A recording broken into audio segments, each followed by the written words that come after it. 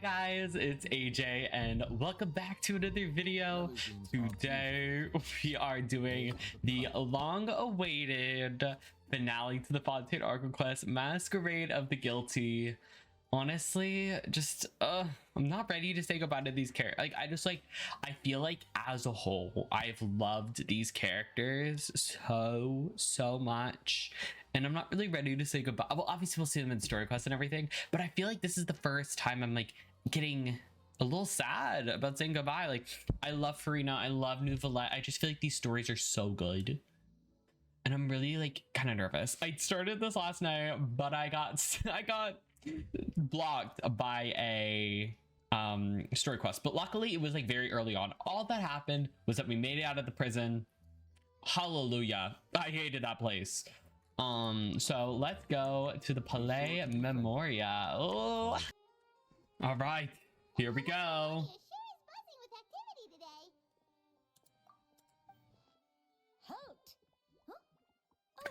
It's you two. Apologies. Monsieur Navia did say you'd be welcome at any time. Excuse me. Would you mind helping me take a look at this report? Hello. I'll be right there. Sorry, I've got my hands full here. But you can see yourselves in. All right, let's go in. Oh. So busy. Seems a lot has been happening. All right, I'm back. Sorry, the camera got messed up again. All right, let's go in. Oh my god. I'm really nervous for this Archon quest. I'm just gonna be so honest. You've come at the right time, but you'll have to wait for just a moment, as there are some urgent matters I must tend to first. In the meantime, please have a seat. If you'd like to have something to drink, let the Melusine outside know. Okay. We just ate. Very well then. Let's take a break over there while we wait for him to finish his work.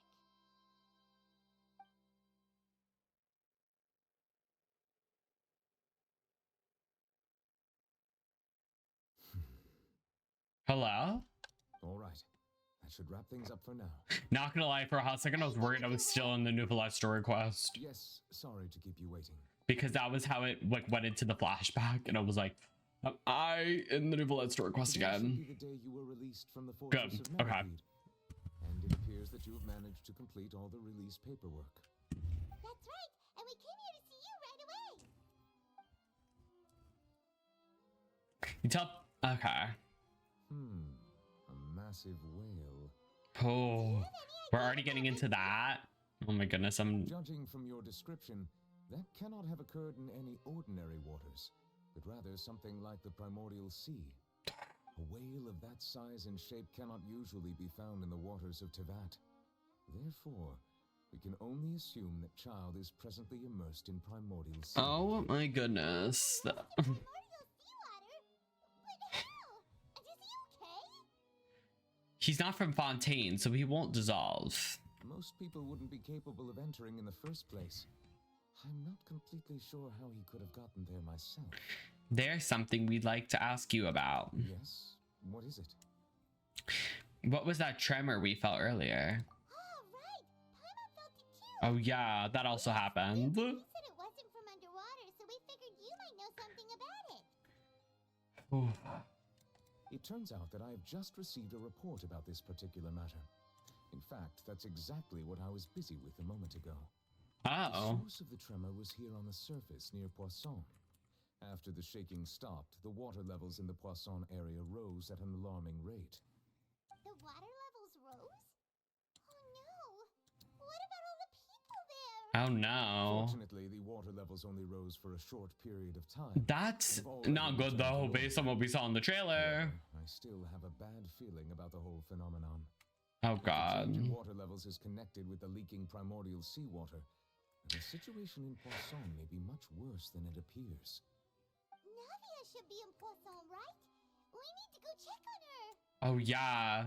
I would also like to go. Oh no. Please. I can't leave just yet. If We must immediately. I can't do. If something happens to Navia, I'm gonna be livid. She. Catastrophes. Oh. I'll have to ask you two to go to Poisson first. I'll meet you there to check on the situation once I finish things here. Sounds like a plan. No time to Okay. Please Oh be my goodness, I'm a little nervy. Oh. Oh no. What happened here? Oh God. All the oh shoot, I'm gonna miss it. All the buildings here. Oh no. Oh, that's bad. There's nobody around. Oh no. Hello. Navia should be around here, right? We need to make sure she's Listen. still... Paimon means we need to check on her. Listen. If something happens to Navia. We haven't seen a single soul all the way here. Oh, this is getting scary. What will I ever do now? Look, there's someone on the roof over there. Oh God. Just stay put. We're coming up. Watch your balance. All right, just hurry. I feel like I'm like really stressing about this because of the prophecy. Because like, listen, there was that scene in the trailer with that. I'm not young anymore. How will I survive on my own? Oh. My Desiree. This guy, oh my God. Oh, he looks pretty sad. No, the way Paimon just said sad, I'm gonna be... My leg. Oh God, I already know it's gonna be sad. Why am I getting emotional already? It hurts.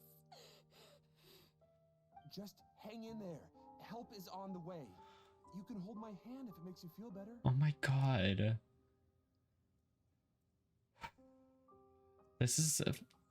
I'm already like, hello?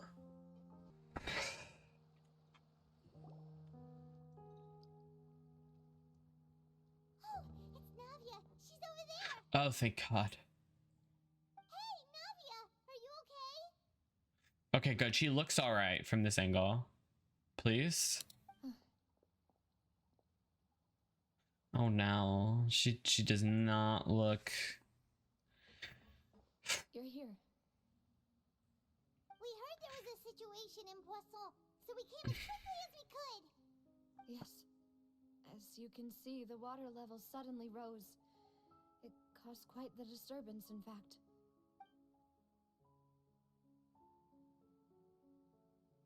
Oh no. Demoiselle, there was a wounded resident next to a building southeast of here. We've already transported him to safety, but we've run out of medical supplies. Oh God, this is not good. He's wounded? How badly? He fell, so it's probably a broken leg. He's pretty shaken up. When the water level rose, he desperately climbed up to the roof. Once the water receded and he saw the ground, he became terrified and eventually... He jumped down then. Find the leader of Squad 1 and tell him to take the wounded resident to see a doctor. He should know where to go. Oh my God, this is. I'll take over his search and rescue mission in the meantime. This got intense so quickly. Literally, we're like not that far into You'll the be in charge. the quest. I'm sorry. Where were we? The situation in Poisson? Right. Allow me to explain. A little earlier, we suddenly heard a loud noise. At first, everyone thought that something might have exploded in the waterways. But before we knew it, water started Oh my God. from everywhere. Ocean water seemed a little odd, almost like the unique color of primordial seawater. Some people didn't realize the danger and thought it was just ordinary water leaking from somewhere. Everyone on the street who happened to be close to the water didn't have a chance to escape. As the water levels rose, they suddenly Oh my disappeared. God. My heart literally just They were all dropped. dissolved. Those who realized what was happening started to flee in a panic, desperately trying to get to higher ground.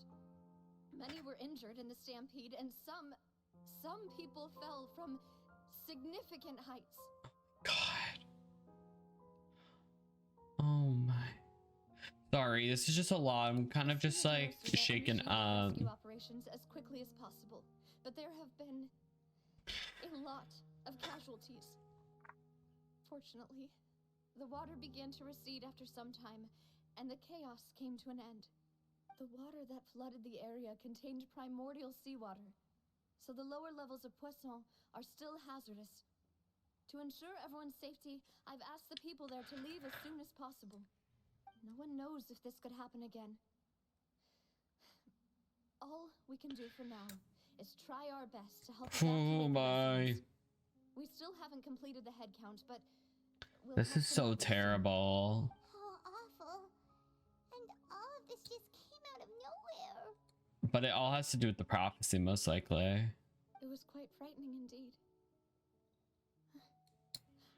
I only wish that everything that just happened was a bad dream. Is there any way we can help, Navia?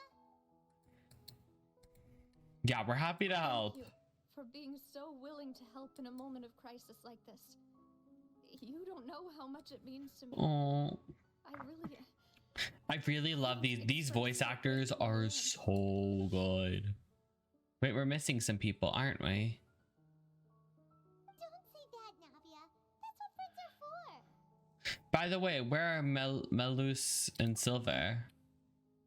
Demoiselle, we've got a situation here. Oh God. I'll be right there. Did something happen to them? Are they gone? I mean, are they missing? Sorry, I need to go for now. And off she goes. Seems it might be best if she can take a break. Oh, poor traveler. He looks very well. Poor these people. Okay, the wounded are being tended to, and we finished a preliminary head count. More support has just arrived, so I suppose I finally have a moment to focus on my own matters. Of course, we should remain ready for anything, and continue doing our best to rescue others. I'll be sure to have everyone at the Spina di Rosula ready to render assistance. Traveler, Paimon, would you two accompany me to my father's grave for a moment? Oh my God. Right now? I understand. Well, given the time of day and the whole situation in Poisson, All right, we're back. We're not quest locked anymore. Visiting graves. Right. That's how things are now. The living are so exhausted that they've no strength to spare any words for the dead. Oh my God. Navia? There's no need to push yourself so hard. No. Poor Navia. Navia, what's wrong? Sorry. I just... Oh. Bruce and Silver. They won't ever come back here again. What should I do, Papa? What happened? Huh? What happened to them? Oh my God. Everyone agreed on the rescue plan, but still, I was the one who initiated it. They were helping evacuate the residents, but they couldn't leave in time. And they were caught in the seawater. What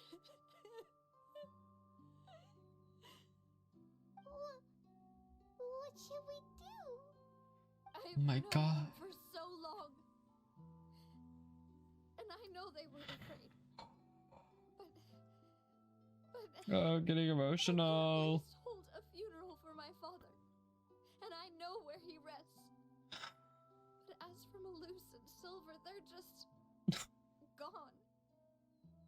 I just can't.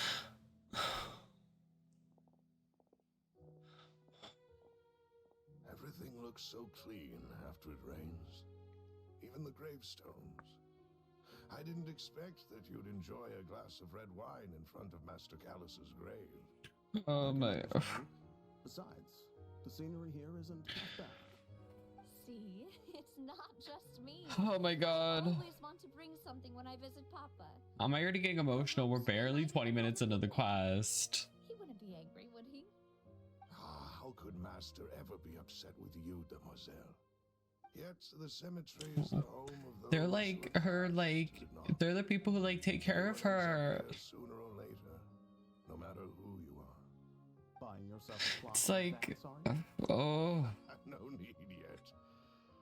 But listen, who are you? the back Would you seat, let the me be back. buried beside Master Callus, demoiselle? Hey, stop joking around. Oh, they didn't need to say that. I'm Oh my god. That way, it'll Sorry. save us both the trip to see each other whenever you visit your father's grave. No, please. Why do you have to say that? That makes sense. In that case, could I be buried on his other side? Oh, After all, besides you, why do they have to have the conversation? Why do we have to know about Some may be it? considered Master's closest companions, no? Oh my god. I believe we filled This is shoes just too fine. much. Why are you bringing this up all of a sudden? Seriously. All right. I'll remember your request. But I'd really prefer not to talk about this stuff. And what do you mean by saving me a trip? I'd make the journey even if I had to visit you two somewhere else. I promised to let them rest in peace here. But here I am breaking that promise. I'm sorry for letting you see me in a mess like this. I don't usually cry, really. Girl, it's alright. You've been going through it. Better. But, well, she understands how you feel. I had always thought I could make my wishes come true. But now that I think about it, that never solely relied on me. Many things can only be accomplished with someone else's help. Moose and Silver have helped me so much. But by contrast, I could do nothing for them. I'm so sorry. You can spend as much time as you need here, Navia. I'm with you. Yeah, we're here for you. Thank you. Right now, you don't know how much that means. By the way, you can have a look at this. It's a list of victims from the incident that took place here. Obena, Pan, Burnett, Giverny, Francine, Karina, Daisy Ray, Joinville, Julianne, Esson, This is so... as well as Oh Moose my and god. Silver. So, everyone else is safe. I just, there's a lot of emotions to handle right now, and it's not like, I know what oh. you're thinking. And you're right. We lost Malouse and Silver. But we were able to save more than we anticipated. The overall outcome indicates that the cost was worth it. No one's sacrifices truly necessary. Right. Don't think that way, Navia. One person might be saved at the expense of another, sure, but that isn't something we should ever consider a trade. Malouse and Silver were not the price for saving anyone. They're heroes. You're right. Thank you, Paimon. What you said just now was pretty amazing, actually. I'll remember your words. Oh, really? Seems you've become more eloquent in the time since we last met.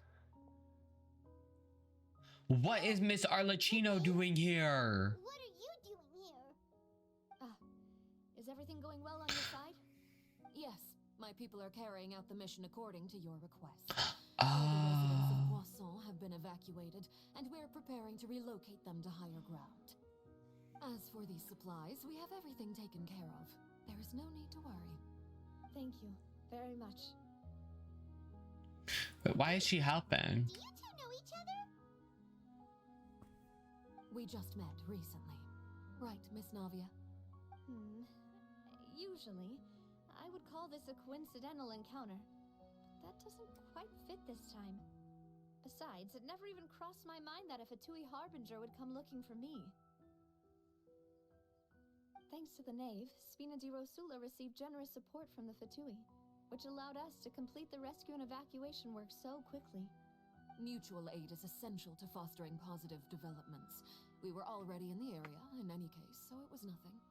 That said, I must say that you're a lot sharper than you let on. I'm sure you understand what I mean. I apologize for all the ways in which I tested you previously. We've never worked with a Fatui before, and it's extremely important for us to know who we're working with. My subordinates have reported that Fatui soldiers have been observing water levels and taking head counts in various locations. I hear that they also prepared a large amount of emergency supplies. I'm quite surprised. This is nothing to brag about, nor do I intend to.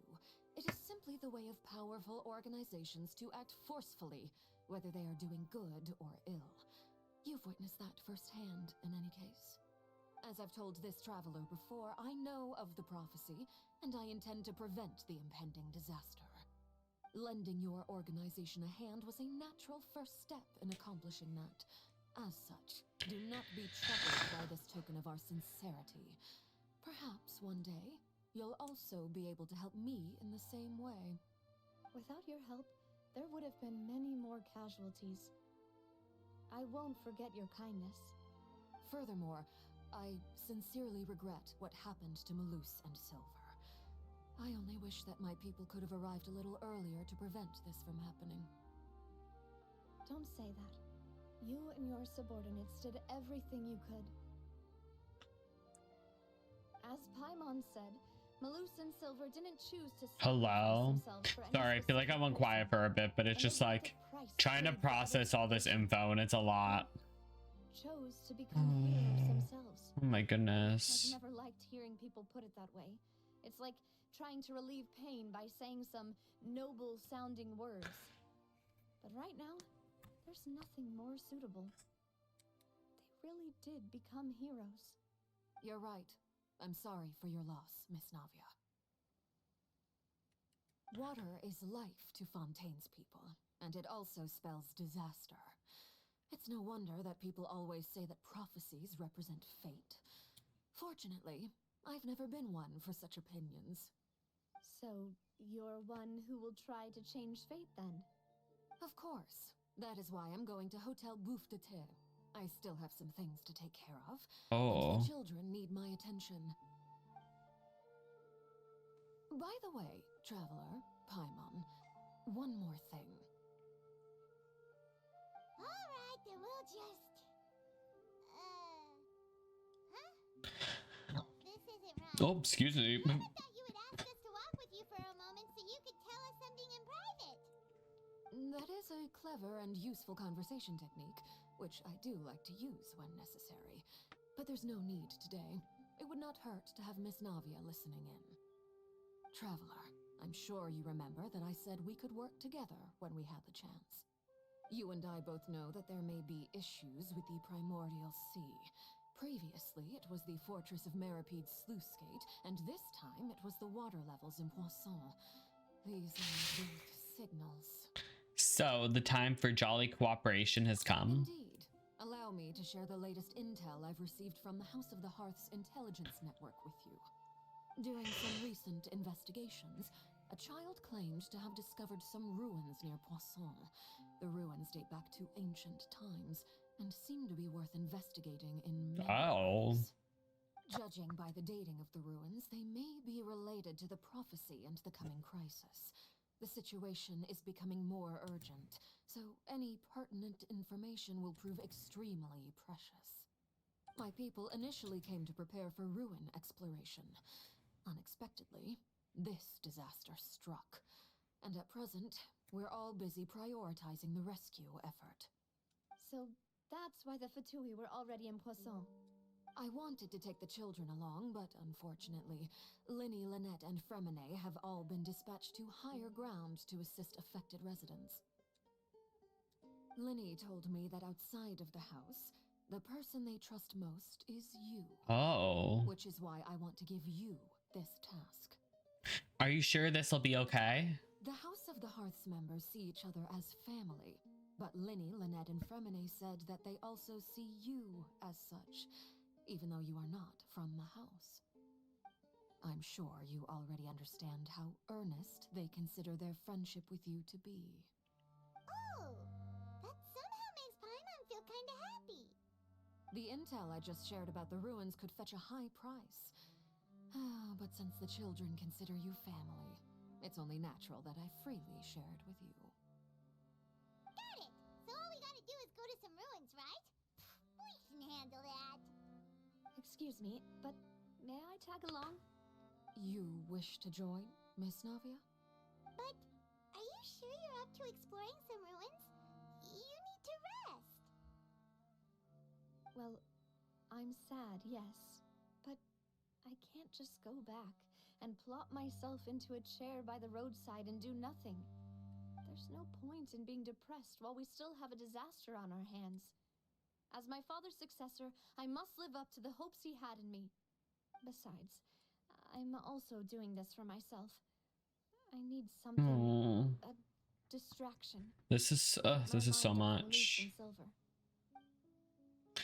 Oh, let me pause that. Navia's strong, but she needs company right now. We could be that company if she goes to explore ruins with us. Oh. I have no objections. What do you say, traveler? We'll go to the ruins together. The ruins are to the south of Poisson. Here's the map. Okay, the three of us will handle it. Come on, let's pack up and get going. Oh. All right, here we are. Are these the ruins the knave was talking about? Whoa, talk about old. They seem to be pretty ancient, all right. Let's go in and have a look. Just be careful. All right. This place has also been contaminated by primordial seawater. Yeah. And a lot of it, too. A Fontainian would most likely dissolve the moment they fell in. You should go back to safety, Navia. Right! You can't go down if there's primordial seawater. It's too dangerous, and it won't be any help for you to just stay here. Don't get Paimon wrong. We're not saying you're useless. It's just that... No, you're right. I can't do anything in this situation. I'll leave this to you. From the looks of things here, maybe there's no way back. That complicates things. Maybe the only way left is forward. In that case, do you want to wait for us here? The water levels here are unstable, and there's a chance the water will rise. So staying here wouldn't be safe either. I'll go together with you. Perhaps we'll find the exit just up ahead. Seems like there isn't any other option. All right. Come with us for now then, but please be careful. Oh no, listen. Is this where that scene happens?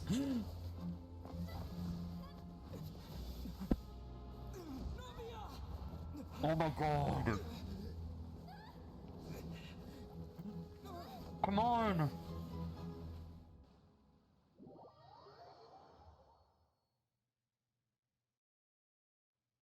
Oh no, no, no, no, no, no, no, no, no, no, no, please. Nothing can happen. Nothing can happen to Navia, please. Oh, thank God. Mademoiselle. Huh? Wait, hello? Oh, dang it. We don't know if she's safe yet. What are you doing here by yourself? Would you be standing here till dark if I hadn't come to get you? Maybe she just wants some time to herself, Maloose. Oh, was I? I'm stressing. I'm stressing. Would appear so. I must be tired. That's quite possible. However, you were the one that suggested we go out for a walk. Oh, right. I nearly forgot. Oh my goodness. I'm stressing. It slipped my mind when I dozed off. I haven't had a nap today yet. Have I? This is a familiar feeling, yet something's a little strange. Is something the matter, Demoiselle? Oh, no. No, I'm fine. I was just trying to recall why we came out for a walk. Do you remember Mr. Giverny? He'd requested our help before with foreign merchants who had a debt dispute with him, and we'd resolved the matter not long ago. We were headed to see how things were going with him at the moment. Ah, right. Yes. I remember now. Oh, Miss Navia. Ah, Mr. Malus. And Mr. Silver, too. It's good to see all of you. How have you been? Oh, the water effect too. Great. Thanks to your help, those bothersome merchants finally realized that I wasn't the one they were looking for. Why, I wasn't even the guarantor for that person. They were knocking at my door day and night. Even my neighbor Obina was getting fed up with them. Sometimes force is required to calm someone down and get them to listen to what you have to say. That's right. Oh, by the way, Burnett, what was it that you wanted to give to Miss Navia again? Oh, yes. One moment, I have it right here. Hello? Miss Navia, these are some flower seeds that I prepared. Please take them. They're a very good variety, and they'll become very big and beautiful once they bloom. I don't know what we would have done without your help, so this is a little token of our appreciation. I hope you won't refuse. Ah, did you cultivate them yourself? Thank you so much. I'll certainly take them. Malus, we do still have some empty flower pots at home, right? Why, we can have as many pots as you'd like, Demoiselle. Aww. In that case, we'll swap out some of the decorative I feel so plants for some sad. of Mrs. Burnett's flowers. Very well. Wait, something seems to be off here. Excuse me, madam. If I'm not mistaken, your name is Burnett, correct? That's right. Is something wrong? Hello? No, it's nothing. This is the first time we've ever met, but your name seemed familiar to me. I must have heard it when I was discussing things with your husband previously. I've heard this name before. Sometime recently, I'm sure of it. Hello? And why are there so few people around here? Where did everyone go? We must mind the time, Demoiselle. We still have important things to attend to today. Huh? We do? Like what? Well, now, did you forget? Miss Navia, here you are. I've been looking for you. Please, come to the Opera House. Your trial is about to begin. Oh. Trial? Wait, why would I need to go to the Opera House? Hello? Wait, I was thinking of the Act 1 trial. So we can get going. I was thinking of the Act 1 trial, but like, All right. huh? What it, not, wait, was it Act 1 or Act 2? Either way, beginning of the Archon quest. At first I thought that, but what is this? All I need to know is she's alright. I feel like she is, right? Like, hopefully. Look, it's Navia. She's here. And her two attendants are with her. Goodness, everyone's finally here. I feel like this is a dream. Sure are a lot of people here to see the trial. And they all seem to be oddly excited about something. I even know some of these people. Karina, Desiree, Joyville, Jolien, Essen. Why are Oh my god. And why do I have no recollection of this case? And as for the judge... huh? Where's Mr. Neuvillette? Please sit in the defendant's seat. Don't worry, Silver and I shall accompany you. All right. But are you sure you can stand behind me? Typically, it wouldn't be allowed, but today is an exception. I'm so confused. Is this like regarding, is she feeling guilt I feel like this could be a dream of her feeling guilt because she thinks she's responsible. What do they think this is? Come on. Do they have any idea what they're doing? Seriously.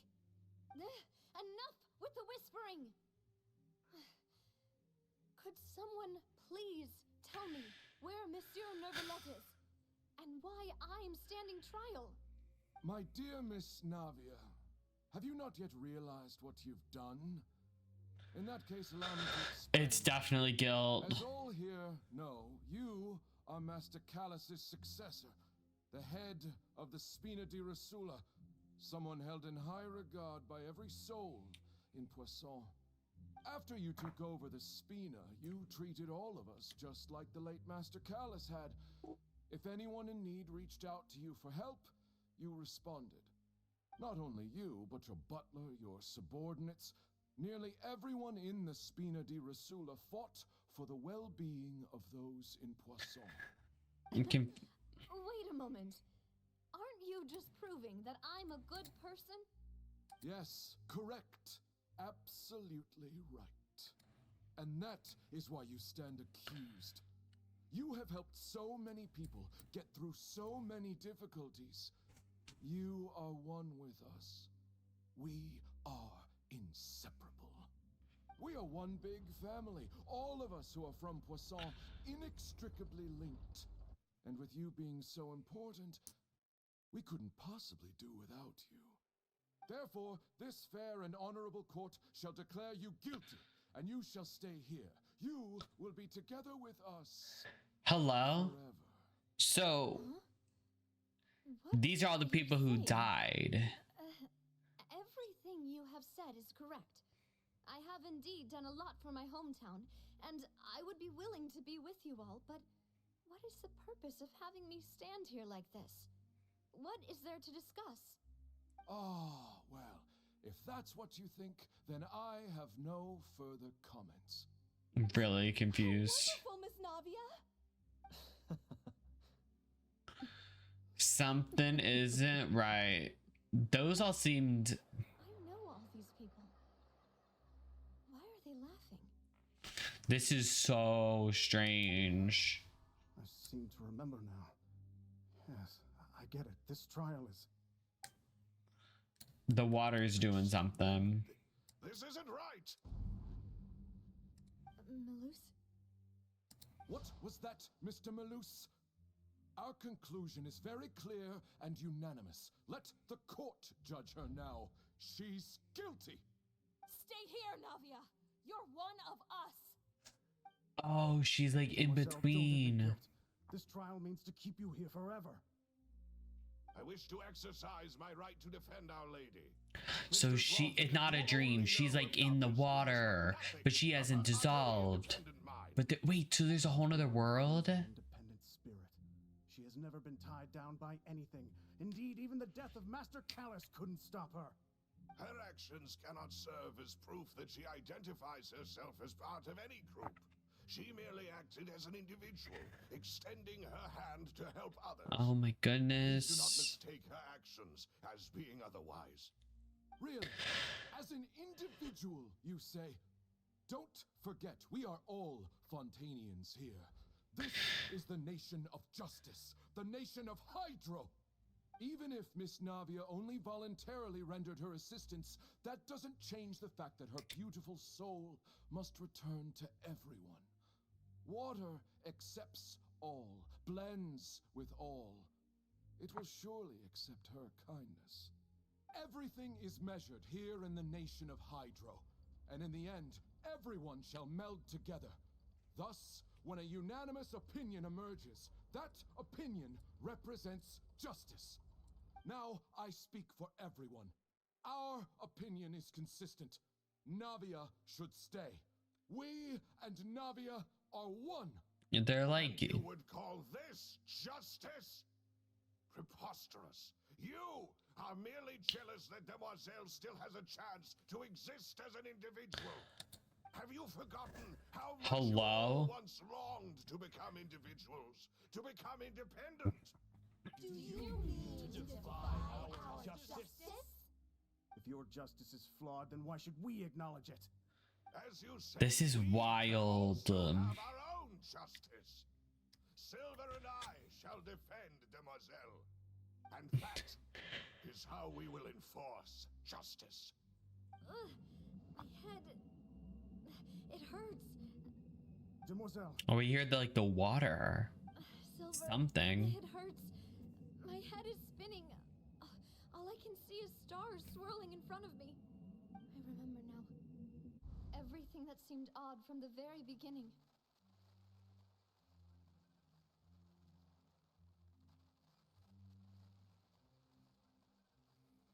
Karina, Desiree, Joyville, Jolien, Essen, and Mr. Giverny and Mrs. Burnett, who we met earlier. Even Malus and Silver. I don't want to admit it, but they're all dead. Don't be afraid. Hello? Don't admit guilt. We Those must shots protect you were to the very end. crazy. Absurd! Who are you to say that she cannot be judged? We are the majority, and in the nation of trials, the majority is absolute justice. This is manipulation. That's what it is. You guys are trying. Don't let them escape. We shall keep Navia here with us. Mr. Malus and Mr. Silver, must you be so stubborn? How could the two of you possibly hope to stand against the collective? Do not resist. Hello? This What was that red judgment is thing? fair and just. Navia belongs Was that an to Oceanid? us. After all that happened, she should not be left alone in Poisson. Wait, so they all turned into Oceanids. What are you saying? No more excuses. He says we're jealous. Jealous? Huh? How could she possibly be an independent individual? What's with these people? Who's jealous of her? She belongs to us. Miss Navia, she... Silence. Oh my god. Whoa. Monsieur Neuvillette! It went into Such present. promotion I'm is prohibited in the confused. court. The accusations you just presented are nonsense and cannot constitute a proper trial. The court will adjourn for the rest of the day. In this, I shall hear no objections from any unauthorized party. Our thanks, Monsieur Neuvillette. Please leave with me, Miss Navia, while there is still time. But Go on now, demoiselle. This is your Oh only my chance to leave god. this place. What, can't bear to leave us behind? Or Oh. Malus. something? My apologies. I couldn't resist making one little joke once I realized that Oh. this shall be our last goodbye.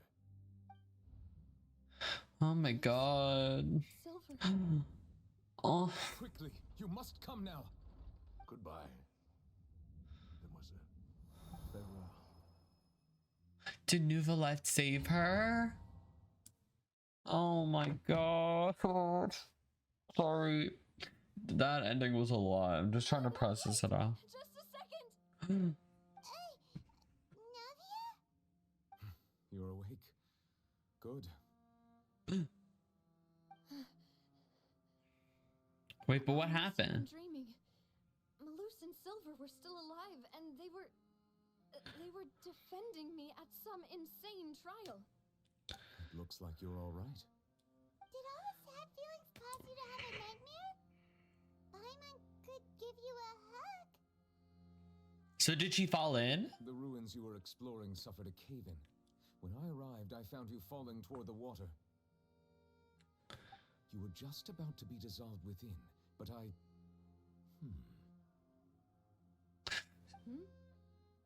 What is it? I think I saw two Oceanids protecting you. It was only for a moment, perhaps even a fraction of a second, but they gave me the chance to retrieve you. Were it not for They their s- intervention, I would not have been able to rescue you before your consciousness dissipated. They saved her. Did you say Oceanids? You mean like what happened with Vache?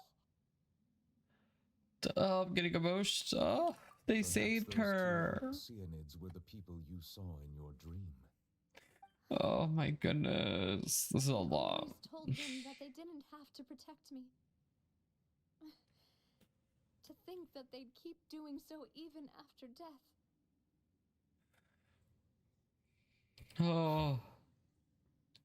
Please come with me. Oh my god. I'm sorry, I'm getting like really... Neverlet, are you okay? Hmm? Oh, I am quite all right. Perhaps there's something we could chat about? Why do you look so stiff all of a sudden? Oh, Paimon knows. You're the type who feels awkward when there's nothing to talk about, right? I'm just trying to... Some time to herself. I'm really just trying to... Why didn't you just say so then? Don't you think it's even more awkward to call us over like this and then have nothing to talk about? I suppose so. By the way, Siegewing sends her regards. I hope all is well with her these days. Her work in the fortress of Meropide has not been too much for her, has it? No way, don't worry. She's doing fine down there. She's an amazing head nurse. I see. Well, that is good. I have always worried that Siegewing would need a lot of time to understand the world of humanity, just as I have. Oh, and the Duke also says hi. Even though Siegewing made him do that. He hopes that you haven't been overwhelmed by all that's happened lately. Thank you. I have indeed been busy lately, and I also hope that everything is going well in the fortress of Meropide. He still doesn't know what to talk about. Let's chat about something else then. You're the expert here, Paimon. What should we talk about? So, Neverlet, you're probably quite the swimmer, huh? Ugh, Paimon. Yes, of course. This isn't going anywhere. Let's try something else. How did you find these ruins? Did the knave tell you? Yes, in fact. I had arranged to meet you in Poisson, but when I arrived, I discovered that the Fatui were helping the residents evacuate. They had even transported a large quantity of supplies to the area. Oh. And in my astonishment, I ran into the knave, and we had a chat. She informed me that she had asked you to investigate the ancient ruins here. I'm just like, oh, well, sorry about that. I'm just like trying to process everything because I'm like overwhelmed.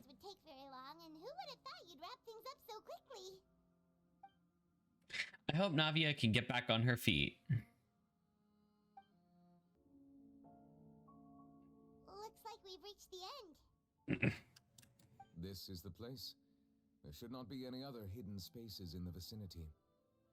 The path sure had some twists and turns, but it turns out that this place isn't actually that big. There seems to be something on the wall. What is on the wall? Hello?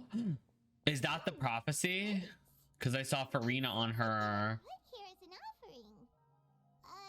Could we take them down and have a look? Perhaps we should just leave them be for now. That looked like the prophecy to me. There are 4 locations in total, but only 3 stone slates. The slate that should be in the first empty spot is missing. The surrounding walls also show signs of damage. There's something written below. Let Paimon see. Reason dictates that this nation be destroyed. I shall record the history of its future here in its past. Hello? Say what? Who wrote that? Feels like someone left these slates and these words here for a purpose. But does he mean that Fontaine should be destroyed? That would fit the circumstances dictated by the prophecy, yes. Indeed, the slate's But contents who? correspond to Wait, but who wrote that? Take the second slate, for example. There's a person kneeling here. She seems so dedicated. And there's a whole bunch of other people behind her doing the same. She's facing this... what is this? Some kind of island in the sky? And is that Lady Furina in the third image? Did the Hydro Archon fall into the water? Oh. And is that a ring of people around her? Paimon doesn't quite get it. Are they all in the water? The fourth image. I know this one. This exactly matches the content of the prophecy. Oh. Will all be dissolved into the waters, and only the Hydro Archon will remain, weeping on her throne. They do seem to match.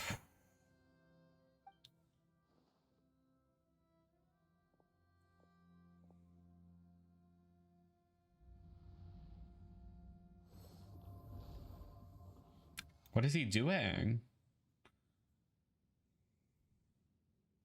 More information should be hidden in the slates, but I fear I cannot easily uncover it, most likely due to us missing the first slate. I am very sorry. Don't blame yourself, Monsieur Neuvillette. Deciphering ancient stone slates isn't one of your duties. Ooh, Paimon's getting the chills just looking at these slates. This says that it's the history of the future, right? That means the prophecy's sure to come true. Oh God. I really hope it doesn't mean that. Still, Paimon feels like these images are kind of weird when you look at them together.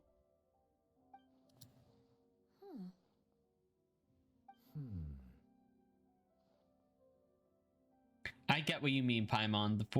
The issue is the order of the third and fourth image, right? That's right. If the images are in chronological order, shouldn't the fourth, the waters drowning Fontaine, come before the third, where the Hydro Archon herself falls into the water? And yet the order is reversed here. Can we move them? The second image is also quite concerning. What sin are the people in the images confessing to? Timing. Lady Furina only emerges in the third image. That means that the person in the second image might be the previous Hydro Archon. Hello? Then. I had never met her, but her appearance here does match the records.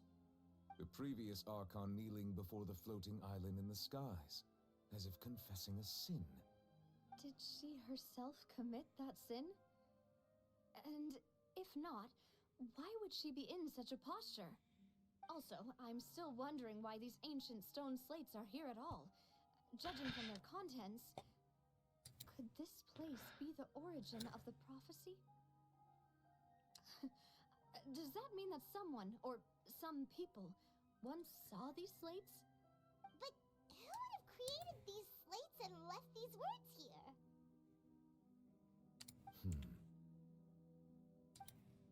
It seems that any further clues will have to come from Furina. In that case, there's no time to lose. There's nothing else to be gained here, so let's head back first. All right. Yeah, we better get somewhere safe for now. Hello? Oh, shoot. Honestly, who created the slates doesn't matter now. The real question is whether things will... Oh, true. I'm nervous about that. Let's split up here. I'm going to check on what's happening with the Spina. You know how it is. There's some things you just need to be there for yourself. You still have energy for that, Navia? Paimon's already beat. Power to Navia. What a queen. I'm just like, sorry if I'm like... I just feel like this Argo quest is really like... really hitting me right now, and I'm just like kind of at a loss. And I'm kind of nervous because we're literally barely into it. But like that whole thing... Tomorrow morning to ask about the stone slates. I'm sure you're concerned about this matter. I just like am feeling so much for Navia right now. I will share the results of our discussion with you. All right, see you tomorrow. Are you really gonna talk to her about this directly? Will that be a problem? Paimon's getting a little scared now that it's come to this. Oh no. She has long been harboring secrets and will not give them up easily, which makes it all the more my duty to ensure that she understands the present situation. All right, we'll leave it in your hands then. You're probably the best person to talk to her anyway. I will be carefully considering my words tonight. Oh. Our safe house at the Fleuve Cendre is always open to you as ever, so please don't think you're an imposition. All right, I'll be on my way then.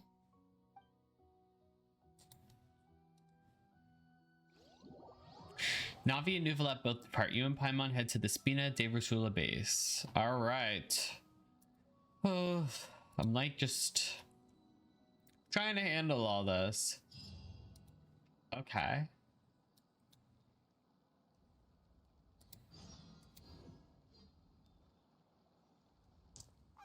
We're finally back.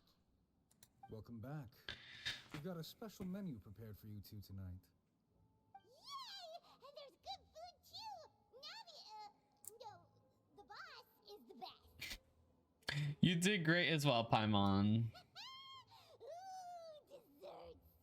Nice. Oh, that looks good. I'm gonna have dinner soon. Why are they making me hungry?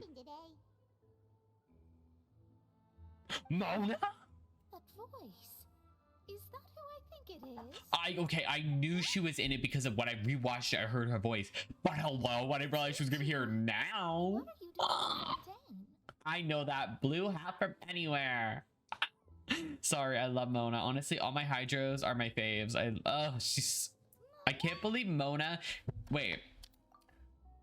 I can't with the fact that Mona wasn't in. Wait, was she in the Mondstadt Argo quest? That was so long ago, I forget. But she's in the Fontaine one, but not the Mondstadt one. At least I don't think she was in the Mondstadt one. I could so be wrong about that though. Lady Magistus. Seriously, nobody just uses a scry glass whenever they've got time to just see who they'll meet on the road. Still, we didn't expect to see Navia. You're not a Fontainian, are you, Mona? Well, I have some business to attend to here, so I booked a hotel in the city. I was just out for a stroll when I bumped into you. Quite unexpectedly, if I might add. Why did you think I was from Fontaine, though? Is that because Magistus doesn't sound much like a Mondstadter surname? Yeah, let's go with that. Well, I used to have my own surname, which was, well, some other thing. Either way, the old hag told me when she took me as her disciple that the first step to being a great astrologist's pupil was to change that name. There was nothing for it, really. She really is amazing at astrology, so I changed my name to what it is now according to No, I can't with the fact that she always calls her master the old hag. Like, she has no shame. She has zero shame. Nope. Although it is used by us in place of surnames, it generally just means great. Wow! Imagine including a boast in your name. Wait, Please. are you going to put that into your genealogy as well? I reckon so. In any case, I'd give my disciple a name like this as well, if I were to take one. And may I ask what your master's name is? Astromancer Barbeloth Trismegistus. Oh. Whoa! That's a mouthful. Does it also mean great or something? My name means Mona the Great Astrologist. As for the old hag, hers is, in plain speech, the thrice as great scholar of the stars. Just take it as a title specific to astrologists. Thrice as great? That's so petty. No wonder why she's called the old hag. That's just how she is. She used to call herself Magistus, actually, but when she took me in, she changed her name to Trismegistus. Wow. Impressive. Just extra. Magistus is thus the calling card of our school, so to speak, which makes it about the same as a surname. It's all right if you don't get it. You can look into it further should you need to study astrology more deeply. Triple strength traveler or triple appetite Paimon? Terrible! Wow, what a hater. Fontainian, are you, Mona? You're Be who you are for your pride.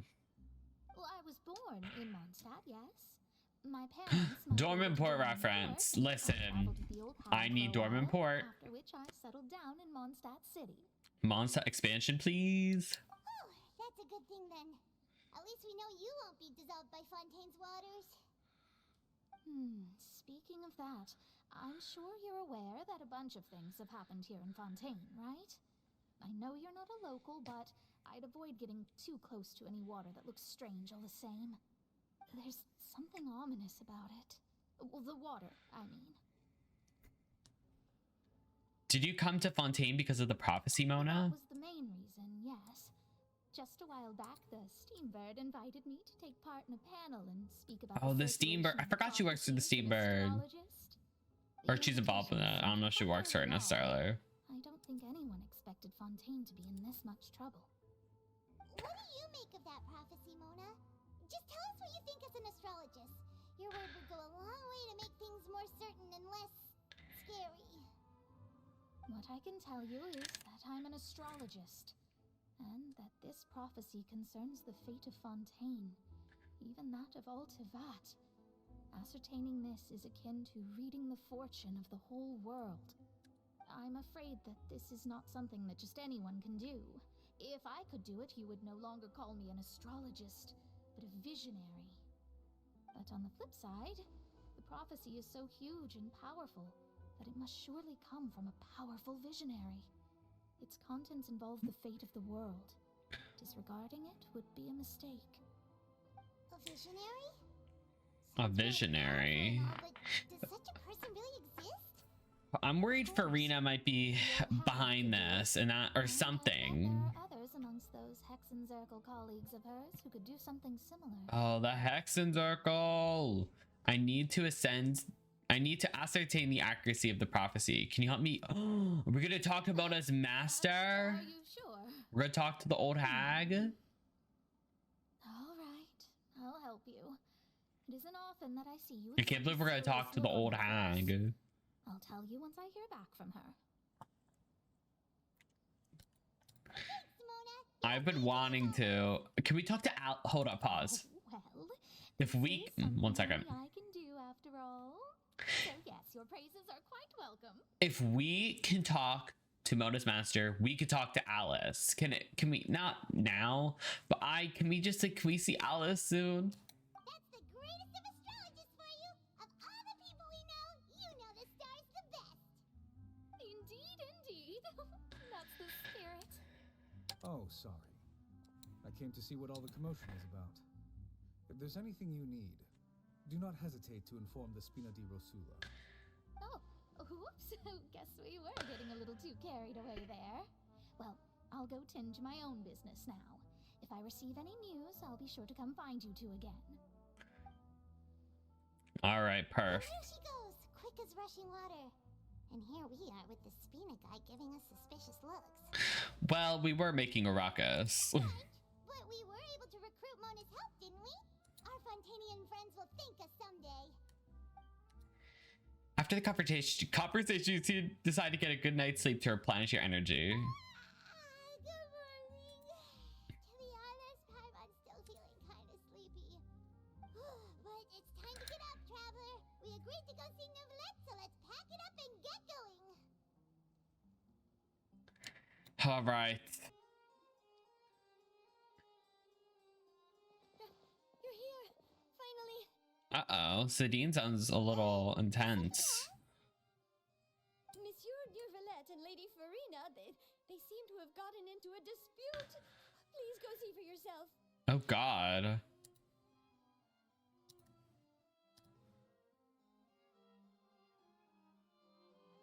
Like I said, I've already explained everything. And yet the problem has not been properly solved. There is little space for excuses between us. It is not my intention to offend you, but please, tell me where you stand. You are the Hydro Archon Focalor, are you not? Look at this. This is a list of the victims from the recent Poisson incident. Oh my God.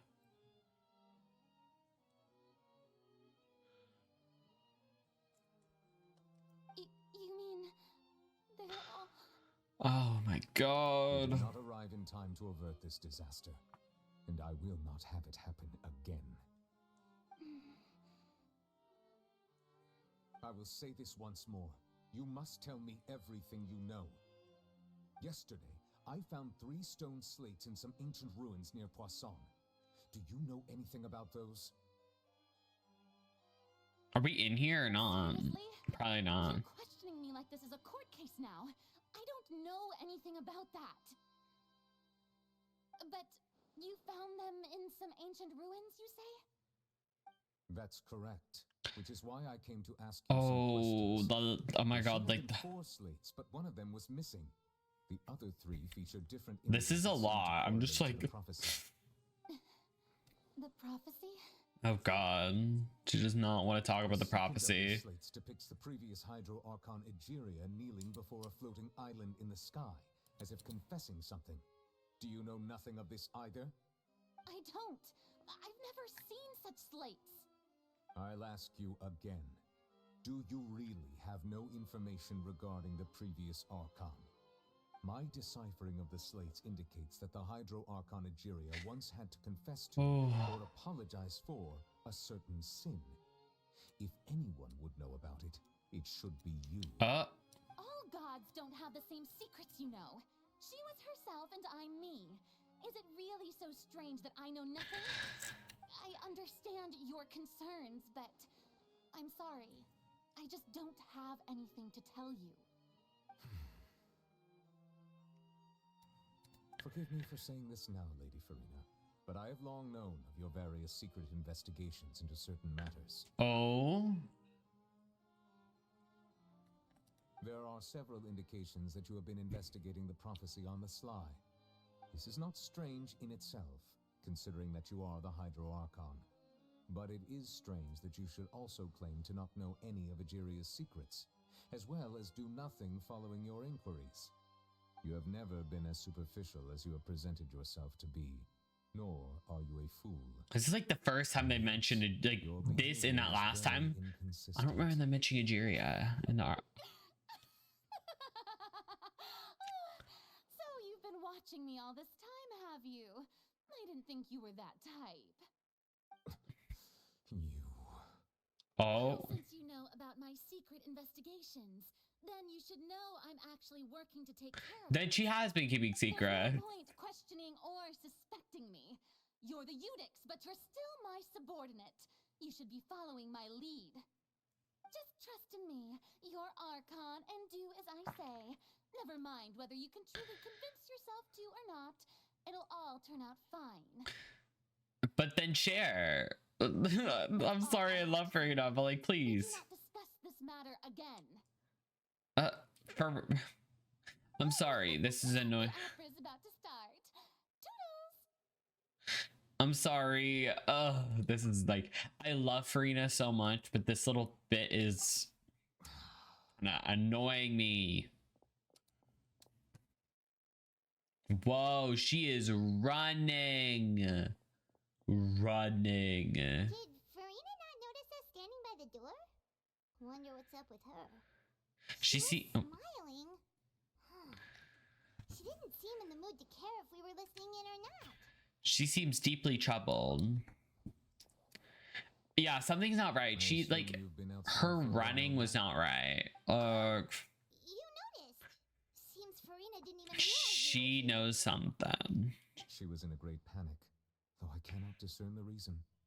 Our discussion reached impasses time and again, a state of affairs that we cannot allow to continue. Still, I do not understand. Dialogue is the basis for understanding, so why did she keep refusing to engage? I'm afraid questions alone might not suffice. We need to make her understand how dire the situation actually is. Everyone in her inner circle has noticed that she is hiding some secret. The issue is her attitude. I fear that she will not reveal anything unless absolutely forced to. We may have to create a situation in which she will have no choice but to speak. Oh? Like what? Normally, people will only reveal the truth when standing trial. Perhaps we must have the Hydro Archon experience just such a scenario. But Furina's seen so many trials, and she's really good at dodging questions. How do we make sure that she won't just slip away at the first chance she gets? We will need to consider this thoroughly. Oh my goodness. Oh. I'm like, this is nerve-wracking. If at all possible, I would prefer to recuse myself from this affair, but we must prevent the prophecy from coming to pass. This may be cruel to her, but all Fontaine is in crisis. The information a god possesses is too precious, and so we must take a chance on it. Oh, I'm like just nervous about her going to court. Oh my goodness. In that case, we'll help. But who will lend us their aid to do such a thing? Oh, I think I know who to call. Wait, who? I few days later on a boat somewhere in quiet Poisson. Is it Navia? Or who? Who's gonna help us? I'm confused. Well, that's everyone, huh? Speaking of which, it was pretty smart of you to think of hiding here. Poisson was just involved in a disaster. Linny and Lynette. So it's presently devoid of people. That naturally makes it the best choice. And here you are drinking tea like it's the most natural thing in the world, huh? That's what families should do. Sit and enjoy a leisurely time together. It's nice to enjoy tea here, you know? Care for a cup? Wait, is Femine here or is it just Linny and Lynette? Lend me your ears, everyone. Or perhaps one of you might like to start us off. How about you, friend? Femine is here. Okay, good. No, I don't think I can. Then, how about you, good sir? I fear that I will cause the mood on this boat to become as somber as it is in court. Well then, I guess we're lucky we've got a local like me to organize things. Wonderful, the spotlight at last. I guess I'll be facilitating things from here. That was a little long-winded, don't you think? Oh, you might be right. Anyway, to cut to the chase, our friend here, the Traveler, has brought us together to discuss something. As for what that is, well, let's start by saying that we'll be pooling our efforts together to create a series of traps. Oh. Oh, how intriguing. Oh my god, we got all the people here though. We got Chlorine. One that I just learned from Chloe. Kind of just put it all together. On the spot. So, let's invite her to explain in detail. A round of applause, please. There we go. Wow. Didn't you say I was gonna say. facilitating this? Oh, come now. Your work doesn't involve much public speaking, right? This is a good chance to practice. You might even pick up some fancy oratory tricks to impress your boss with in the future. I see. And what does my boss say? He is glad that you consider him your boss. Oh my god. Not to play this sad music when like the vibes are not that. Maybe just because that's what the music plays that's in here. In that case, do any of you have experience hunting? Not that I recall. Fremine and I once used a wooden stick in a basket to catch wild rabbits when we were younger. As for Lynette, oh, right. You were sick that day, weren't you? I've also gone diving to catch some fish before. Does that count? I'm afraid not. You may or may not have heard, but Fontaine once played host to a group known as the Marechaussee Hunters. Oh? Though that was their name, they did not hunt animals, but rather various monsters left behind by the ancient dynasty of King Remus. Today, Fontaine's monster population has already thinned greatly, so the hunters have blended back into society, taking up arms in other lines of work. They even left a unique methodology of hunting in their wake. A trap comprises of the following components: bait, a trigger, and a containment device. Sometimes a lethal implement will also be necessary to deal with the prey. So, if we were to build a trap together, right now, what would you choose to build it with? For me, I would prefer something basket-shaped. Pigeons and rabbits will see the bait and naturally enter the snare.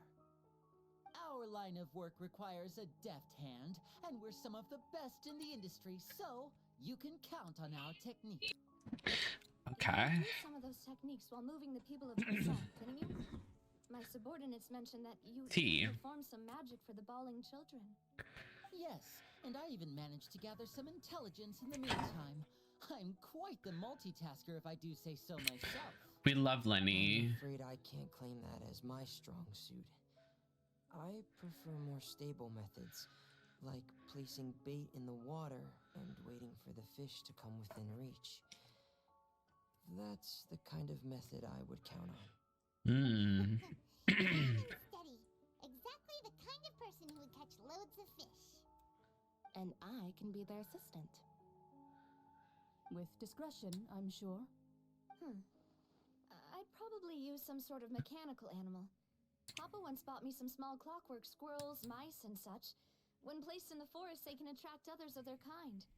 I remember that you liked those too, didn't you? I did. And that would be a good way to go about it.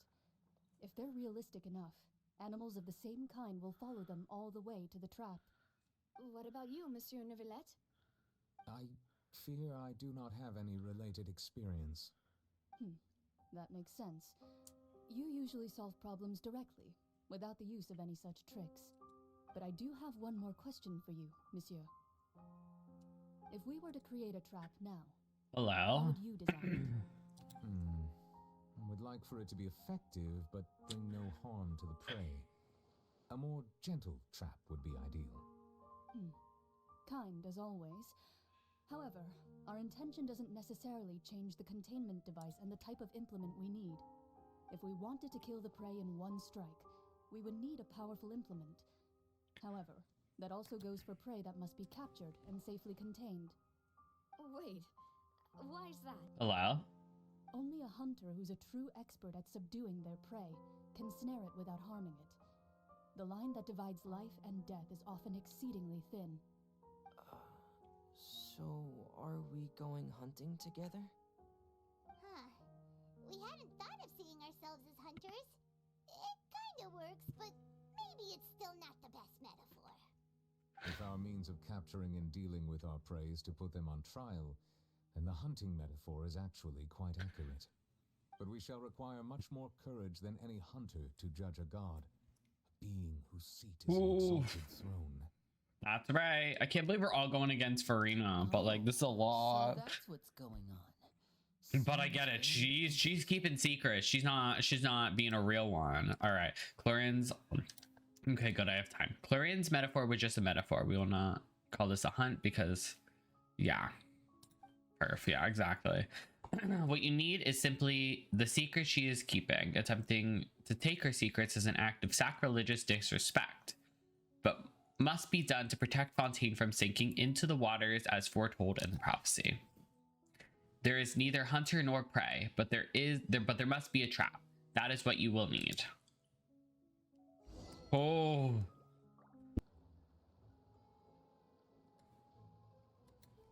Hello? It's been a tough few days, hasn't it? So much has been happening. Those meetings sure did make me hungry. Paimon didn't think the meetings would go on for so long, but everyone seemed pretty fired up, huh? Paimon thought they'd be at least a little frightened. Well, Fremine was, now that Paimon thinks about it, but everyone else just looked a little surprised. Did you feel more confident after the meetings, Paimon? Well, it's hard to say. Paimon doesn't have any experience with this sort of thing. But with you around, Paimon sure will do great. After all, you're the most reliable person in the world, aren't you? Something wrong? Did you just pour some tea? Paimon didn't notice you doing that at all. No, I didn't. Then what's that? Hello? Never seen that cup before? Are they tricking us? I'm just joining you two for tea. I merely refrained from saying anything till now. Is this Istaroth again? We haven't seen her. Wait, was that wait, was it the interlude Arco quest?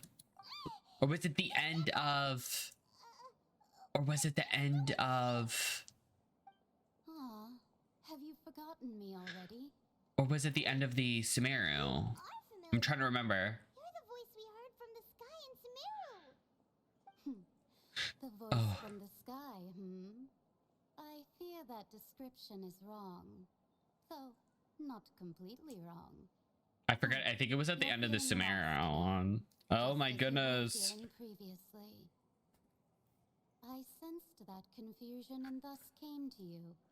Guiding people isn't... Oh, we're gonna get to know who she is. We're gonna get to know. Consider me a passerby. Oh. Just accepting a commission from my friend's disciple. Friend's disciple? What? Who's that? Friend's disciple. So this is one of my friends.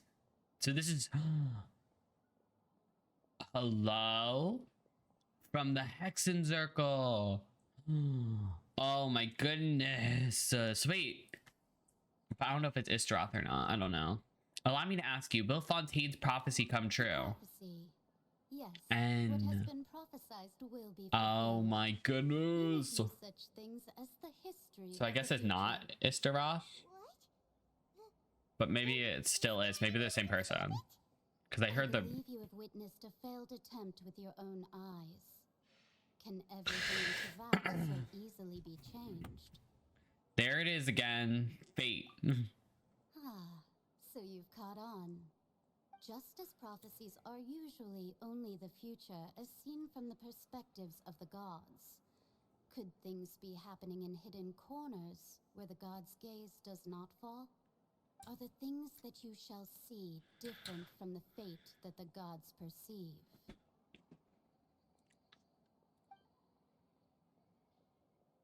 What is she talking about? It all sounds really impressive and important and stuff, but it also sounds kind of scary. The tea in the teacup is just about gone as. Oh I no. believe that you understand, right? When it's gone, she's probably gonna be gone too.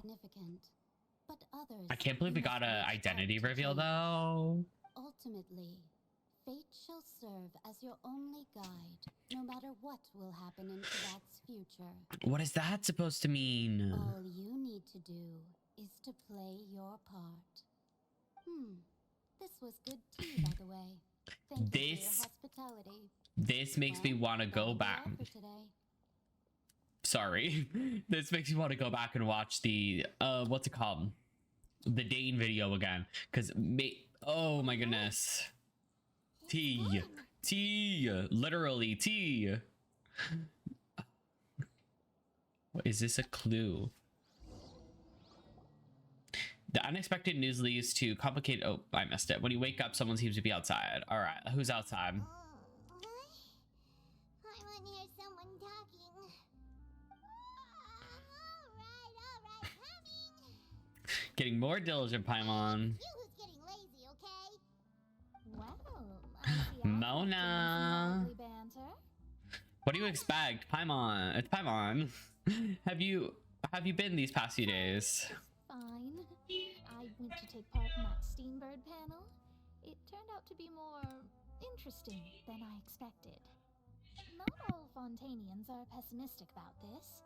One journalist mentioned that sitting around and waiting for the end to come would be wrong, and that they should make their own rescue preparations. I agreed, so we had a brief chat. Oh. Did she have pink hair by any chance? Charlotte? Why, yes. It was Charlotte. You remember her, right? That daredevil journalist. I'm in full. I feel like they always reference. Hold on. They always reference that one event, but not everybody played it. Just a few words. That's right. Paimon's glad to hear something sensible for once. Yes. About what we had discussed before. I did try, but I'm afraid I couldn't reach the old hag. I'll try again tonight, but I wouldn't get your hopes up. Actually, someone already came over.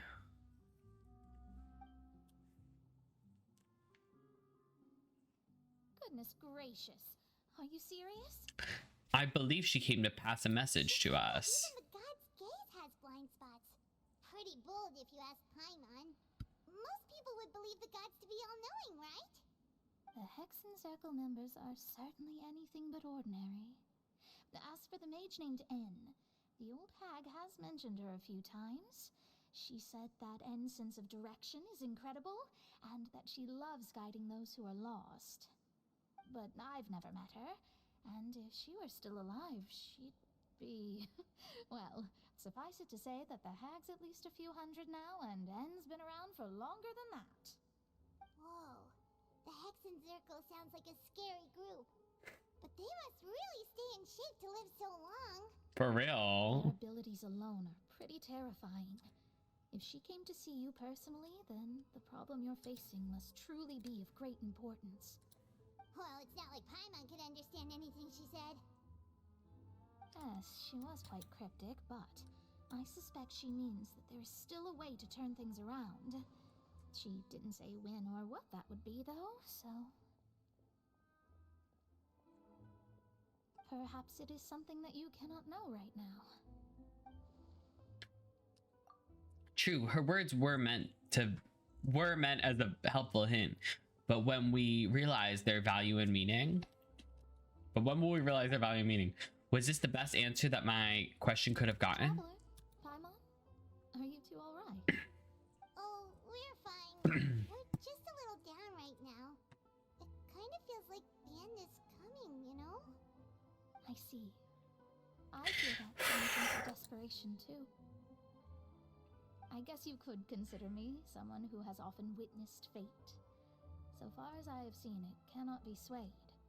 But even so, I still hope for and believe in miracles.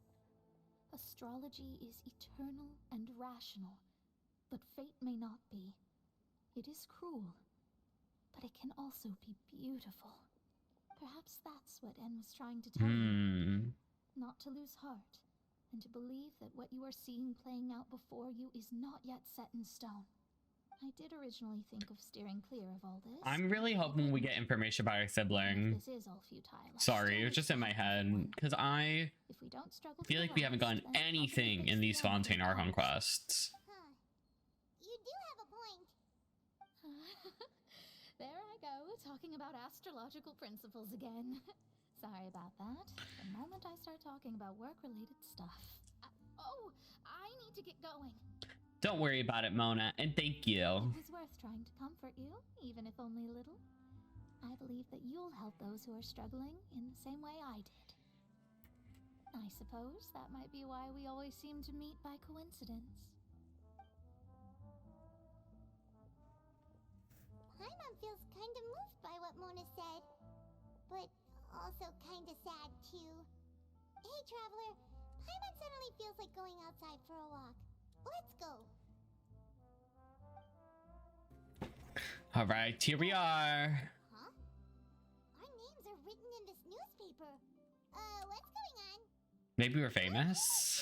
Oh god, what if it's bad? The underwater stronghold, the Fortress of Meripede, has continued in its noble autonomy, but that does not mean that others cannot interact with it. My recent attempts to enter the fortress bore little fruit. Huh. Guess Charlotte still hasn't given up on that. Thus, did an Outlander friend become the focus of this report? A blonde adventurer with their white fairy legends trailing in their wake. It is said that this mysterious traveler once visited the underwater fortress. So while the fortress's interior remains a mystery behind closed doors, do not fear, for the tales of the traveler contain surprises in spades. Journalist Charlotte's biggest scoop yet, the Traveler's Trail, World Walker. Huh. Charlotte took so many awesome photos of us and we never even noticed her. She hasn't been able to get a hold of anything at the fortress, so since we're easier to find, she's using us as the subject matter instead? That sure seems to be the case. Seriously? Fine. Those headlines and photos do look cool, so Paimon will forgive her this time. We're here! Paimon's hungry. Should we go in and get something to eat? All right. We're free. Free.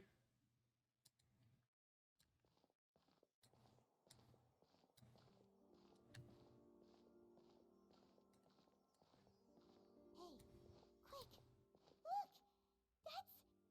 That's the limited edition only 16 slices a day cake! It hasn't already sold out for the day? It was so delicious the last time we tried it. Despite the tense situation we were in, let's give it another go. Paimon's sure it'll be great. We can't let anyone get ahead of us. One slice of cake, please. Someone showed up after all. Oh, wait, you're the one from the Palais Mermonia. Oh, are you here to buy cake too? It seems Monsieur Nervalette was right. You really can eat. What is that supposed? Did he really say something like that? Wow. That's right. Even he has his own preferences when it comes to food. As for me, I love the cake and coffee here. Do you come here often? I love the Melusines. I hate how they're treated. They deserve so much better. Every day? It's part of my daily schedule, apart from work. I shall have my cake and coffee. Then what if someone told you one day that this place would be closing soon, and you wouldn't get to eat cake? What is Paimon doing? What would you think? But why would it close? Well, Paimon doesn't know either, but maybe... Paimon, what are you doing? You know, like in the prophecy. Why is Paimon? Prophecy. To be honest, I haven't paid much attention to that. No, still, even if there'd be no more cake tomorrow, that wouldn't keep me from having some today. No, it's the same for eating in general. You might not be able to eat tomorrow, but if you can do so today, then you should carry on. That's what people call living, you know. She's so right. Kind of ate with that. Don't be sad. Excuse me, could I have 2 more slices of cake to go? Aw, that's so sweet. 2 slices are for you. Sijun said that this kind of expression you're making is what humans call being sad. Aww. You know Sijun? I sure do.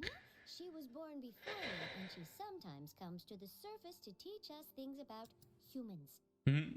She said that humans are creatures. I love how Sidine says things. It's like feeding them delicious food. So please try the cakes here. I've got something else to do, so I'll be going now. You two try to stay in a good mood on your eating, all right? Bye. Aww. And there she goes.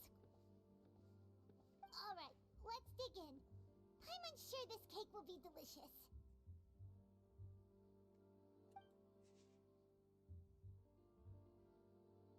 It's more delicious than last time, and the flavor gets even better with a sip of tea. It sure would be nice if we could come again tomorrow. Sure would be nice if we could always eat delicious food here. I sure hope. Look, her. If it isn't the Traveler and Paimon! Oh, have you seen the article I wrote about you? Ha!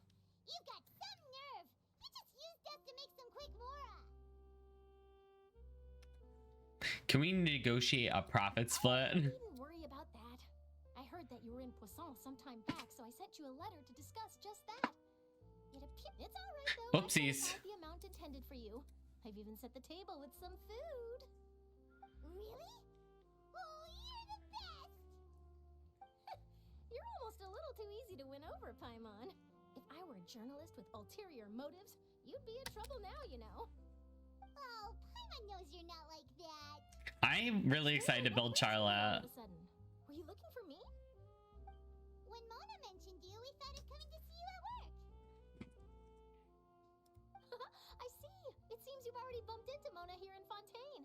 I'm so glad Mona's here. She said that you're a real daredevil of a journalist. Nice. In which case, Oh, I love how she said nice. It was like nice. request an exclusive interview with the legendary Traveler and Paimon. Huh? So your article in the paper today doesn't count? Oh, of course it doesn't. That was more like live photography. What I'd like to do is dive deeper and ask you to talk about the things you've seen and experienced. Seriously want to interview me? I don't know why they're saying like we're not like one of the most famous people in Tibet right now. Qualified enough? Please. If I say you're worth an interview, then you're worth it. But not right now, of course. I'll need a few days to prepare. I feel like this might end up happening at the end of the Archon quest because something's gonna come up. Oh, so that's a yes? Splendid!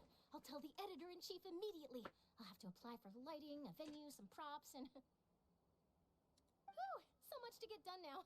Talk to you later. I love how excited she is about her job. It's so good. And what's that? If, just for example, Fontaine were to be... Oh, why do they keep asking these questions? I'm really scared something's gonna happen. Huh. That's the prophecy you're talking about, isn't it? I mean, I do hear about it often, but I've never once thought that the day could be tomorrow. If you're seriously asking, then I might try and think of a way to leave Fontaine. Oh, but I'm still a journalist first and foremost. That means I have a duty to be reporting from the scene. And secondly, I wouldn't forsake my homeland that easily. From what I've seen, most people don't know what they'd do should the worst come to pass. In truth, it might be better just to behave like normal rather than worry over such an end. So in all likelihood, I'd probably still be prepping at the office for that interview of ours. I know what you're thinking. That sounds a bit sad, but I've always believed that it's best to do what you enjoy. Just think about it. If this nation really were to be suddenly destroyed tomorrow, but I still successfully finish an exclusive interview with a truly unique person, then the story I would wind up writing would truly be timeless. And then do you know what I'd do? Well, I'd write that story, send it for printing, and use messenger pigeons to get copies out to the various nations. I love just how, like, nor am I a workaholic, but I love how much she loves her job. And I'd be proud of leaving such an article behind. I guess you could say that I was born to be a journalist. Anyway, that's my answer. And on that note, I'll get back to my preparation. I'm really nervous. Like, what if that flood cutscene happens? All of a sudden, Paimon actually kinda envies her. Anyway, let's go and take a look at the sea, shall we? Oh. My goodness. The sea breeze and scenery can be a pretty soothing combo, huh? Paimon's been thinking. Yes? If it wasn't Fontaine, but all of Tevat that would be destroyed tomorrow, where would we go and what would we do? No, Paimon should ask if you Hello? what would you like to do? If I could choose, what is the... This is such a nuanced question. Hello? We've always been moving to the next destination, so we haven't spent much time thinking about these kinds of things. We didn't have to either, with us always being on the road and whatnot. Until that moment comes, I think I'll keep journeying on. You mean, still traveling? Yes, cherishing every single moment that I have to look upon this world. Huh. Wait, isn't that what we've always been doing? The banter goes back and forth between the two as the time slips by. As night falls, you return to your accommodations and end this busy day. Oh no! The next few days are just as calm. Charlotte. Okay. Navia having finished her. Okay. All goes. They keep saying, well, this is nerve. Oh my god, please. If something bad happens, I can't. Oh no. Feels like you'll grow mold if you stay here long enough. But it's still better than the Fortress of Mirapede, that's for sure. It's not only damp there, but salty too. Ah, so the two of you are still here. Wonderful. Oh, you're from the Palais Mermonia, aren't you? Oh, I'm nervous. Yes, I'm Isadora. Monsieur Nervillac sent me to look for you two before. I heard that afterward you went to the Fortress of Mirapede. Yes. So are you... Okay. Not at all. I'm well aware that you're friends of his. Actually, I'm here to pass along a message from him. Let's hear it. Yes, inside the Opera House. The Maréchaussée Phantom has declared the incident a small-scale riot. Hello? Well, that said, I don't personally think it was that serious. Lady Furina was watching a performance at the Opera House, and while she was resting during an intermission, some other audience members suddenly started harassing her, loudly accusing her of doing nothing about the prophecy crisis. And before she could respond, others started to join in. Hello? The crowd continued to grow, and protests against the Hydro Archon started to break out. So people have started to put the blame on Furina. Guess they finally found an outlet for the pressure they've been under due to the prophecy. Oh god. I agree. People will naturally rely on gods, as is customary. But the moment people feel threatened, gods are also the first to be blamed. So what happened after that? Is Furina okay? Seeing that the situation was spiraling out of control and that further argument was pointless, she claimed that she'd gotten tired of this and left in a hurry. Oh, she is really... order and did not catch where Lady Furina had gone. Only when things had stabilized did we realize that she had gone missing. So, you mean she's still missing? That's right. I'm The nervous. has dispatched many people to search for her, but we don't have any leads yet. That said, I don't think there's much to worry about. She is a god after all. Even if she were to fall into the hands of rioters, what could ordinary people do to her? Oh, I understand the situation. This is a lot. I'm just kind of like, what? He did tell you about the situation, but he didn't say anything else. Don't worry, this is more than enough to go on. Thanks for keeping us informed. Is that so? Well, all right then. In that case, you two take care. I'll be heading back to the palais now.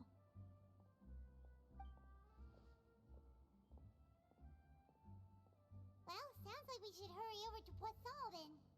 You sure caught on quickly. If we know Furina, she won't try to fix things in this situation.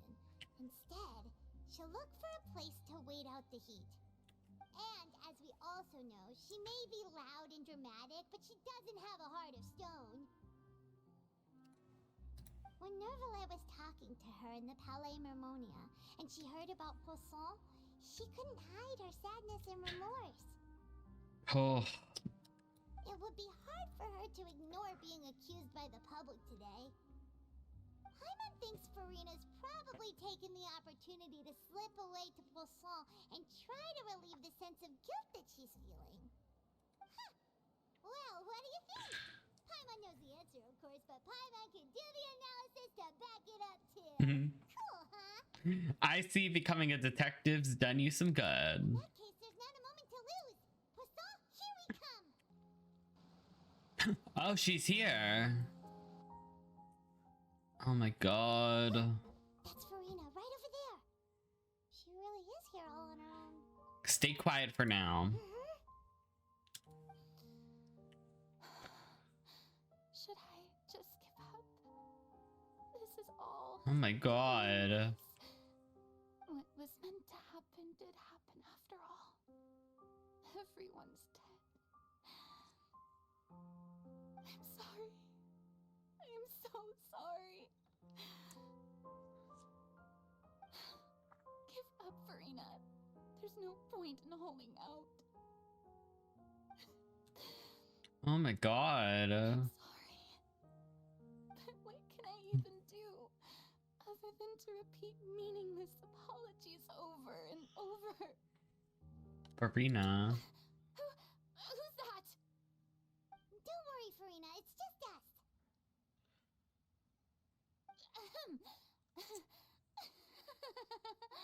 So it is you, Oh my god. traveler from another land. Why, I almost thought you were summoned from that mob of my ignorant subjects. Come to kneel and beg for my forgiveness. They're really masking right now. Crying just now, weren't you? The tear stains on your face are obvious. What do you mean, tear stains? I remember. The show at the Opera House earlier this morning was so moving. I'm still trying to process it. Stop lying, girl. What did that uncivilized rabble think they were, disturbing my enjoyment of the arts. They even dare to tout their Archon. I must teach them a lesson. She's... I can just imagine their twisted, frustrated faces once they realize that I'm nowhere to be found. Oh, and I'm sure Navia and those people from the Marsh Chaussee Phantom are freaking out right next to them too. Stop trying to act tough, Furina. You're actually beyond devastated right now, aren't you? Of course not. She's trying to hide everything. Quick, after her. Oh god. Furina, those people seem to be after you. They are? They're just some rabid fans who want to cut the line because they haven't been able to meet me in person, aren't they? That's against the rules. I can't let them get their way. Furina just ran off. Quick, we have to catch up with her. Oh my god. Really is trying to run from her problems.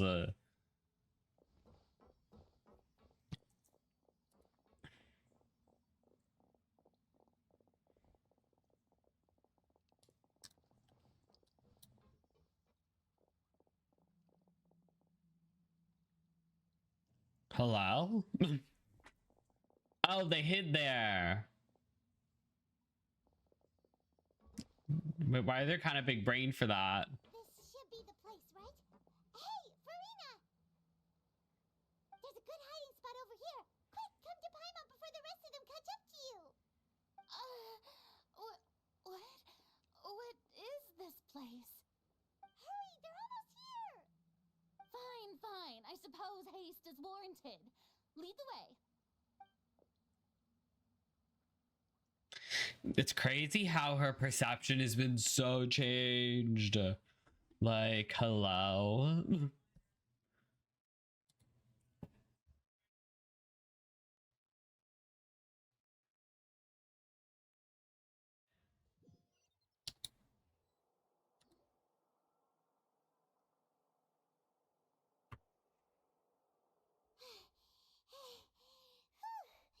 Paimon's exhausted.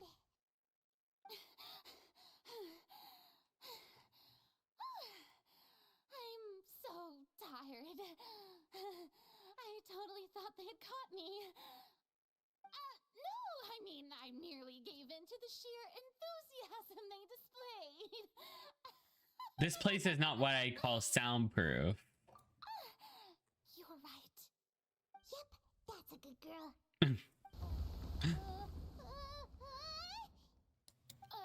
What's happening? The ground's shaking. Is it an earthquake? Hello? Another disaster just struck, I suspect. Yeah, a quake of this kind preceded the flooding in Poisson, didn't it? It can't be. It's happening again. Oh no. No need to worry too much about that. Novelette's made some emergency plans, so the evacuation should go a lot smoother this time. Yeah, but Furina needs to admit. I hope you're Furina right. needs to admit she knows what she's doing. Poisson, they've already...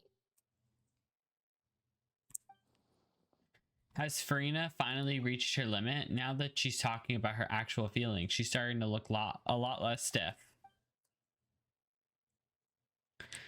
Oh. It's true. I've Oh, been you hear? investigating the prophecy for hundreds of years. I once had informants all over Tevat, searching for clues and feeding information back to me. I've tried all kinds of ways too to hold back the sea. Anything to keep the coastline from advancing. But all my efforts proved to be futile in the end.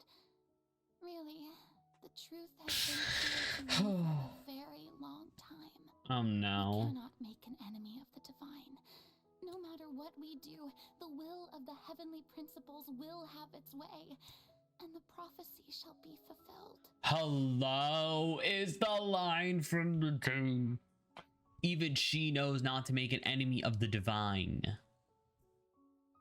I can't believe she said it. Sorry, can't believe she said it. You still haven't given up, right? Give up. I do love the sound of that phrase. It would mean finally coming to terms with fate, but also for me to finally be free. But that would also mean that all hope would disappear. Indeed. I've thought about giving up so many times, especially after we almost lost Poisson. Fate is really unreasonable, isn't it? It has no heart and obeys no rules. The prophecy has only just started to come true, and so many people have already lost their lives. But just now, it all became clear to me.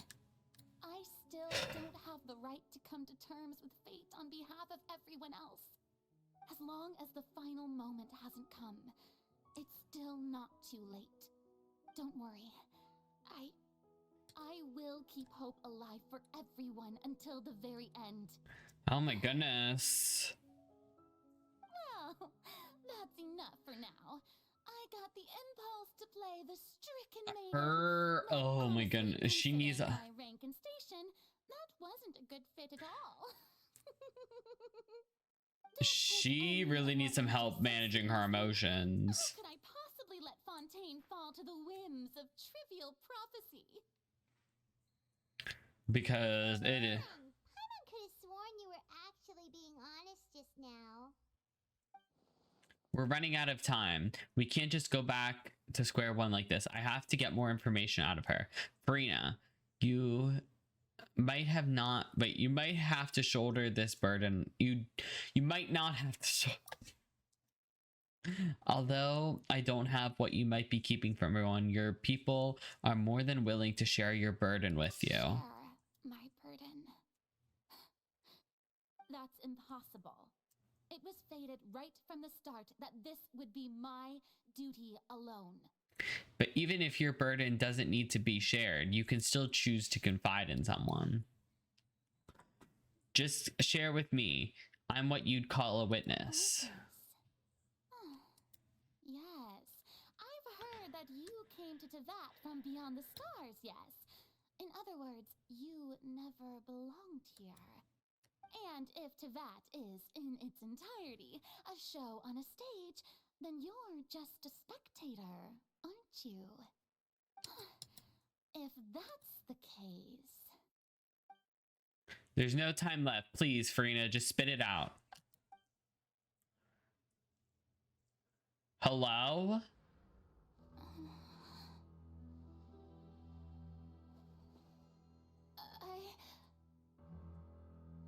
What's happening? It's like a cutscene too.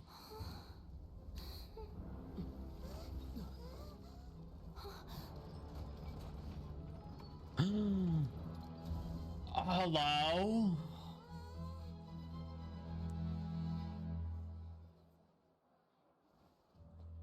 Wait, is that how she ended up there? I wasn't expecting that. I mean, I knew we were trapping her, but I didn't think about it. This concludes my opening performance. Now, without further ado, we may proceed to the trial of our god. I forgot that we were gonna trick her like that because I got so focused. Yes, you deserve praise for the effort you took to raise the dramatic stakes. Do not forget, however, that I am Fosalor, the god of justice, the embodiment of justice itself. Does it not strike you as even the least bit absurd to bring the very concept of justice to trial? May I interpret these words as your refusal to stand trial? In that case, you will have the opportunity to defend your honor through a duel. You would draw your blade against a god? Oh. I see. It seems like you have made up your mind. Clorinda's not playing.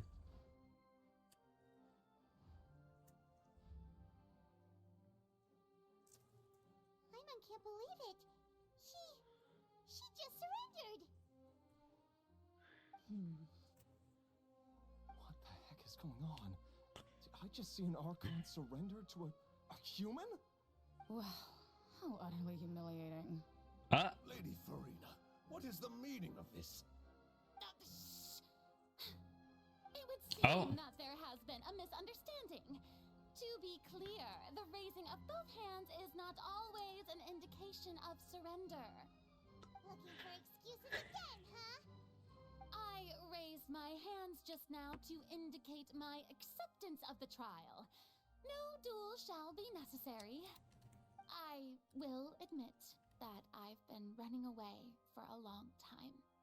I'm sorry, everyone. I was unable to protect the people of Poisson.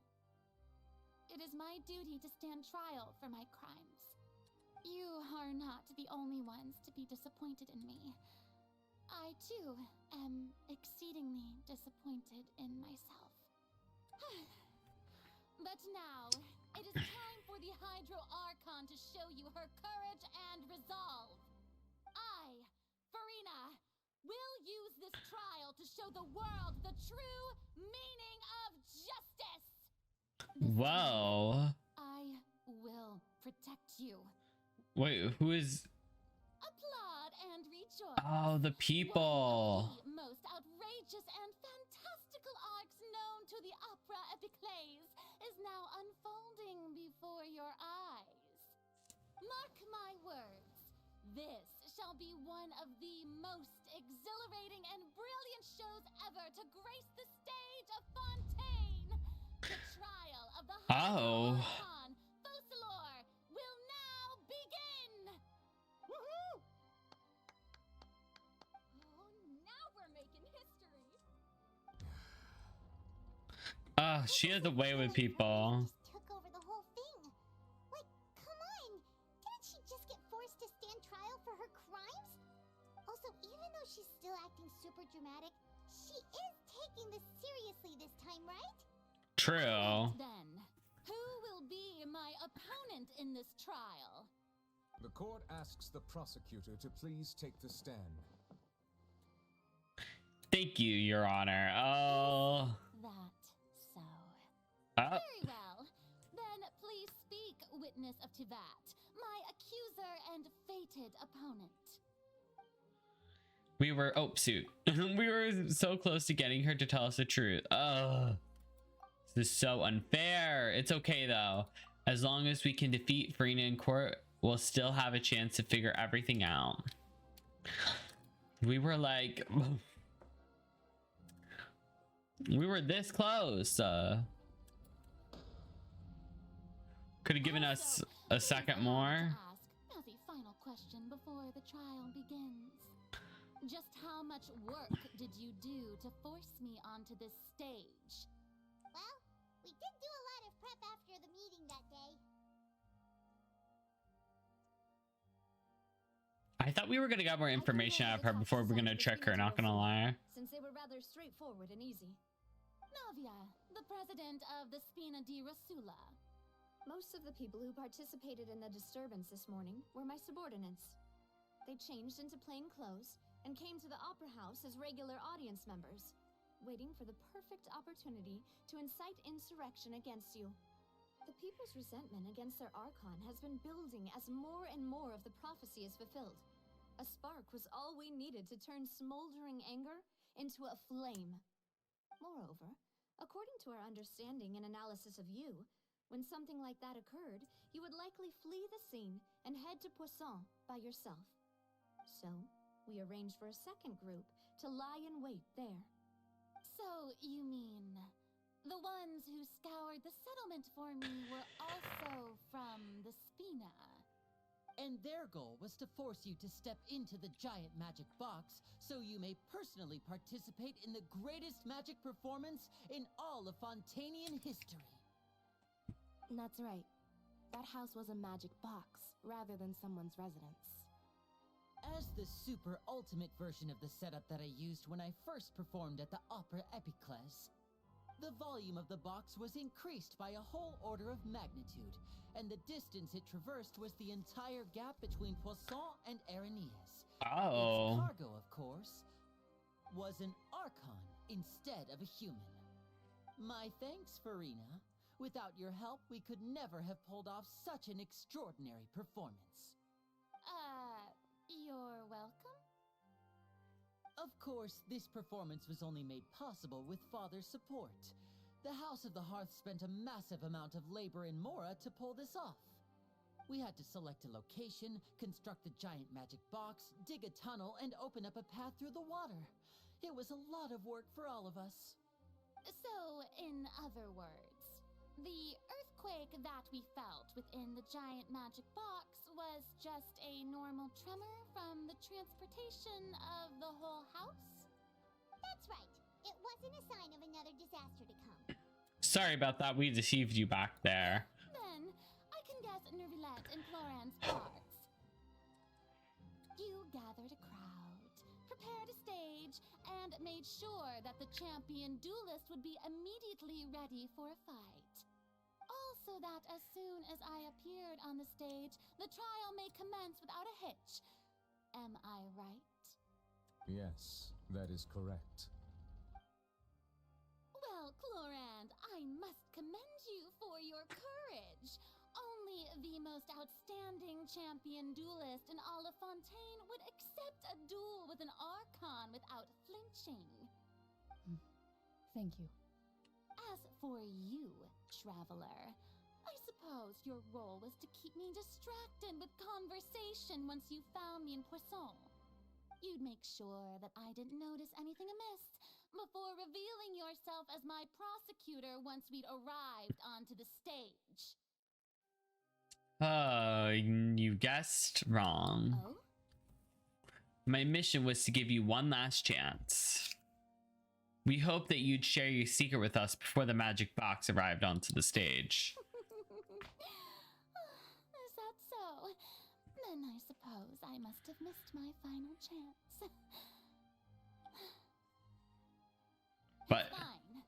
It matters not. What's done is done. The stage is already set, so there's no reason to disappoint the audience. Let's see this trial through to the very end. oh. Yeah, the only thing we can do now is judge the Hydro Archon. Still, I can't help but be a little bothered by the conversation earlier. What did Furina want to say right before? Okay. Please allow me to pass this along. This is a document that Miss Charlotte applied for and received permission to share with you during the trial. According to her, it should speed up the proceedings. Huh? Charlotte wanted to give us something? Oh, so she's here too! Hey, Charlotte! Oh, let Paimon see. All right. Isn't this the exclusive interview Hello? with us before? So she's already finished it, huh? Oh, T. Wait, then that means this document is a perfect timeline of everything that's happened ever since we stepped foot in Fontaine. So in other words, we can refer to this anthology of evidence every time we want to use something from our journey as evidence for an argument. Oh, perv. Let's quickly confirm the information in it. Just think of it as a refresher, alright? You defeated the Hydro Archon in the very first duel you took part in at the Opera House. That's one for the history books, all right. I didn't think that you'd wind up getting to the bottom of the case either. Oh my god, we've done so much. I guess you could also see this as a happy coincidence. This is the first time Monsieur Nervillette had a difference of opinion with the Oratrice. Even the Hydro Archon can't figure it out. A Fatui Harbinger. She's an extraordinary person. Her instinct must mean something. The fortress of Meripede was almost destroyed in a single day. That I didn't witness that scene personally will always be a source of professional regret, I think. According to Monsieur Nervillette, both Child and that whale should have been in the Primordial Sea at that time.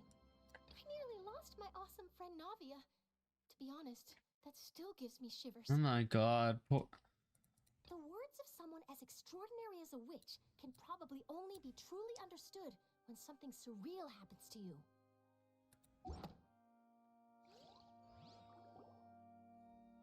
The prosecution and the defense are both in position. All right, trial time. Trial time. Oh, come on, Nervillette. There's no need to repeat all the unimportant legalese. Just fast forward to the part where the prosecution lays out my offenses. As the defendant and the lead actress of this performance, I still haven't even been informed of my supposed guilt in all of this. Of course, it is only natural for humans to struggle to understand the actions of a god. However, you will need more than that to convict me of a crime. That's true, but my charge here is unrelated to your conduct as an Archon. Instead, I would like to charge you as a fraud who's never been the Archon in the first place. Hello? Wait, what was that? Lady Furina's a The voice lines and I came here thinking that we were going to try the Hydro Archon for forsaking her duty, but did I hear that right? She's not our Archon at all. this is T. Charge accepted. Lady Furina, do you plead guilty to the charge? Uh-oh. Lady Furina. I plead not guilty. How can I be guilty? There is no way that I, Focalor, otherwise known as Furina de Fontaine, a member of the Seven and the Regina of all waters, kindreds, peoples, and laws of Fontaine, could be anything other than your true Archon. Yeah. Even though Lady Furina can be rather eccentric, isn't it going too far to doubt her very identity? Yeah, I've never questioned her identity either. Sure, Lady Furina can be super irresponsible, but what grounds does that prosecutor have to make such a huge claim? I have cause to believe that common sense will prevail in this case. Many of the members of the audience have known me as the Hydro Archon ever since they were born. There would be no fooling their memory. See? Even the Oratrice has decided to show me its favor. Are you sure you want to commit to a charge that will never be upheld? If you wish to drop the case, I can promise you as the God of Justice that you will not have to face trial for making a false accusation. We will treat everything that's happened as a dramatic spectacle and move on with our lives. What do you say to that? Really trying to manipulate us here. With near impossible odds, huh? You have to not only refute Furina's claims, but also overturn the long-held beliefs of the people. The people only see you as their Archon because that's their long-held belief. I tried to give you the chance to surrender. If you must persist, then let me ask. If you believe I'm not the Archon, then what manner of being do you think I am? And if I was not the Archon, then how did I manage to live for over 500 years? I've got to think carefully. What do we know to be special about Furina exactly? All right.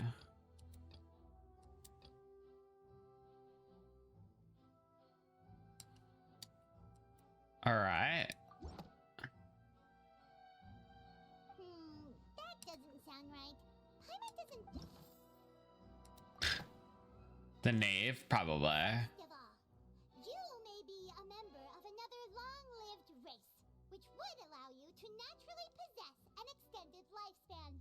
And second of all, even if that wasn't the case, there could be other ways to extend your life. Such as a curse. Who gave you that idea? Was it the knave? You'd sink so low as to use a harbinger's words against me. It doesn't matter who gave us the information. What matters is the veracity. Probably veracity. It's possible that the aura of an Archon might naturally resemble the type of curse. Oopsies. But in light of this claim, perhaps what I sensed was not your divinity, but a curse after all. You sensed it too, huh, Neverlet? So, Furina, instead of an Archon, could you just be a cursed human? Lady Furina is actually a human? Well, it is true that it's extremely difficult to tell humans and gods apart just by looking at them. It's not impossible. Oh, okay. Look at it going on our side a little bit. Don't start celebrating too early now. Even if I have been carrying a curse like you said, how does that prove that I am merely a human being? Besides, everyone knows that the main difference between a human and a god is the possession of authority. Gods can do what humans cannot. That's why they're worshipped as gods. Hello? This music is also giving. The nation of Fontaine. One need only to turn their eyes towards the Oratrice Mécanique d'Analyse Cardinal in this very opera house, or consider the endemnitium that is used in every aspect of life. Wait, that one trial. Oh wait, shoot, I'm gonna miss it. That one trial proved the opposite. Furina has no control over the Oratrice at all.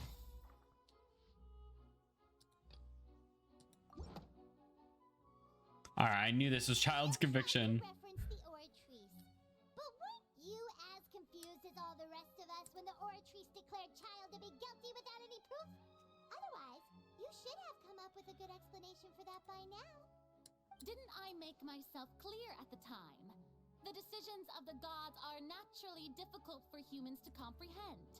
There is no need to provide an explanation. Lady Furina, I believe a reminder of your current circumstances is in order. While the court is in session, the principles of justice and the law must come before all else. While you are an Archon, you are also first and foremost the defendant in this trial.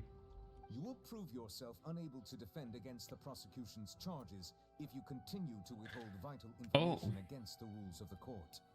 I never thought you'd use that kind of rhetoric against me. That was no trick of rhetoric, Lady Furina. I've merely reiterated the rules of the court. Rules that all should respect and follow. So, you neither knew why Child was declared guilty, nor did you understand the structure and operations of the Oratrice. Instead of having been created by you, the manifestations of authority you mentioned have been made by the real Hydro Archon, haven't they? The real Hydro Archon?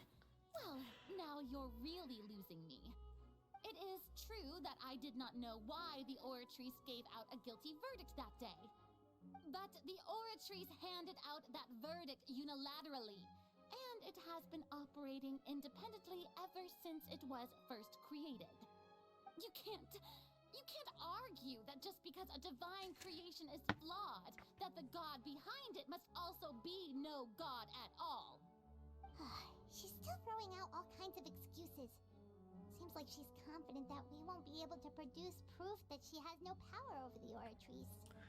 Well, we could put the Oratrice aside for now. But then, Miss Furina, could you give us a bit of a brief demonstration of your power as an Archon? Oh! My power as an Archon. There are many ordinary citizens. These excuses, girl, we're not having it. Demonstrate the formidable power of an Archon. If that poses a concern, I'm prepared to extend my protection to the audience.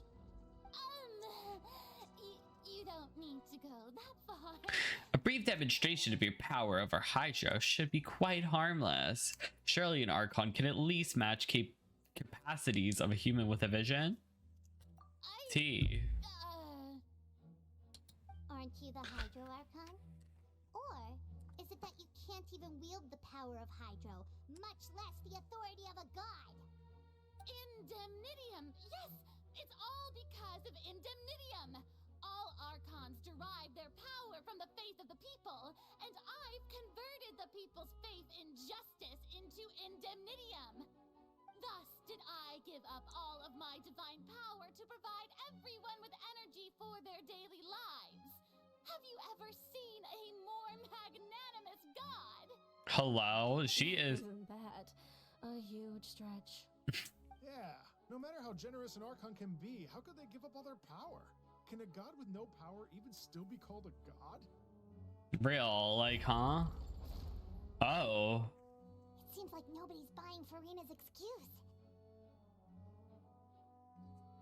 Hey, come now, everyone. Please don't stare at me as if I was a liar. I'm still the same Furina you knew, right? The one that you loved. Shouldn't you want to believe in me? If you were giving, like, good... You've got to believe me. Oh, no. What the prosecutor said is true. She really has committed a grave offense. Did she deceive all of us? And all of our parents and grandparents too? And all of our ancestors? Ever since they were born? Enough! That's enough.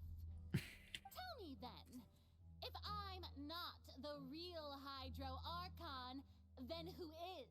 Who is? You have no evidence of another Hydro Archon's existence, nor can you find anyone who can back up their claim to be such.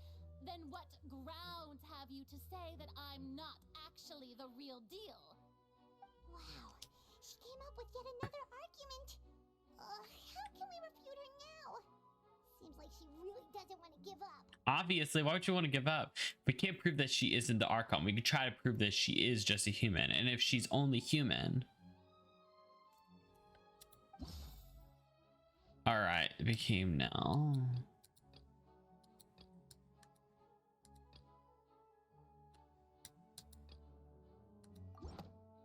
Yeah, that makes sense.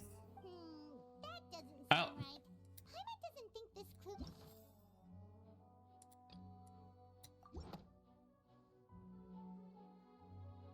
It has been established that all Fontainians can dissolve in water from the primordial sea.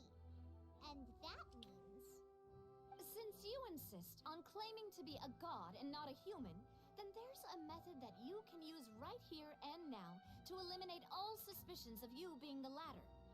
Miss Navia, please apply to serve as a temporary attorney for the prosecution before addressing the court. Though you act in partnership with the prosecutor, you must still adhere to proper procedure. Super sorry, Monsieur Chief Justice. I swear this really will be the last time that I'll speak out of turn. Now, I've brought some seawater from Poisson. As everyone knows, a massive flood struck the area not long ago, taking many lives, including those of some of my closest friends. So, Miss Furina, would you dare to touch some of this seawater? If we are to believe that you are indeed the real Hydro Archon, touching this seawater would have no effect on you. All it should do is strengthen your case. But if you don't dare to touch it, then we would have basically proved the reverse. I'm nervous. I must remind you that after the disaster at Poisson, nobody wants to see any more people dissolve. I do hope you'll act prudently and choose the simpler path of admitting guilt. Navia from the Spina di Rosula. The Spina has governed Poisson for many years. I guess her suggestion is valid. If Lady Furina is indeed just a human, she's probably Fontainian like all the rest of us. Would she really dare to try? What if she wasn't Fontainian though? What if she's like, what if she's normal but she's not Fontainian? Furina? Lady Furina, this test has been unilaterally proposed by the prosecution. As it falls outside the realm of standard court proceedings, you possess the right to decline participation. Oh God, I'm nervous. To tell her that, but refusing to participate is basically the same as a confession of guilt. She's just staring at the water without saying a single word. It really does seem like she's quite terrified of it. That could only mean... What's going on? Is she really planning to... That's not what we thought she would... Due to the inherent risk of the test, Lady Furina, you may... Oh. Hey! She actually... But what if she's not from Fontaine, you guys? I'm fine! Look at me, everyone! My hand is still here! I haven't been dissolved! Will you believe me now? I really am your Archon! Whoa. You hear the anger in her voice. As they touch this water! Really? Was this not the most obvious thing in the world? Miss Siegewing? If you are present, Miss Siegewing, please come forward and attend to the defendant. Siegewing? Don't be nervous. It'll just take a few seconds. Let me see. That should be enough. Please announce the results of your evaluation to the court, Miss Siegewing. As everyone doubtlessly saw, Miss Furina was displaying symptoms of hyperventilation and flushed skin. These indicate that she was experiencing the adverse effects of exposure to primordial seawater. The extent to which she was affected is the same as other humans when exposed to primordial seawater of a similar concentration. Thank you, Miss Siegewing. Hello. Oh. You may return to the defendant's stand. Oh wait, what did she just say? I didn't get dissolved! Shouldn't that be enough to prove my innocence? Well, considering your tendency to run from your problems, we did originally prepare a direct sample of the seawater around Poisson. However, after extensive discussion, we exchanged it for a sample that is not concentrated enough to dissolve an actual human. After all, on the off chance that something entirely unexpected might occur, I don't want anyone else to lose their life to the sea. Yeah, so out of regard for Furina's life, you secured a low concentration sample and asked the head nurse to serve as an expert witness. It's a great thing that the direct sample wasn't actually used. Furina... For real. I can't believe... Hold up. But what's really going on here? Furina can't have not known the consequence of touching that water as human. This is too unlike how she usually acts, unless it's more important for her to keep up her facade than to save her own life. But hasn't she given up on everything a long time ago? Listen to me, everyone. Please don't give me such cold and disdainful looks. What happened just now didn't prove a single thing. Think about it. How can you conclusively prove that an Archon can't also be affected by the primordial sea water? She's a little Delulu. Also, if I was really just a human, why would I dare to just put my hand in that kind of water?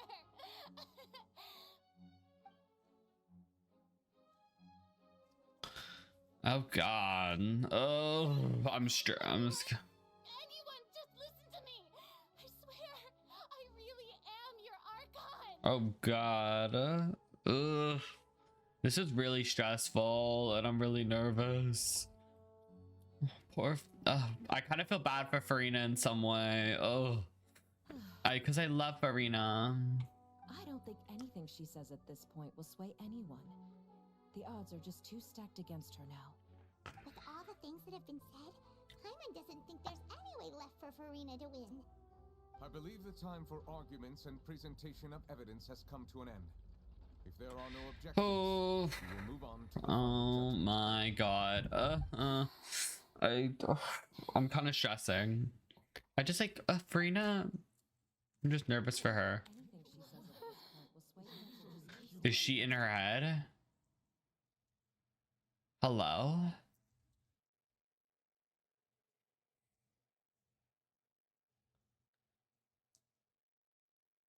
She's in the void. Wait. Capacity as Chief Justice, I shall now render judgment on Furina's misrepresentation of herself as the Archon of Fontaine. As a human who knowingly deceived her fellow citizens, Furina is guilty. Oh my god.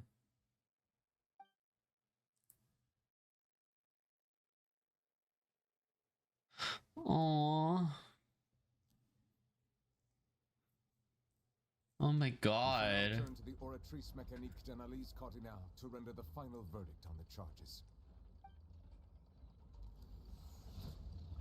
Oh my goodness. I'm getting... What if it marks her as not guilty though? According to the judgment of the Oratrice Mécanique d'Analyse Cardinal, Furina is... Oh, I was right. Well, what's wrong? What's the Oratrice's verdict? Did the Oratrice just declare Furina to be innocent? No. The Oratrice also displays a guilty verdict. Isn't that correct then? However, the exact wording of the verdict is thus.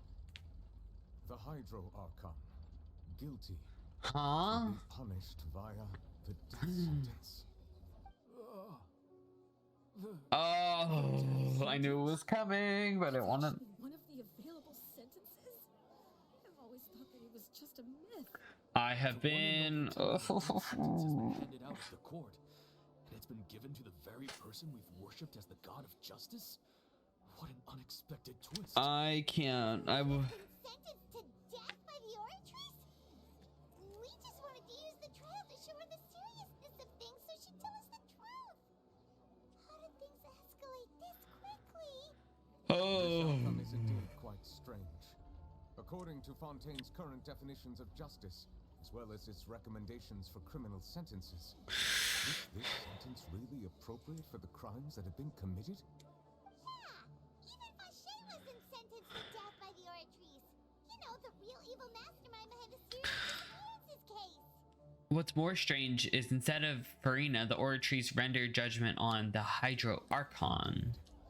Not only is Furina's sentence overly excessive, the very point of our trial today was also to prove that Furina has never been the Hydro Archon in the first place. So that means somebody else. The Oratrice seems to have deliberately invoked the title of the Hydro Archon. What does this mean? Hello?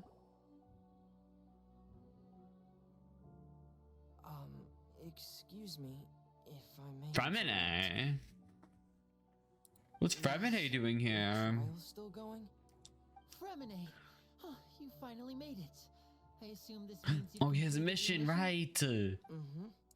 Any mission Father assigns to me will always be top priority.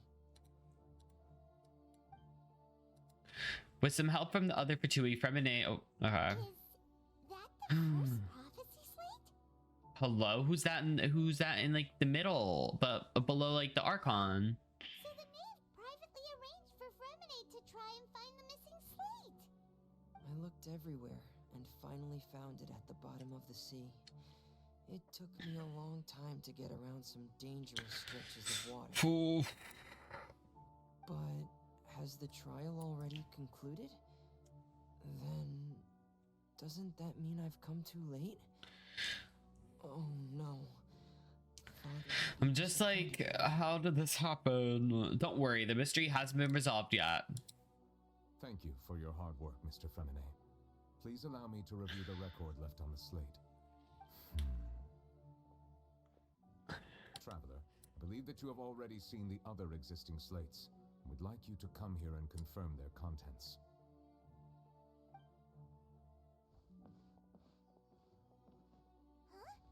So what do you see? What is it? This looks like the precious Hydro Archon releasing her divine power, turning the Oceanids into human beings. I believe I've now made sense of the Hydro Archon's crime.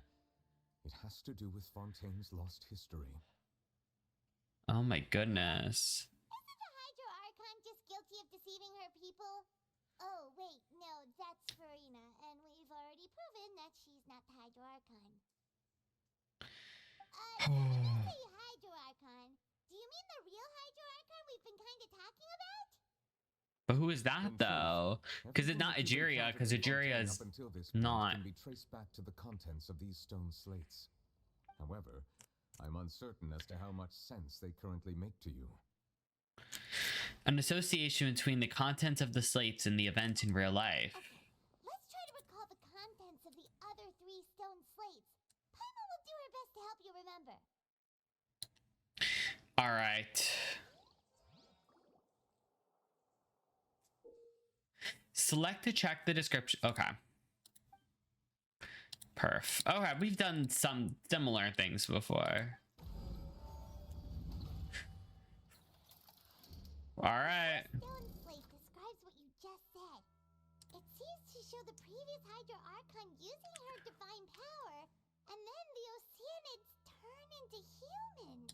Does that mean that Fontainians are transformed Oceanids? Oh, Paimon wasn't expecting that.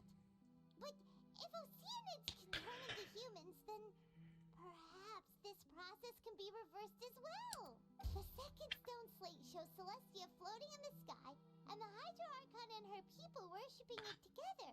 Oh wait, I didn't think about that being Celestia. How did I not think about that? I'm so dumb.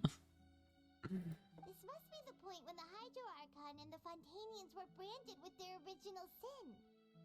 Does this mean that the original sin and the Hydro Archon sin are the same thing? Oh. The third slate shows the Hydro Archon seeking into the sea surrounded by many people. That reminds Paimon, didn't we also watch that happen to someone else? Well, the fourth slate is the prophecy the Fontainians have been talking about. People dissolving into the sea, the Hydro Archon crying on her throne, and so on. We didn't believe that such a crazy disaster could happen at first, did we? But after that incident, it was just a question of when and not if. Oh. All right. Hold on. Okay. We could use that. We know from the case of the serial disappearances of young women that Fontainians can be dissolved in primordial sea, and the first stone slate tells us that long ago, the Hydro Archon. This might be the reason that Fontainians can dissolve. Okay. That's good. All right. So this is Celestia.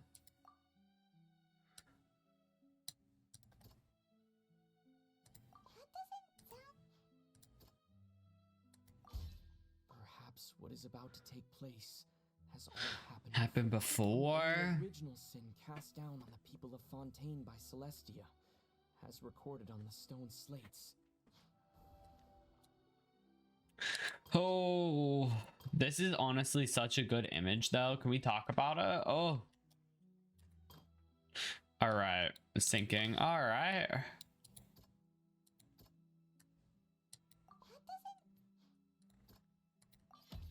It's not as simple as falling into the sea. The stone slates show the people gathered around the Hydro Archon in the sea. Could that be alluding to the same thing?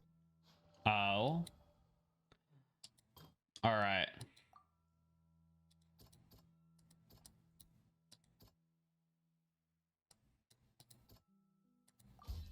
The prophecy from the stone slates found its way into society, but not many people believed it. The fortress of Meropide was nearly flooded with primordial seawater, which we know can cause Fontainians to dissolve. It seems increasingly likely that the prophecy may come true. If we hadn't dealt with it in time, things could have gone very badly. All right. We got our evidence. They'll delve into the primordial sea but won't cease to exist. Their essence will flow in the seawater, converge, and take the form of an oceanid. The Hydro Archon was sentenced to death. This is the most real mention I feel like of Celestia in all of the Archon quest, in my opinion. Like, hello. I mean, it had to happen at some point, right? Like, Navia fell into the water inside those ruins, and she nearly dissolved. She was surrounded by the people of Poisson in a court within her consciousness, and was forced to take part in a trial meant to make her stay. The eruption of the primordial sea at the fortress of Meropide was the surest sign that the prophecy was about to come to pass no matter what. oh, These contents can all be verified by recent events. If we combine what we know together, loads of truths should come to light.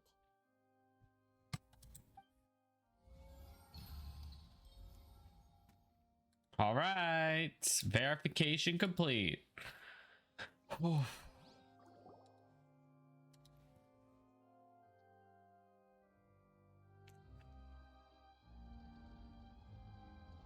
Huh? Oh, Paimon gets it now. So that's how you can make sense of it. But then it feels like we're going to have to share some truly shocking revelations. Let's hear them. The first slate reveals that Fontainians are not. Oh. Incredible. Linny, did you hear that? We're not real humans. All Fontainians were originally created by the late previous Hydro Archon, with Oceanids as their basis. So they're all. Oh shit. That can be found in how only Fontainians. I mean, I'm not gonna lie that we didn't know that already, but it all makes sense now. were also turned into I'm glad that everything's being pulled together, because sometimes I'll feel like Act 1 and Act 2 really don't impact the rest. gathered around for a trial, all of them in the shape of Oceanids. Indeed. The second slate reveals that the crime of the Hydro Archon was her creation of Fontainians from Oceanids. Yeah, and it follows from the content of the first slate that she promptly anchored Celestia by creating humans without prior permission. That could also explain why the Oratrice judged the Hydro Archon to be guilty. It's to account for that ancient sin. The Hydro Archon's true sin was creating us? And yet, after many hundreds of years, the Hydro Archon's creations have turned around to try to judge the Archon within the opera Epiclese. The twists of history are often the most unexpected of all. As for the third slate, I'm still convinced that it should come after the fourth slate. Yeah, isn't the image here just like when Navia fell into the sea? So wouldn't it be trying to show the image of the Hydro Archon also falling into the sea once the prophecy has been fulfilled in the fourth slate? The fourth slate depicts the fulfillment of the prophecy as it is already widely known. In the end, the people will all be dissolved This is so much tea, like. The people of Fontaine be washed away. Did Paimon get all that right? You've made some keen deductions.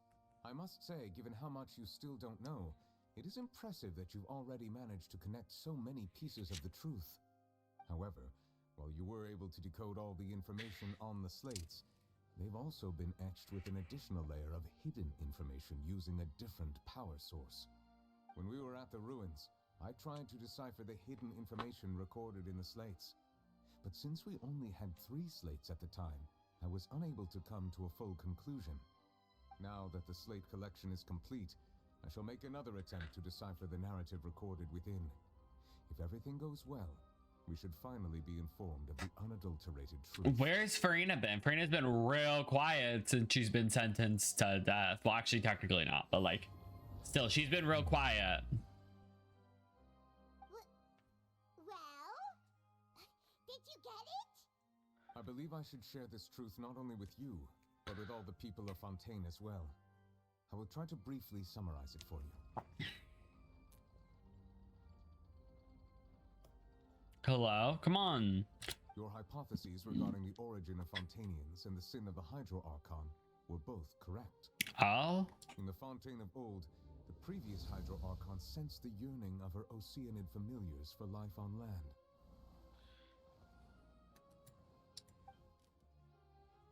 The Oceanids were enamored with the beauty and romanticism of human beings, and wishing to have Oh my those experiences for goodness. themselves, expressed to the Hydro Archon their desire to become of a similar kind. They're like, it's like Ariel. Up where they walk. The Hydro Archon, as one of the 7, did not possess the authority to create a new form of human life. Not one to give in, she eventually found a way to create permanent humanoid bodies for her familiars by appropriating the power of this planet's primordial sea. She poured primordial seawater into the Oceanid's blood vessels, creating humanoid mimics in the process. But if Fontainians were to ever come into direct contact with water from the primordial sea, the power within their bodies would escape these artificial restraints and return to the sea. As a result, their forms would collapse, and they would be reverted to their original Oh forms my as goodness. Of course, the Hydro Archon never received permission from the heavenly principles to create a new human race.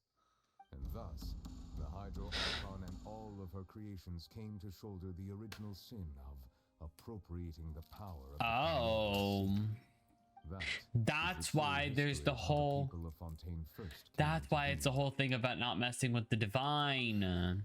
So we were all Oceanids before we turned into human beings? That's way too much information for me. I think I'm just going to pretend that I never heard a single thing. I mean, if you're... But if that's the truth, we can't let the Hydro Archon be sentenced to death. After all, her only sin was creating us. This really might be too much information for your regular So I mean, hold on. Because the whole thing is that the whole idea of the Gnosis is Celestia's communication with the Archons. So Celestia definitely has power. So that's the reason. Celestia has power over the Gnosis, which runs the oratories, which is the whole reason they want her. They want the Hydro Archon. So. Alas, your hypothesis regarding the 3rd and 4th stone slates was the slates' respective positions are, in fact, correct. So they are in the right order? What is the 3rd slate supposed to represent then? A key point of the visual on the 3rd slate is how all the individuals depicted in the water are humans rather than Oceanids.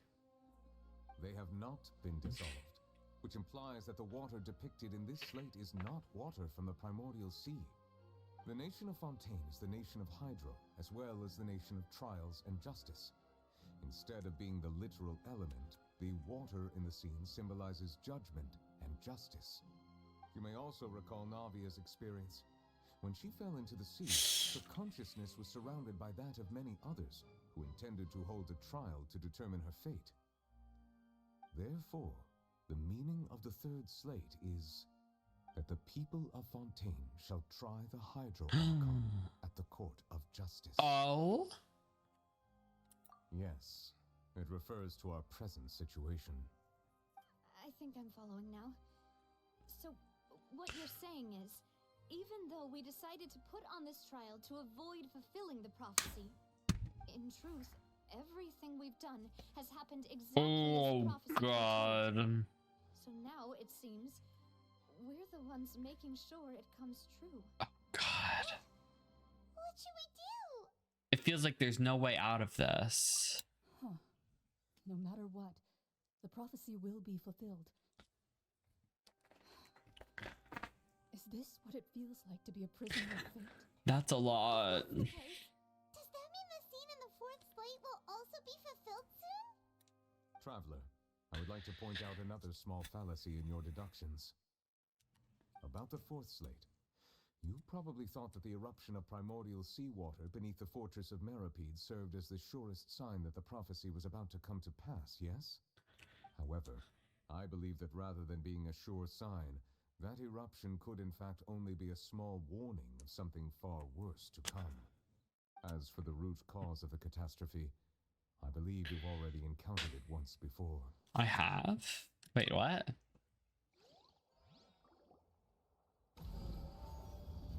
The ultimate proof. Just what is the true source of this catastrophe? A small warning of the things to come.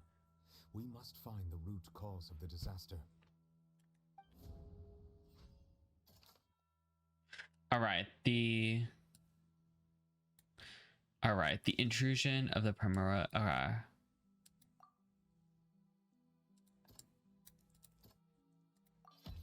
It was both dream.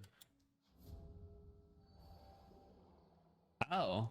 If we're talking about a true culprit, that could only be that thing inside the primordial sea, right?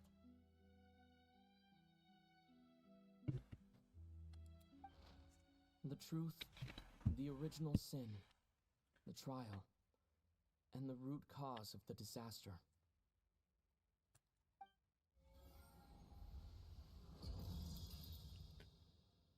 Hello?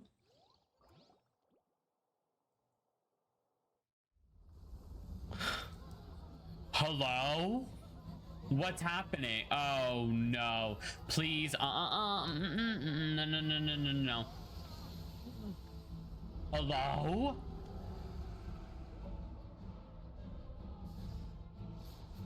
Oh my god.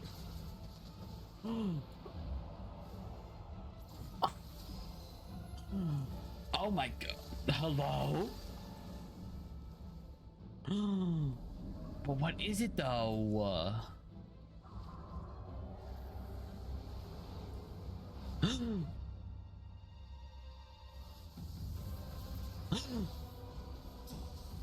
Child! Oh my god, he came to save the day. But wait. Wait a second. What? Oh my god. Sorry, I just had a revelation. I feel like Child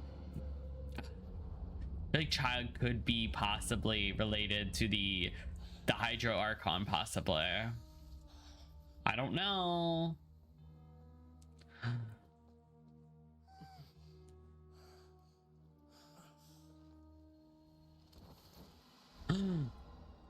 Oh god, Child, girl. That was a lot. Sorry. I feel like my revelation.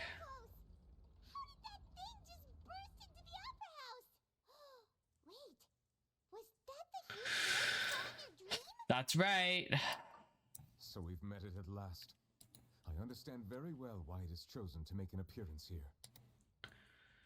That whale does not belong to Tevat. It is a monster that has traversed the stars, weeping all the while. It has been greedily consuming the energy from the planet's primordial sea, using it to grow. That is the main cause for the rising sea levels. Oh. And once it has finished consuming all of the energy contained within the sea, its next step will be... You said that when the Hydro Archon first created Fontainians out of Oceanids, she filled their blood vessels with primordial seawater. Precisely. That whale finds the blood of Fontainians nigh impossible to resist. Oh. Therefore, when it left the primordial sea, it decided to make its next stop a packed opera house full of food. Food in the form of Fontainians. We Oh my god. managed to push it back, right? In that case, won't it come back to target the people again once it's managed to recover its strength? That is correct. Indeed, it is more accurate to say that we should thank that harbinger for buying us some time. Without him, the whale would have likely come onto land far sooner. From the way he looked, he must have been fighting the creature for quite a long time. But where is Furina? Sorry, I know it's probably not important right now, but like, she gotta disappear. With that whale, but we definitely didn't expect it to help us out like this. Anyway, now that we know that this whale is the actual cause of the disaster recorded in the prophecy, all we need to do to stop the prophecy would be to find a way to beat it up, right? It is too late. What do you mean? It had already absorbed too much of the primordial sea's energy before we could notice it. At this point, it has become practically integrated with the sea itself. Even if the entirety of Tevat were to be destroyed, it could still survive and swim off towards some other world. That's not something I will accept. We've already done everything we can, and we even found the true culprit. We've come so far. You can't just tell me that the last hurdle is some impossible foe. That's just not fair. Indeed, that's not how a grand performance should end. I'll fight it to the end, no matter what. Oh my goodness, are we gonna... It will be fulfilled no matter what,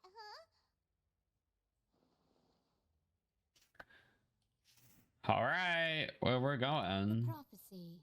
Yes, what has been prophesied. Oh my god, it's N again. You may view such things as the history of the future. After everything, it still turned out like this. We couldn't fight against fate. But if this is all about fate... Just as prophecies are usually only the future as seen from the perspectives of the gods. I can't believe N is involved in this, like, quest. Like, hello. The god's gaze does not fall. Ultimately, fate shall serve as your only guide, no matter what will happen in Tevat's future. All you need to do is to play your part.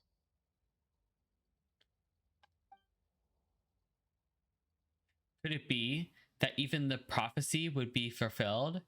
There will still be a way to save everyone. Did I miss something? Wait, I forgot about Furina. Oh, shoot. What was it she wanted to say? Oh my goodness. What was her real secret?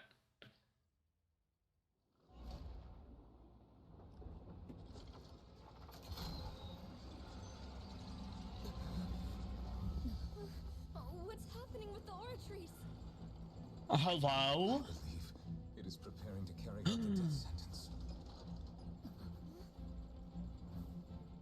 sentence. She's still sitting there.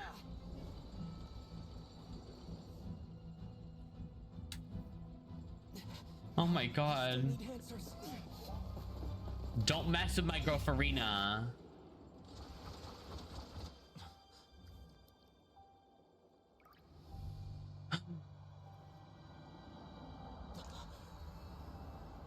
Hello?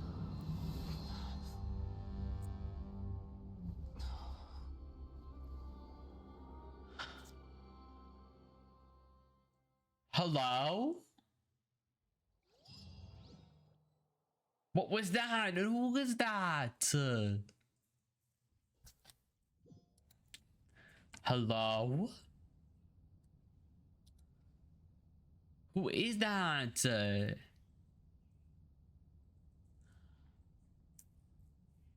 Hello? Is this the Hydro Archon?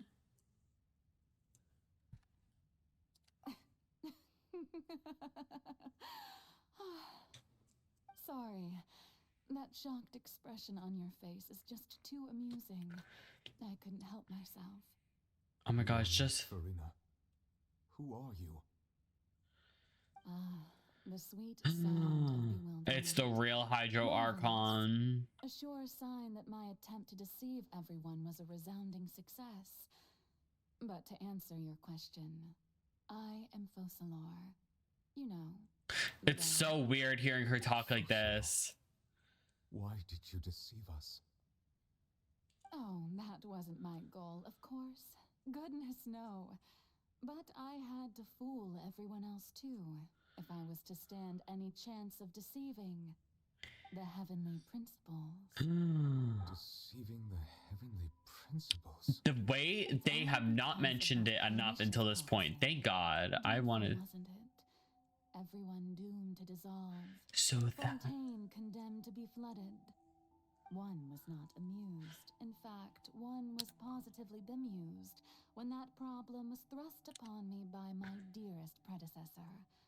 That's the former Hydro Archon Egeria. I can't believe that's why Celestia's above. It gets more disastrous than a preordained national catastrophe. Now does it? This is a lot. She knew full well that the prophecy would surely come to pass. And as one of the seven, she also knew full well that one defies the heavenly principles at one's peril. So yes, as you have no doubt surmised, it was a rather impossible situation that I found myself in. I spent a terribly long time mulling it over, alone on the ocean floor. And I was almost growing barnacles by the time I finally realized there was only one possible solution to this confounding conundrum. I had to outwit the heavenly principles, allow the prophecy to be fulfilled, ostensibly at least, while saving everyone at the same time. I'm a genius, I know. I can only assume that's why Egeria chose me as her successor. Although, looking back now, it was hardly the inheritance one dreams of. Between the task of saving the nation, the quotidian duties of the Hydro Archon, and not to mention the original sin of creating a new race of humans, I dare say. This is like wild. I can't believe. Clean up. But one can only play the hand one is dealt. I did not choose. But who is Furina though? That I chose to be one of her Oceanid familiars. So you were also once one of the Oceanids, transformed into a human by Egeria's hand. Yes, I was. I always dreamed of becoming human. And I still do, even now. In my eyes, to be human is to be part of the greatest opera ever known. After becoming a god, I separated my divinity from my body and spirit, leaving behind only a self that was as naive and bewildered as my past self on her first day as a human being. Oh my God. What you see before you now is that divinity. And the human counterpart I left behind, I named Furina. She could feel joy, sorrow, and everything in between. Oh my God. She could be as vain and conceited, or as meek and vulnerable as she wished. Her strengths were of a kind only a human could possess, as were her shortcomings. But in my eyes, Furina's humanity was what made her perfect. She was perfectly human in every way. The person I always wanted to be. Anyway, so then I cursed her. All part of Sorry, that was just so funny. She's like, anyway, I cursed her. Sorry, I know this is a very serious moment, but... Final scene of the prophecy. The Hydra Archon alone, weeping on her throne. In order that the prophecy might appear fulfilled, I invited Furina to be an actress, to play the part of the Hydro Archon in the prophecy. Under the curse I placed on her, so long as I, Focalor's divinity, continued to exist, she could not die. But nor was she free to live her life in the pursuit of happiness. Instead, She was forced to take the stage in the opera house, to embrace the role of leading lady, to Oh my forever God. play the part of the god from the prophecy, all to create a deceitful appearance of that prophecy coming to pass. I suppose now you probably understand why your court is called the Opera Epiclese. But Furina is only human, isn't she? Even though she has had a long life, her mind is no stronger than that of any other ordinary human being. I cannot begin to fathom what she has had to endure. It must have been torture for her. It has indeed. And although she is, in a sense, me in human form, I most definitely owe her an apology for it. It's been 500 years. Oh. And all along, she's been playing her part in the most unimaginably long, unbearably lonely, and agonizingly painful opera of all time. Oh my God. Oh, that was a lot. Oh my God. I can't believe we freaking saw. D. Fossilor, hello. I came into contact with Furina's tear. Oh shoot, I missed that. Dang it, dang it, dang it, dang it. Alright, hold on.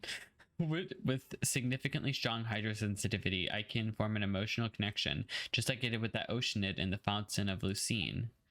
Could this be Furina's inner world? Furina, what is she doing on stage? Wait a moment, this probably isn't Furina. This is likely a reflection of her inner self. Hello? If I can if I could directly speak to that self, I might be able to easily get out what I wanted to know. I came here for answers. Either way, this opportunity is not one to be missed. Let me try talking to her. Oh, who permitted you to come onto this stage? Now, I understand your admiration for my august self, but I must ask you to keep to the rules.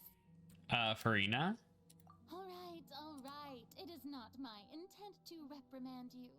There is no need to. Don't look at me. Don't look at me. Off with you. Do not distract me from my performance. I don't see an audience here. Oh, do not jest. Can you not feel it?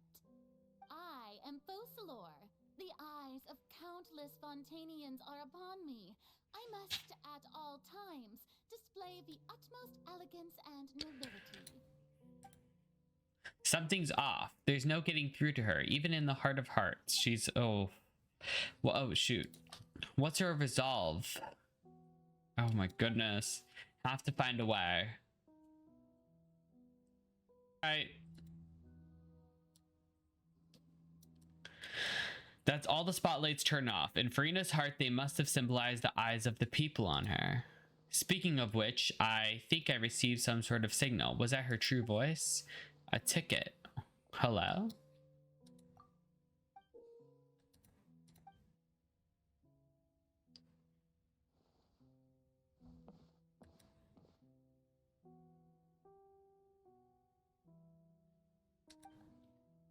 All right. Oh, I missed that. Hold on.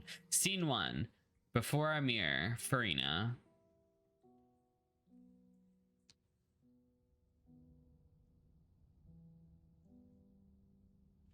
Oh, we're Furina now. Oh, okay. Can we not? It's so slow. But get it. Get that walking. Get that strut. Furina.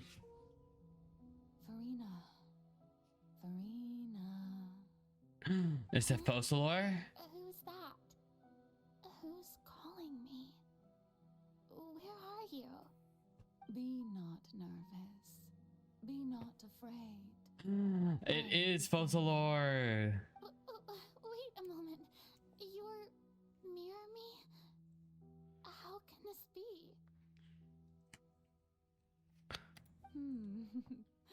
Mirror you, huh? You know what?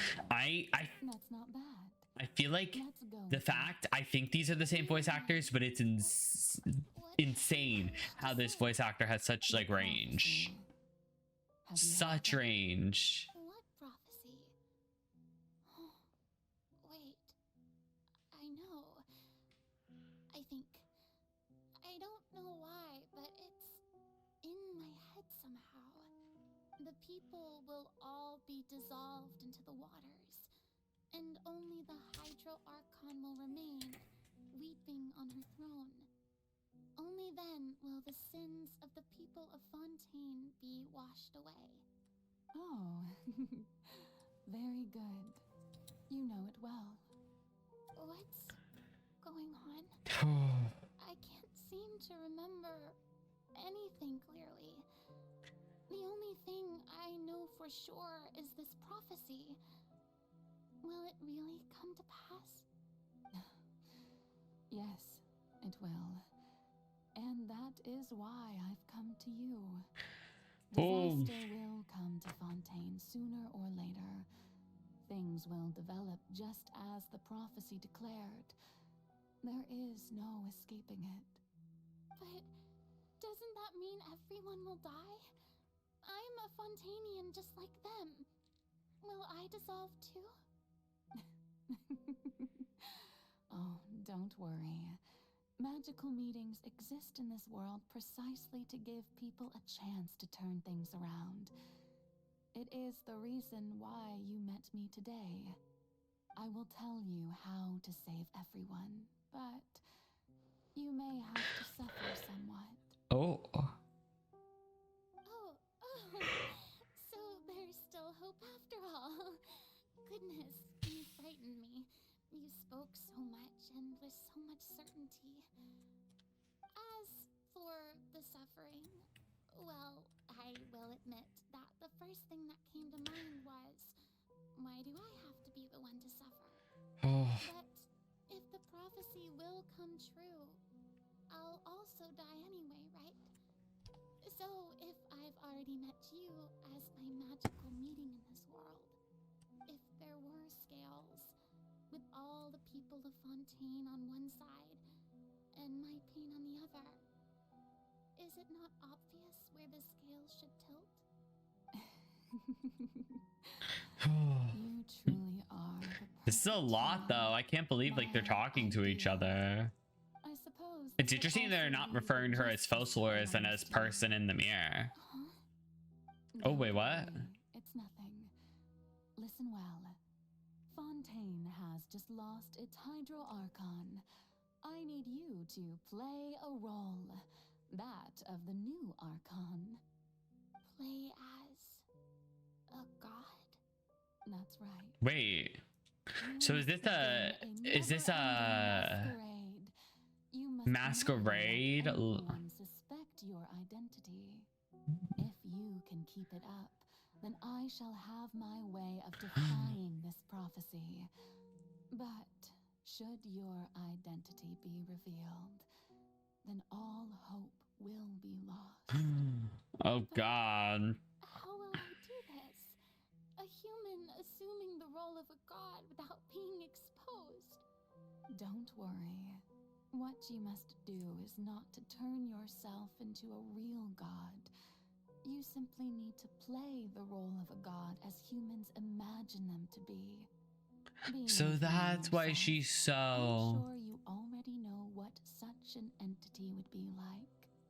Remember, your true challenge will not be pursuing divinity, but contending against humanity. I'm still not sure I understand. This is crazy though. I'll try to do this. So, how long am I going to have to play this role?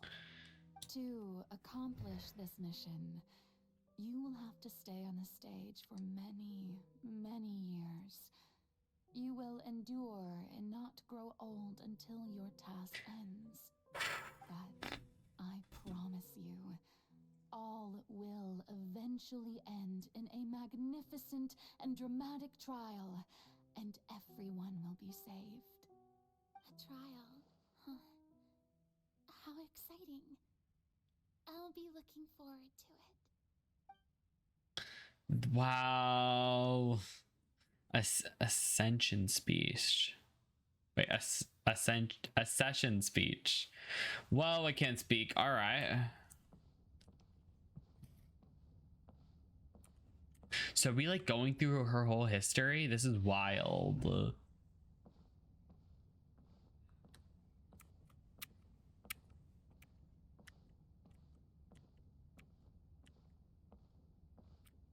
And I can't jump.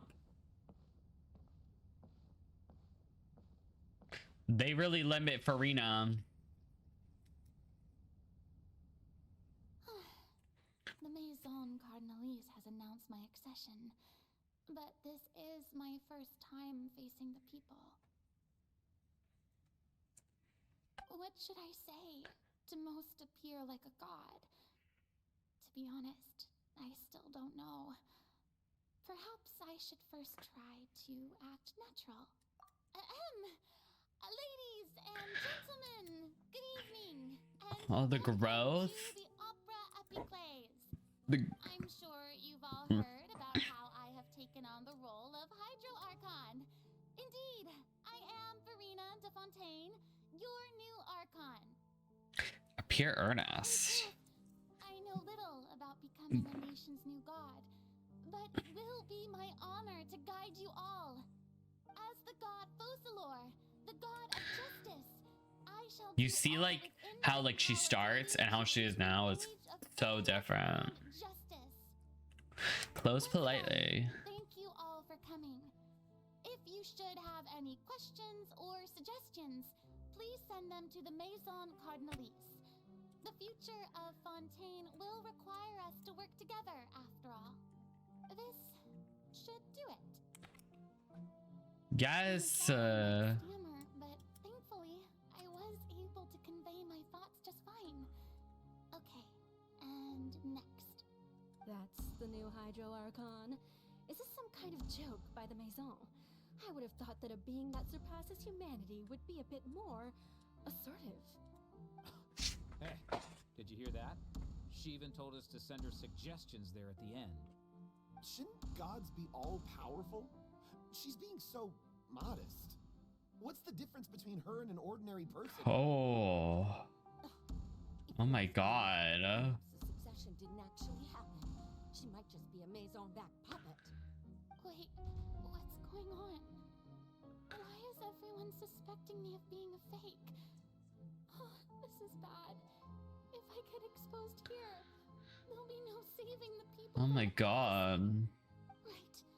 Mirmi said that I just need to play the role of a god as humans imagine them to be. Calm down, Furina. Think. What do the people want? How would they imagine a god to speak and act? Assertive, with a strong sense of presence. The fact that like she feels like she has to like she's kind of forced to play a character is crazy.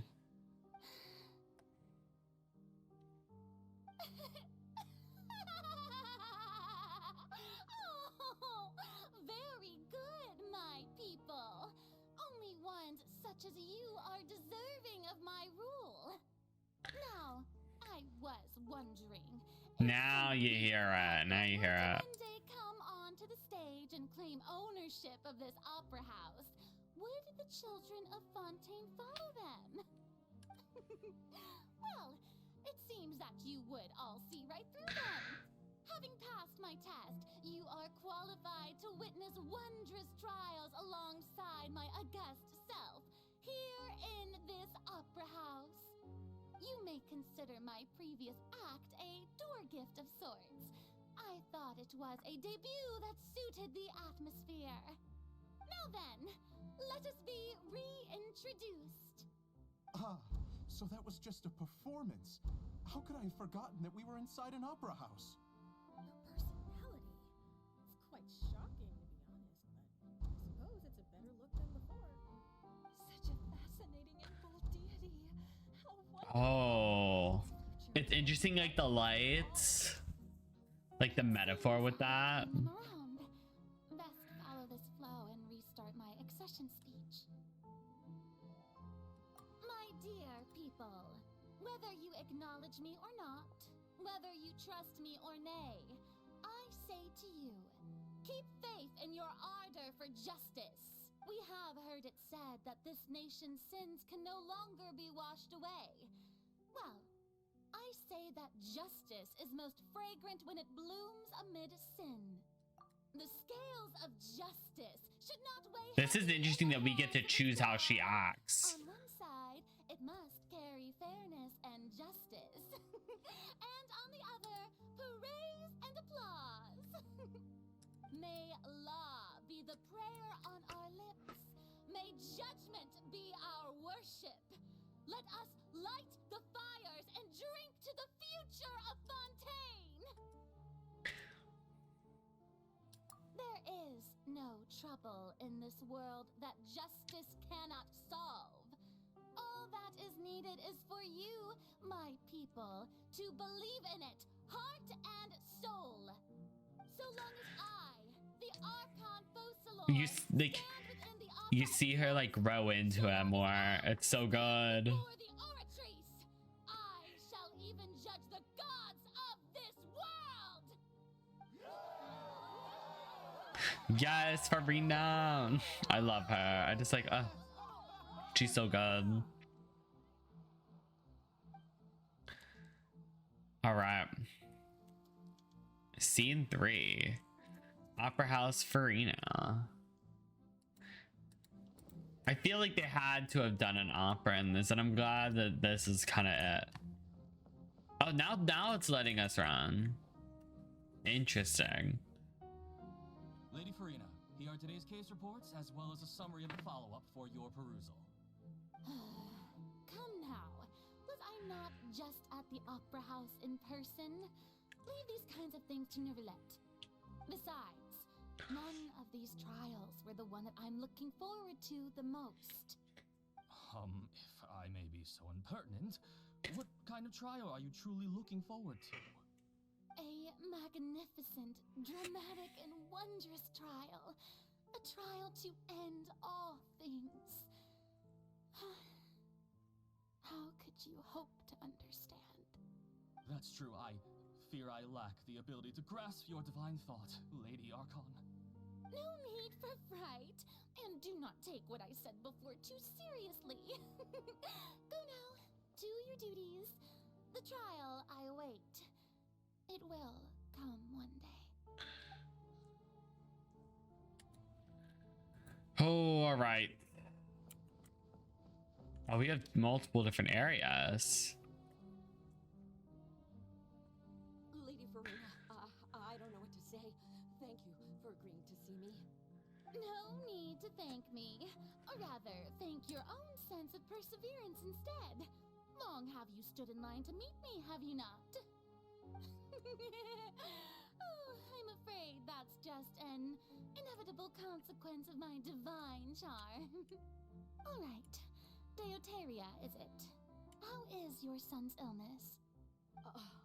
You remembered me, and you knew of my family, too. Oh. He is doing much better now. In fact, he is far more of an ardent believer than I. He was the one who forced me to seek an audience with you, and to bring your words back to him. Oh, good. Very good. If this should happen again in the future, please do not hesitate to come and tell me. Going down to citizens' homes every so often, while not usual practice, should serve as a fine change of pace. Oh, you're such a gentle and wise God. Thank you once again. I love how we're really going into detail about Furina. I'm really glad, because I feel like we were really so in the dark about her for so long.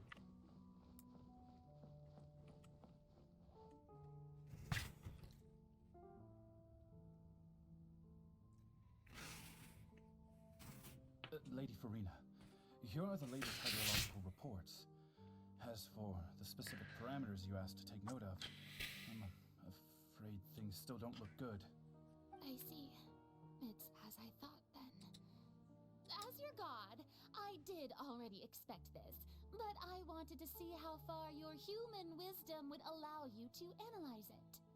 All manner of signs indicate that the prophecy will still come to pass. Forget it. That's not something you need to worry about right now. Well, as I understand it, the Fontaine Research Institute is also trying to find a way to counter the rising water levels. Really? Have they found anything? I'm afraid that they haven't found any effective solution thus far. Oh, is that so? Well, no wonder. This issue has reached the realm of the gods after all. Still, their spirit is praiseworthy. Oh.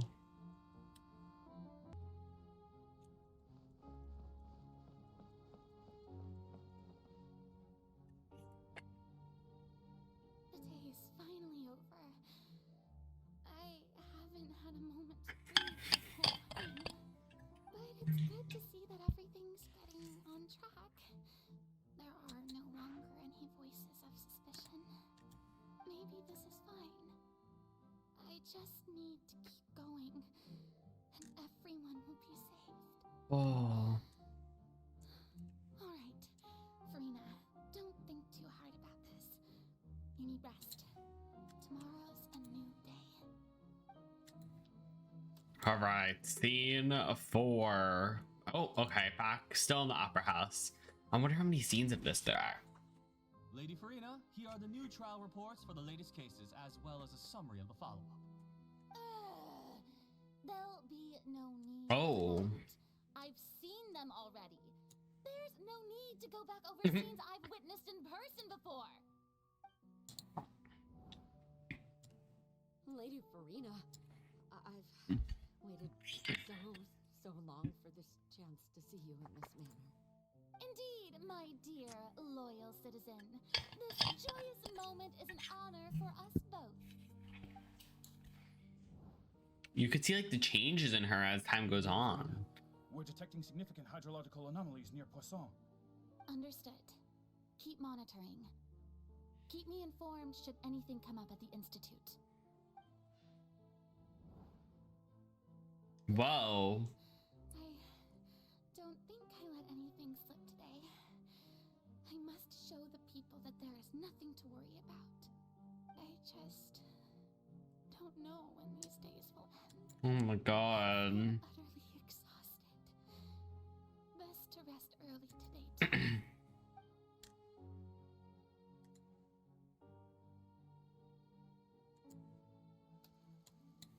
Scene 5, Opera House Furina.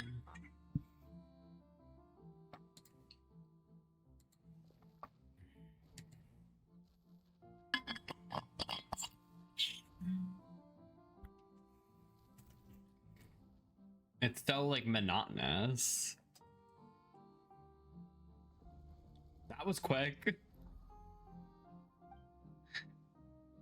Scene 182,300. Oh my goodness. It's like a dream being able to speak with you up close like this.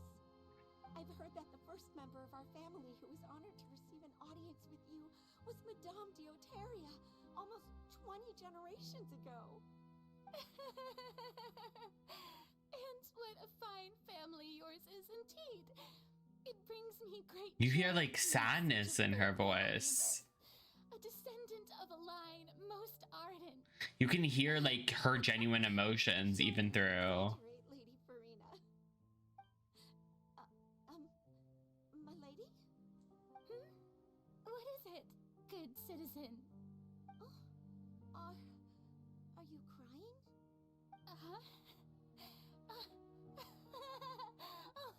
Oh, poor Furina. This must be the overflow of hydro from my person. Well, can't quite help being the god whose dominion is the waters, can I? Oh my god. A manifestation of your power, then. Oh, Archon, I am honored to have witnessed it. Honored. Oh, she's trying to hide her feelings. Oh my god.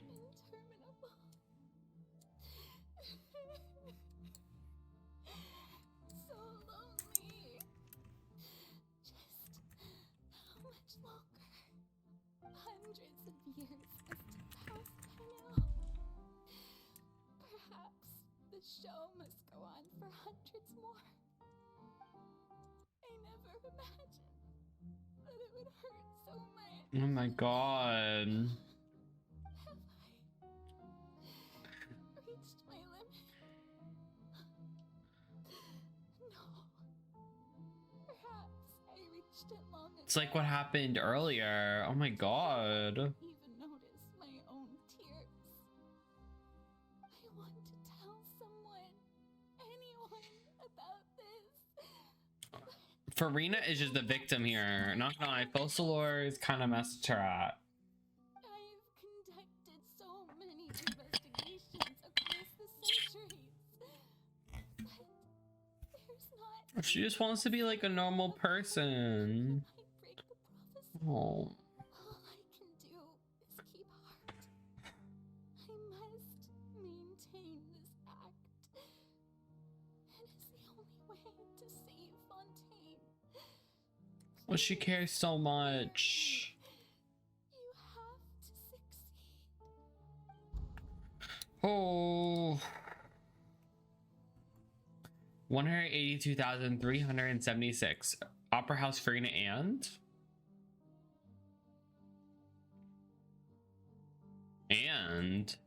Furina, you don't have to shoulder this burden alone. oh, I don't know what you might be keeping from everyone. hold on. Your people are more than willing to share your burden with you. Oh my god. This is great. I didn't think. Share my burden. That's impossible. It was fated right from the start that this would be my duty alone. But even if your burden doesn't need to be shared, you can still choose to confide in someone. Just share it with me.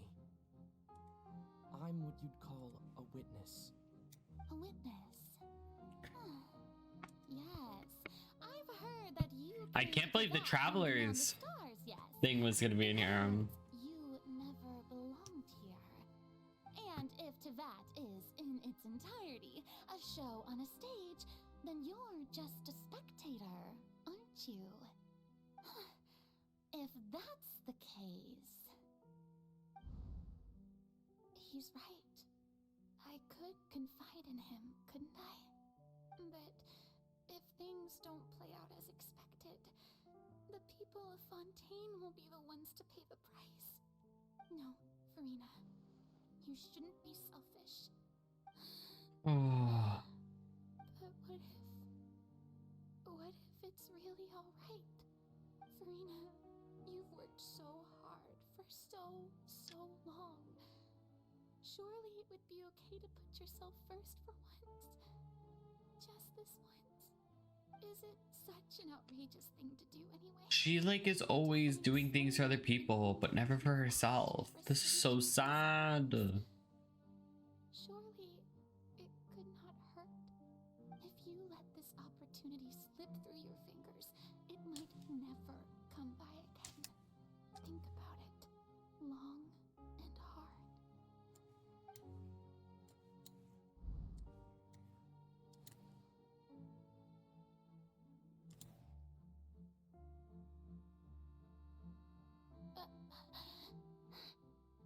She didn't. Are we gonna learn the truth though? I have nothing to say.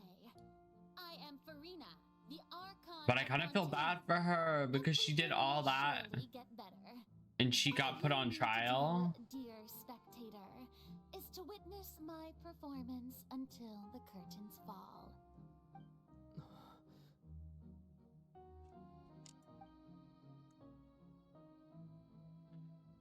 Oof.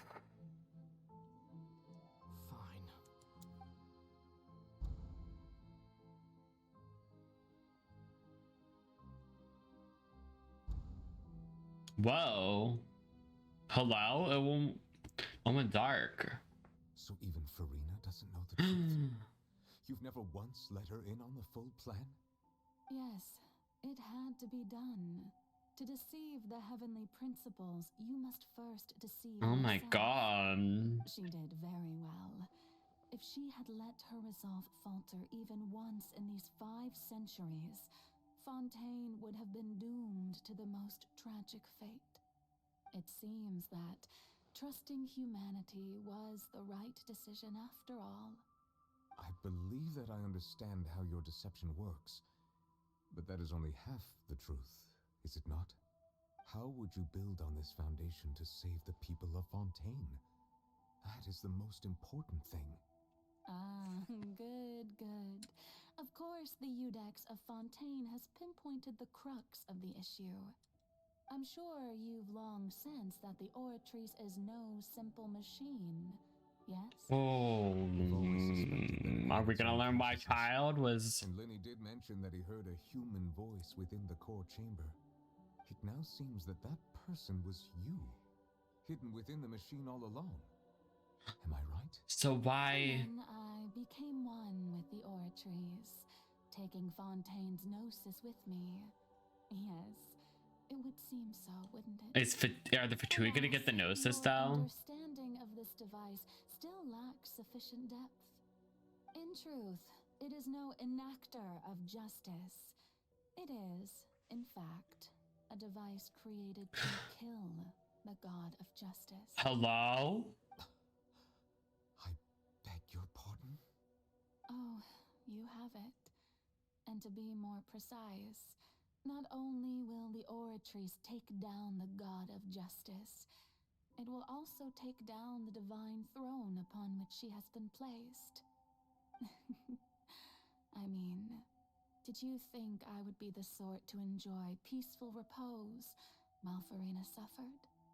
My work over these last 500 years has been to constantly accumulate indemnitium within the Oratrice. But really, some Oh my have god. discovered that only a small fraction of the energy generated by the device was ever used to provide power to Fontaine. The vast majority had to be accumulated to enact this death sentence. It was all a part of your plan then? Both the trial and the Oh. sentence? Indeed. This is tea. Accrued over 5 centuries, could have sustained Fontainians for millennia, had it This only music been too, my used. goodness. Almost all of it has now been stored within the Oratrice. But only power of this magnitude could hope to destroy the Hydro Archon's divine throne, shaking the rules established by Celestia and breaking through the institution that is Tea. So the Oratrice's call for death was for neither Furina nor Focalor, but for the Hydro Archon. The destruction of that divine throne. If I do not misunderstand your intent, you must be... returning what's rightfully yours to you, of course. In other words, this was all done to return the authority of the Hydro Archon to the Hydro Dragon of the planet. My king is the Archon. Does she have to sacrifice herself? Oh my god, please. Getting sad again. No. The authority of Sorry. the dragons shall soon be yours once more. Oh, Hydro Dragon So it's his power. is the face you make. But All you've done throughout the years is just so you can sacrifice yourself at the very end. Alfred, I've never quite seen it that way, you know. Even now, I'm quite pleased at how well my deception worked. oh my god. Oof, I'm not ready for this. I'm not ready for this. Because I know Furina will still be here, but like... Hydro Dragon, don't cry. Aww. I must say, had it been within my rights, I would have loved to judge the heavenly principles themselves. Were they not guilty of essentially the same crime? Egeria stole the power of the primordial sea, and the heavenly principles stole the power you ancient dragons So every possess. single dragon... I, for my part, am the god of justice, And is it not just that your original powers should be Oh retained? my god. Speaking of justice, I have always believed that justice lies in the process of pursuing human existence itself. So, if the theft of the primordial sea's might was Fontaine's original sin, then, leaving matters of procedural right and wrong aside, the descent of the Fontainians as humans and their right to exist in this world would be Fontaine's original justice. Oh my god. In other words, existence was Egeria's justice, and to me, justice is the continuation of that existence. Defying the prophecy and ensuring that Fontaine's people shall live on. That should be the justice literally enthroned over all others. At this point, we, whether it be myself or all other Fontainians, have shouldered the burden of this sin for far too long. Iudex Neuvillette, the highest judge in our land, when you regain your full power as an elemental sovereign, what verdict shall you pass upon us? So when I was invited to the court of Fontaine to serve as Iudex, I see now that that was your idea too. Oh my god. It all... At last, I now understand the true purpose behind this position. In the beginning, I was uninterested in human existence. But these 5 centuries of living alongside them have gradually brought about mutual understanding between us. And I have even attempted to feel as Oh. You are a devious one, Fusalo. Things being as they are, surely you know that I could never declare them to be guilty. Oh my god. Oh. The hour of my execution is almost here. For the sinner, the curtain call has come. I know I may not sound it, but faced with death, I find myself a little afraid. Perhaps this is one thing both gods and humans have in common.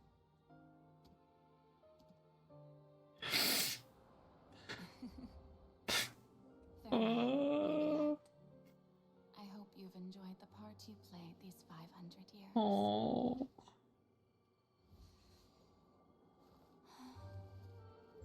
Oh. Oh, it's so pretty.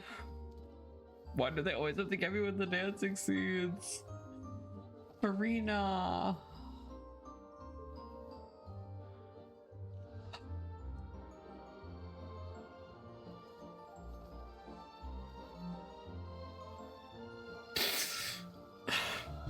I'm sorry, I'm getting emotional. I should grab tissues.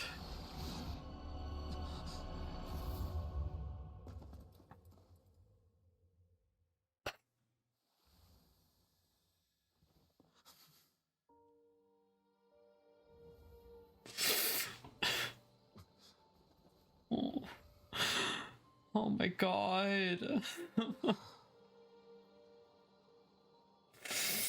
Oh.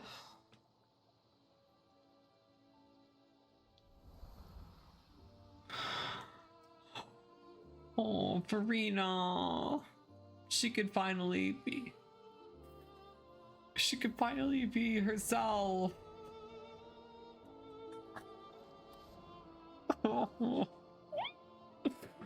Please live.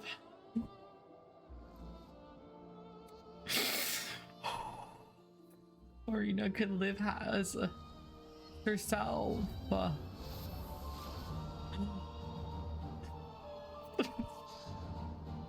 Oh.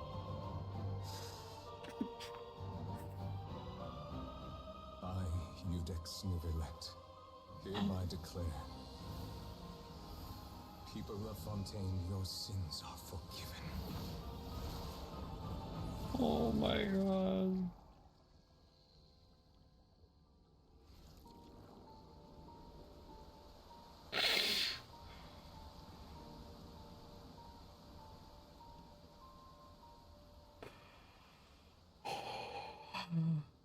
my goodness.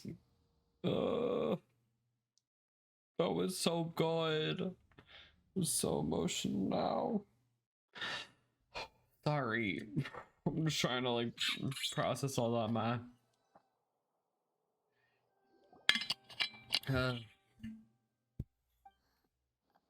What just happened? Has the death sentence been carried out? Was that bright light some sort of misdirection? I have a feeling that something huge just happened. But since we're all still alive and haven't been dissolved, I assume whatever happened was good for us. I'm just grateful I'm not like a red mess, honestly. Punishment to that beast. Oh, we gotta go fight. But now he's the Archon, so The strength sufficient to deal with it. Through certain means, I now have the ability to separate the power of the primordial sea from that creature. We should seize the opportunity to pursue our quarry. oh, my eyes are still. Oh, sorry. You obtained power just now? Traveler, now that the oratories can no longer function, I require an executor to help me mete out justice. You mean me? The root of the calamities befalling Fontaine. The beast that enacts the prophecy. Its name is the all-devouring narwhal. Come with me, traveler. The hour of execution has come. I don't know. I just like really... I felt for that.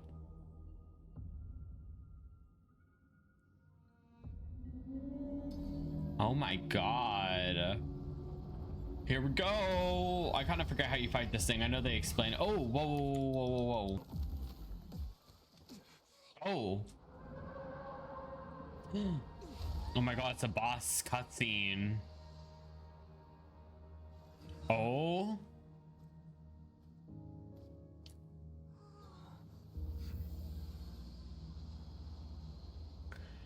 Hello?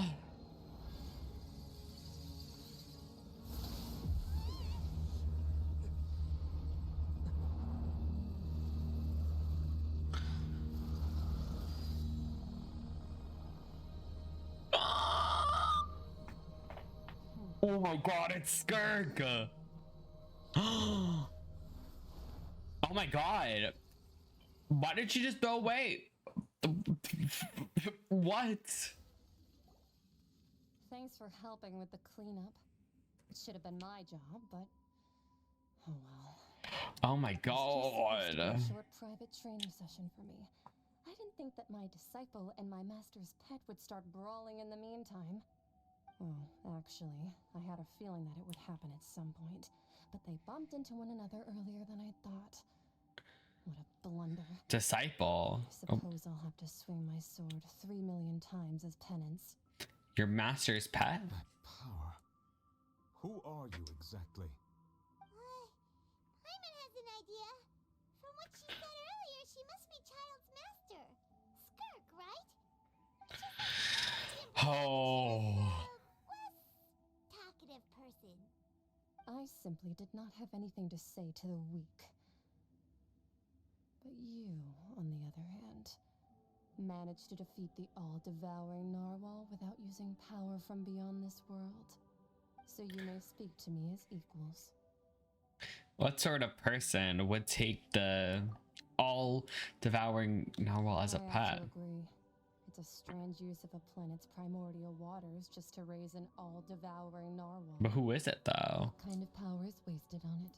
It's not cooperative. It eats too much. And I have more important things to do with my time than pet sitting. The only thing that Is it like someone from Celestia? All in all, it fails as a pet. Whose is it though? Miss Skirk? I think you might have missed the point. The point being? Well, being that this pet almost destroyed an entire nation. So what sort of person is your master? Well, Child's master's master. I want to know. Look at those like shoes. Right. So you don't know him. Sorry, I assumed you did. His name is Sertologi. Hello, who? I am unfamiliar with that name. Oh. a master is insufficiently wise. How should I describe him then? Have you heard of the name The Foul? The Foul? Still nothing? Well, how about the Vision? Vetterfalnir then? Hello? Gold Rhine Daughter? Ooh, that one we've heard. Rhine Daughter's part of the Hexen Circle. She's Albedo's mom, right? I can't believe how involved the Hexen Circle is in this entire quest. So you do know that It's so perfect that we brought Albedo in here I then. also heard all of those names and titles from my master. I don't actually know them either. But I suppose you understand now, yes? My master is likely a similar sort to Rhine Daughter. They are both pursuing some form of perfection. Wait, didn't you also mention a visionary person? Paimon didn't quite catch their name. Actually, never mind that. I believe it expedient to inform you that the all-devouring narwhal used up nearly all its strength fighting you. Such ruling hydro energy. This is, I can't believe we're meeting Child's Master right now, and then we're learning all As this. such, the Fontaine back on the surface has most likely been thrown into chaos. In other words, the prophecy that you've been fretting over should now be in full swing. No, there's little to be surprised about, Paimon. It is natural, after all. The prophecy will surely come true. We knew this and accepted it. However... Not to worry. Focalor has already managed to deceive the heavenly principles. Heavenly principles. Always out here. Will all be dissolved into the waters. Oh my god. Oh. Oh, okay, there it is. I was scared it was like something that actually... Oh my god. Only then will the sins of the people of Fontaine be washed away.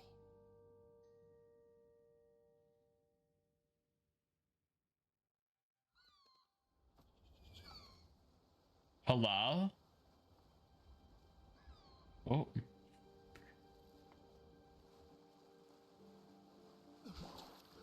What is happening?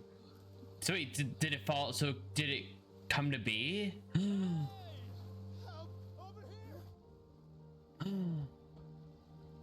Hello?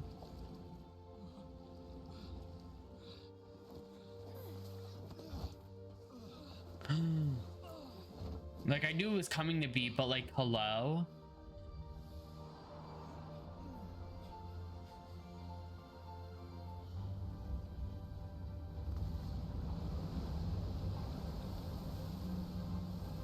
Hello?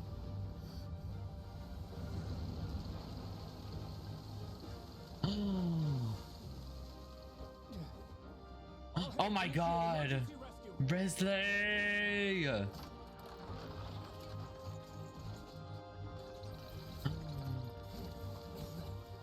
Oh my god. This is insane. This is genuinely one of the most wild Archon quests.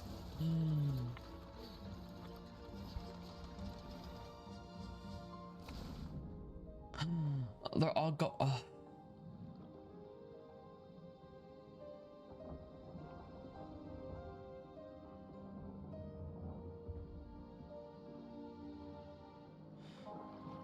my god. They're all helping. Oh my god. Look, the water's receding.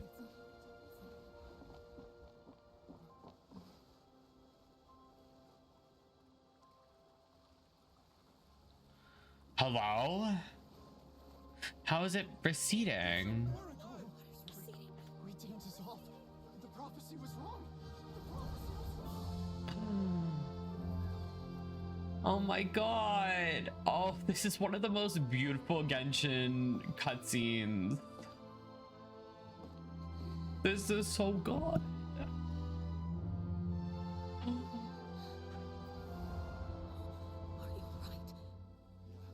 Oh my god. I'm getting like emotional again. Oh. Oh.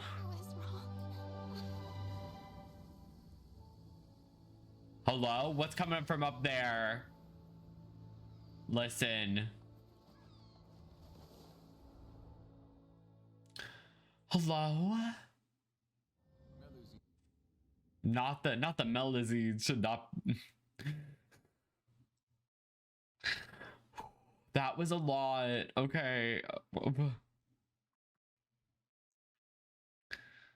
So nobody, oh my god, everybody survived. Thank God.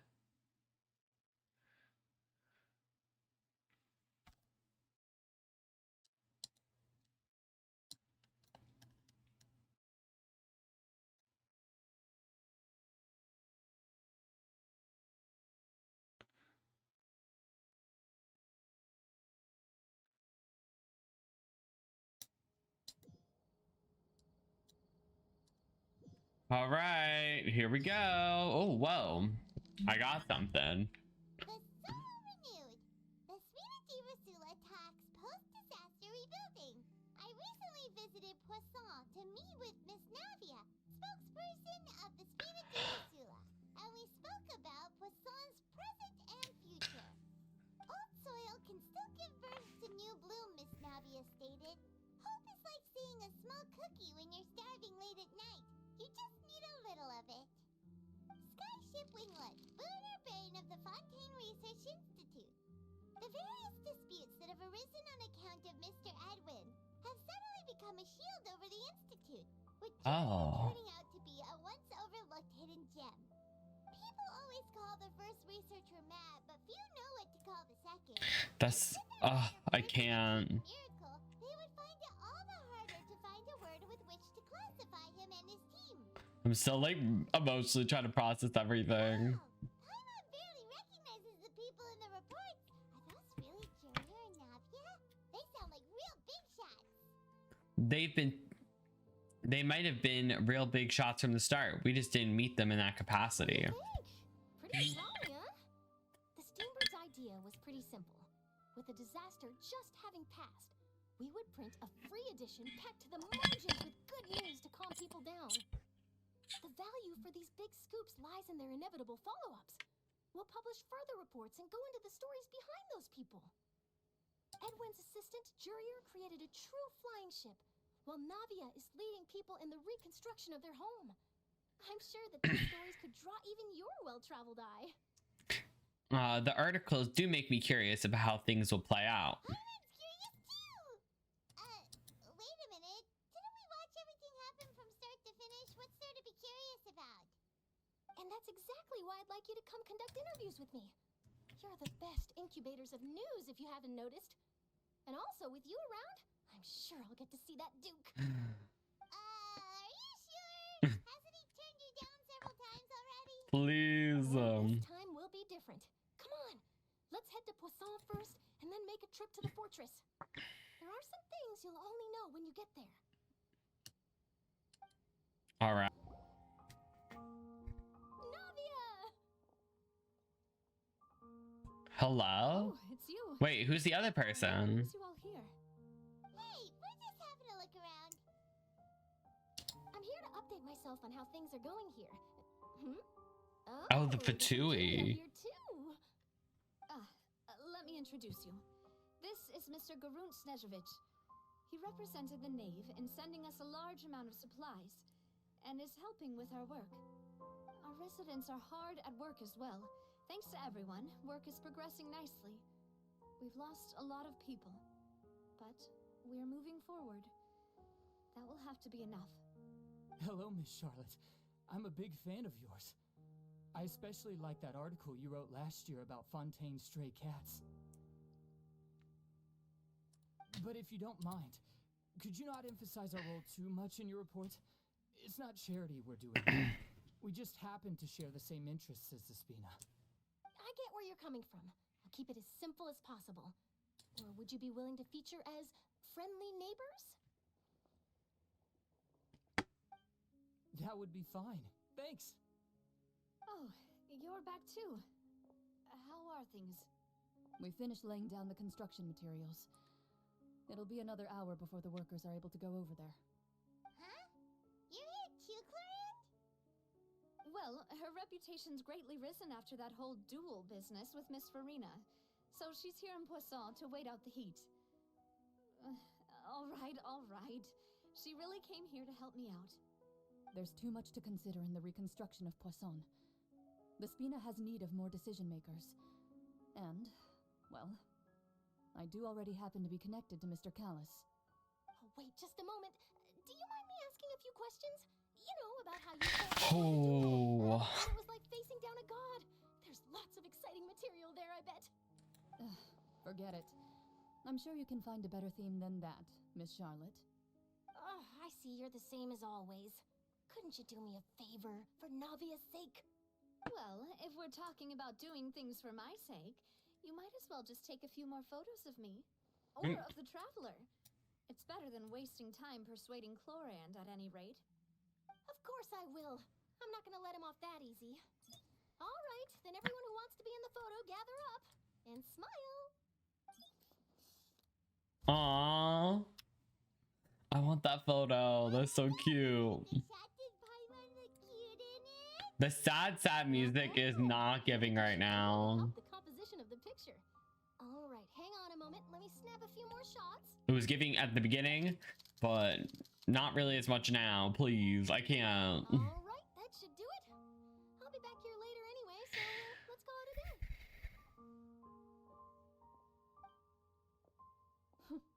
You're very quick. Speed is of the essence when it comes to the news, and freshness is the key. Also, not to brag, but I'm pretty good at building connections. Who knows? I might eventually get that interview with you after all, Miss Chlorand. Wow, you really do have that never say die spirit.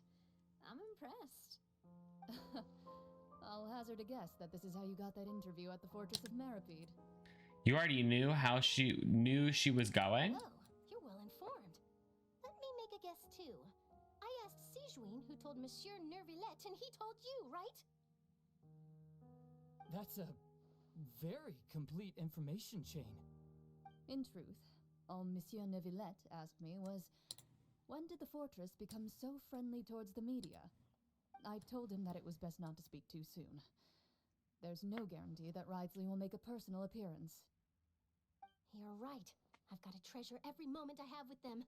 In which case, I'll be making a move first. Oh. Stay safe now. And tell me if you hear anything interesting. I'll treat you to afternoon tea in exchange.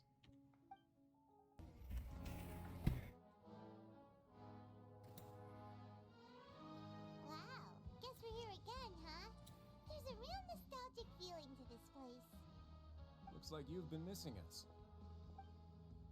Duke! Did you come all the way to the entrance to greet us? Of course. I'm here to welcome you and our dear Miss Charlotte, whom our good head nurse recommended to me.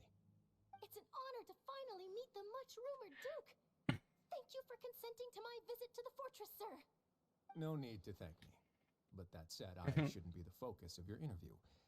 I trust you recall our agreement? Of course, of course. All right then, this way.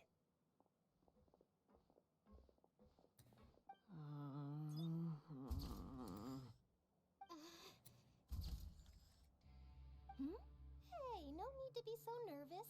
I've already taken all the photos we need. Miss Charlotte, do these pictures really need to be published on the cover of the Steambird? Oh. Would seem that Miss Lorvine doesn't want her face to appear beside that of Mr. Jurier, Sir, please don't say things like that. But it looks like dear Mr. Jurier denies it. Might this interview be very important to you then? No, I just... This is my first time being interviewed, and I'm very thankful to the Steambird for... Now, I might not look it, but I actually did meet Mr. Edwin once. And I'll be honest, I enjoyed chatting with you more. You've definitely got more of that genius vibe going on. The boat that brought I love Charlotte so much. People. Why, you recreated a myth back there, like an emissary of legend. Still, if I might ask, where's that flying ship now? Huh. Looks like Charlotte's trying to get herself another exclusive scoop. I have to apologize, but that ship is presently in the bowels of our factory. I'm afraid it won't be easy for you to get a shot of it. Really? Well, then in that case, could I have an interview with you to make up for that loss? Please. You already know my answer, I'm afraid. Best you interview our head nurse instead. Or perhaps you'd like to take another photo of this couple of researchers? Did you really have to use the word couple? Well, then 2 solo photos will do. Is my hair messed up? Please, someone help me have a look. Things sure are getting pretty lively here. We've seen this kind of thing before. Oh, seems like everyone's here. Would any of you like to try this new drink I came up with? Ah, Sijuin. Hey, Miss Charlotte. Why don't you, take some pretty photos of our head nurse? Sure. Come on, Miss Sijuin. Over this way. Let's find a brighter spot. All right. Sure. Do I have to smile? So, how have things been at the fortress? Same old, as you can see. Fontaine's undergone some changes, but this place is still more or less the same.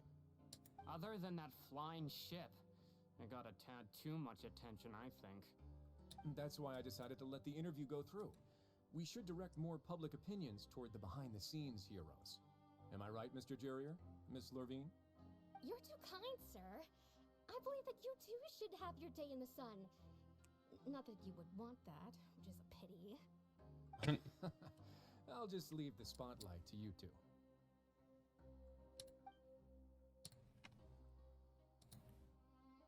I see.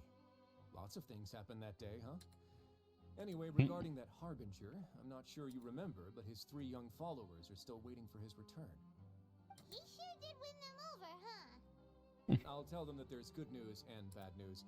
The good being that their boss seems fine, and the bad being that they must face extended sentences for abetting his escape.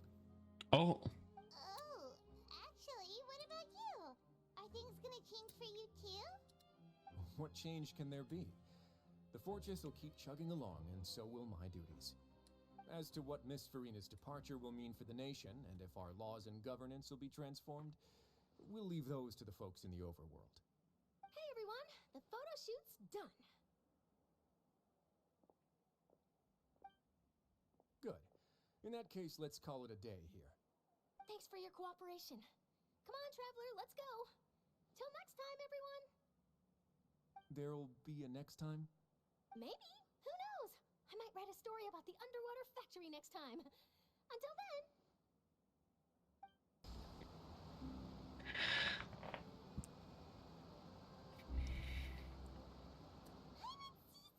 They really are here. How did you know? Navia mentioned that she stayed in touch with Linny and the others after working together. Apparently, they've been at the docks distributing these strange pockets the whole time since. Traveler, Paimon. Ah, and Miss Charlotte, too. Would you like a magic pocket? What kind of gadget is it? It's a wondrous bag that can be used for many things. Didn't they mention this when we first got here? It feels so full circle. You can use this to carry them. Or you could trick a friend into doing it for you. Please. I wonder which of my friends would fall for that. Please. You could just make a friend like Fremine here. Isn't that right, Fremine? Oh. Is this what you meant by I'll help you make Oh my god. To be honest, that sounds pretty sweet. Could I have your contact, please? Oh wait, they would actually be really sweet friends. Sure. Please, write down my address. You sure are working hard to help Femine socialize. He was the one who proposed doing this. He even wants to assist in our magic shows. Sounds like that would suit him. Yes, I was planning I'm to glad that he's getting his moment. And later Fremine himself.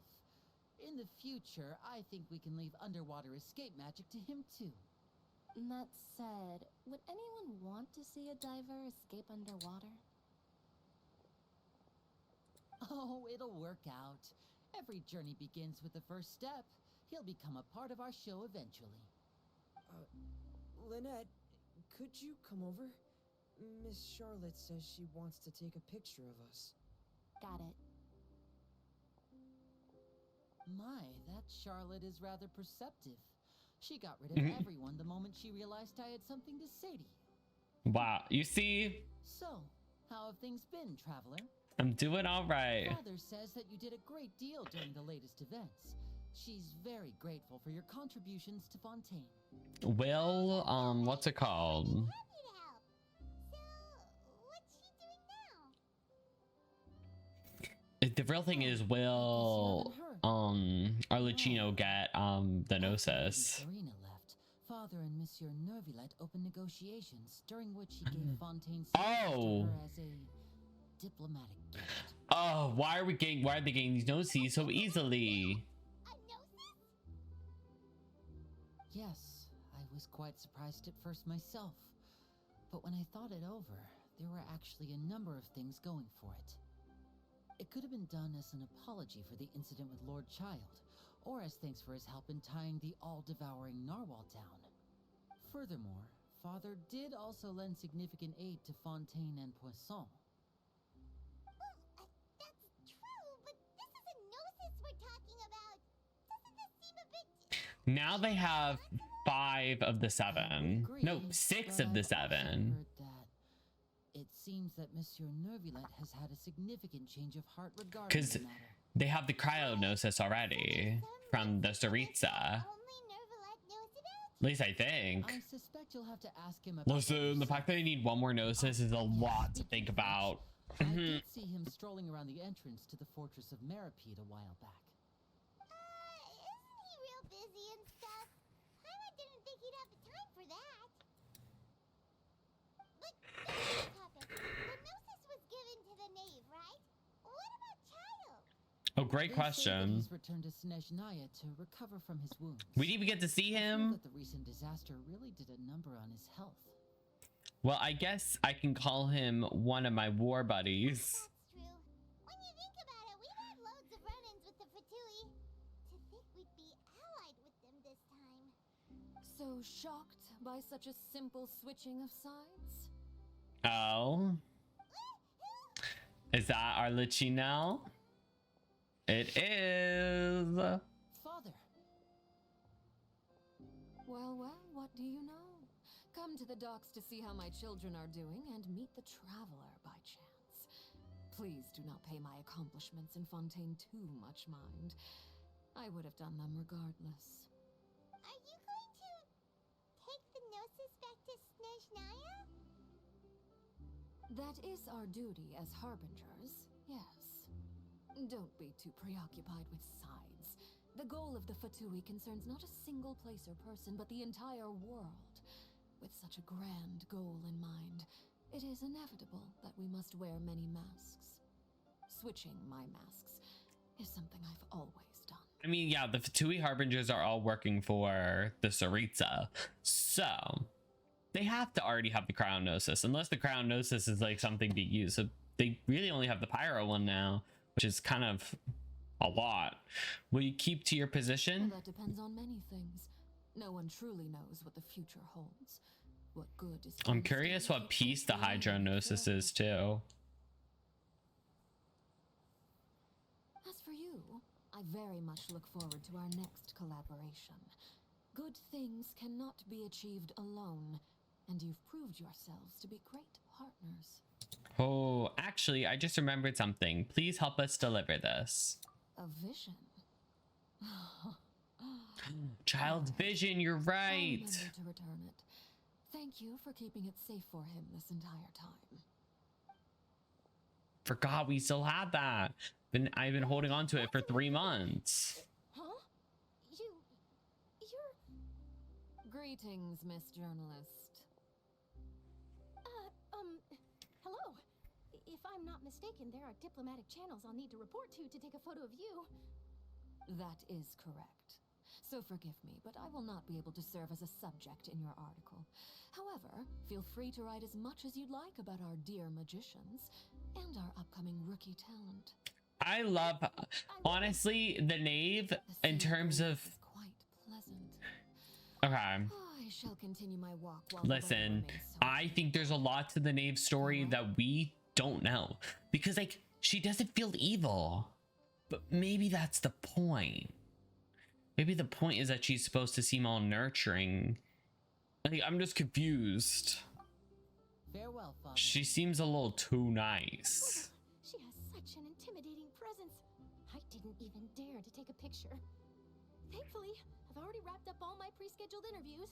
Thank you all. This will be more than enough for me to write about, I'm sure. Don't be too nervous. We're gonna go see Nuvalat soon. Here, traveler, Paimon, you take one too. I mean, I assume so.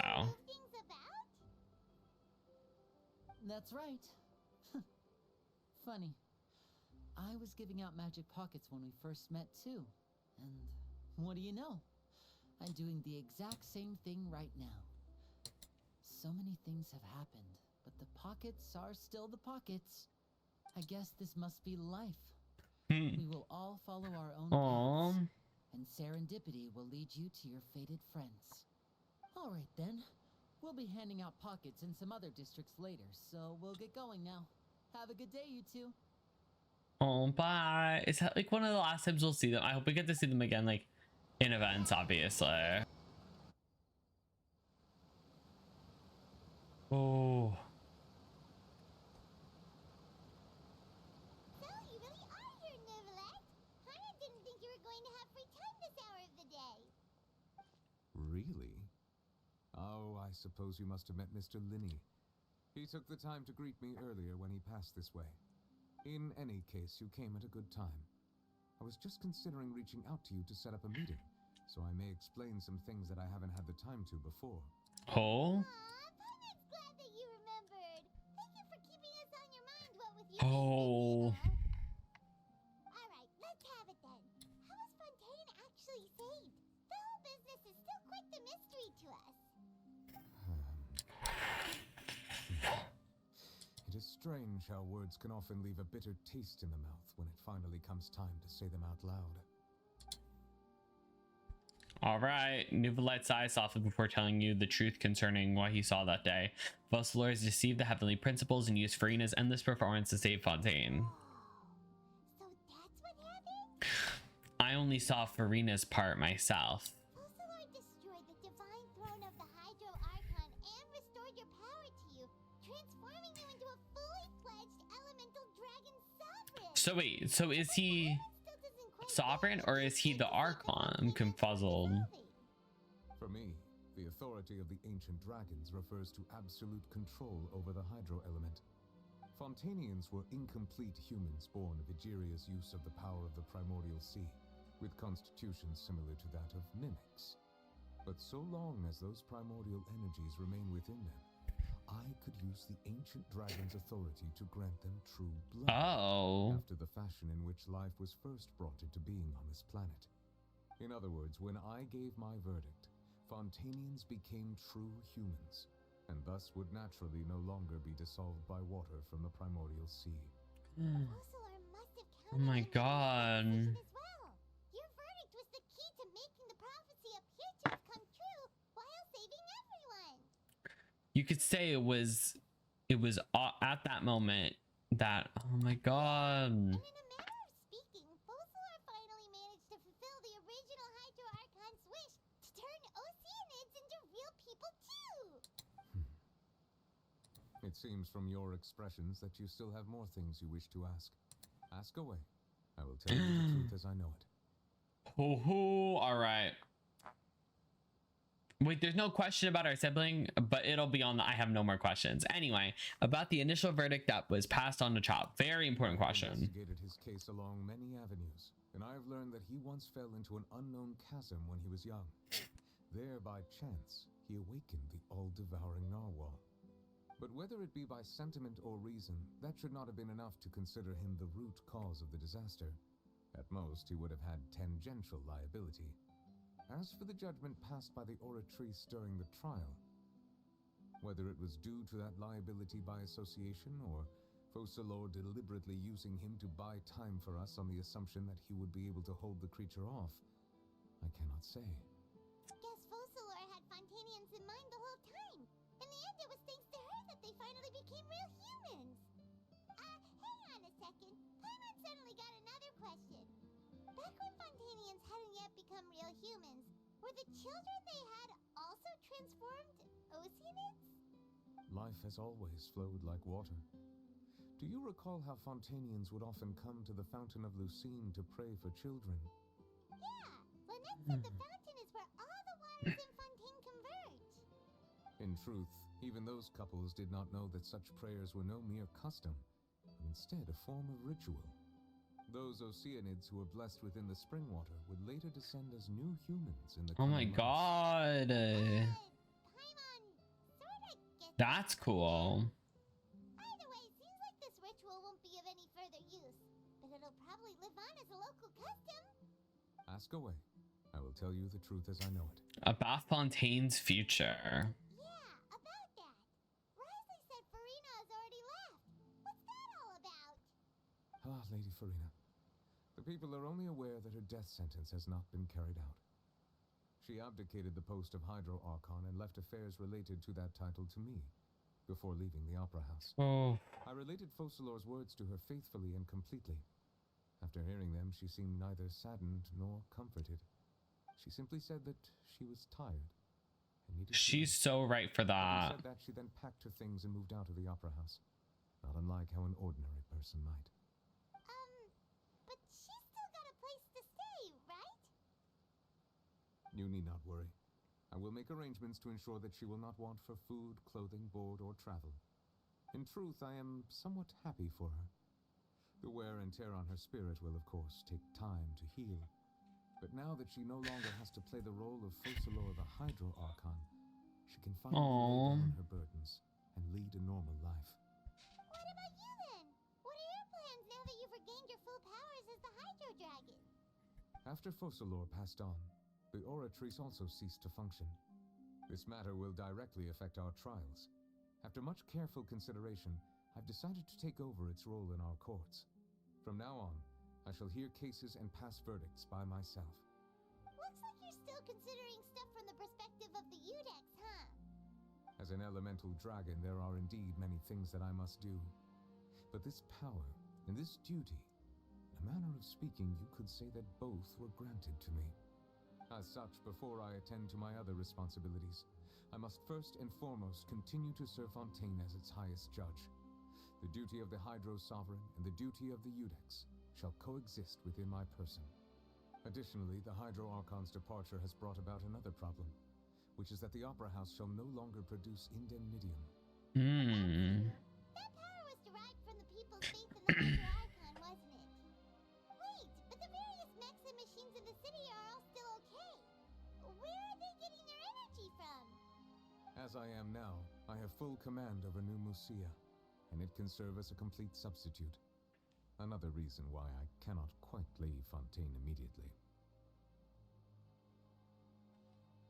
Anyway, I will tell you the truth as I know it. All right. There we go. All right. About Fontaine's Gnosis. Oh, that's right. They say you've given it to the knave as a diplomatic gift or something. Oh my goodness. I can't even. Indeed done much for us during this crisis. Their sole remaining goal in Fontaine, at least at this point, would seem to be the Gnosis. The Oratrice has ceased to function. The Hydro I mean, yeah, half the time they don't even have any use for the Gnosis. The Gnosis's power. As such, it has lost all meaning for Fontaine. If the Fatui have impure designs, then we might as well accede to their request now and avoid unnecessary conflict. What complicated considerations? Paimon thought you were just giving it to them out of gratitude to the knave and as an apology to Child. Ask away. I will tell you as I know it. About the next stop on my journey. Oh, I can't believe we're gonna hear about Natlan right now. You'll soon be heading to Natlan, I presume. I'm afraid that I have little talent as a travel guide, so all I can do is tell you what I know about that land. As far as I'm aware, Natlan can be said to be a nation of dragons? A nation of dragons? You mean like you? No, I suspect that I would not find myself welcome there. Unlike ancient dragons such as myself, The dragons of Natlan have undergone long years of development. Oh my god. Large numbers of them have entered a form of coexistence with humanity. Natlan is also the nation of war. War ravages those. Oh, I think there's gonna be a war in the Natlan Archon There's one quest. other piece of information I got incidentally from my negotiations with the Knave that I believe may be useful to you. Oh? The Harbinger known as the Captain has thrown his hat into the endless ring of war. Hello?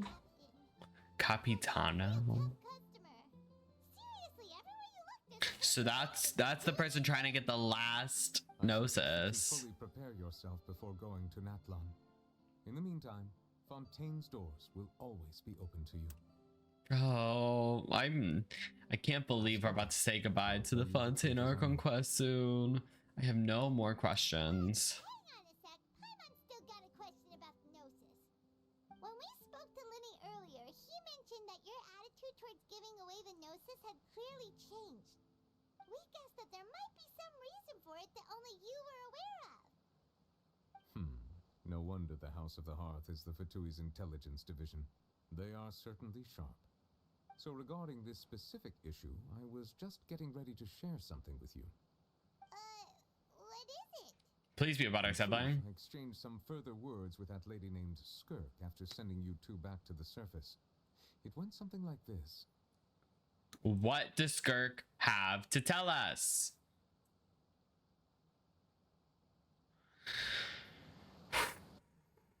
I really want to know.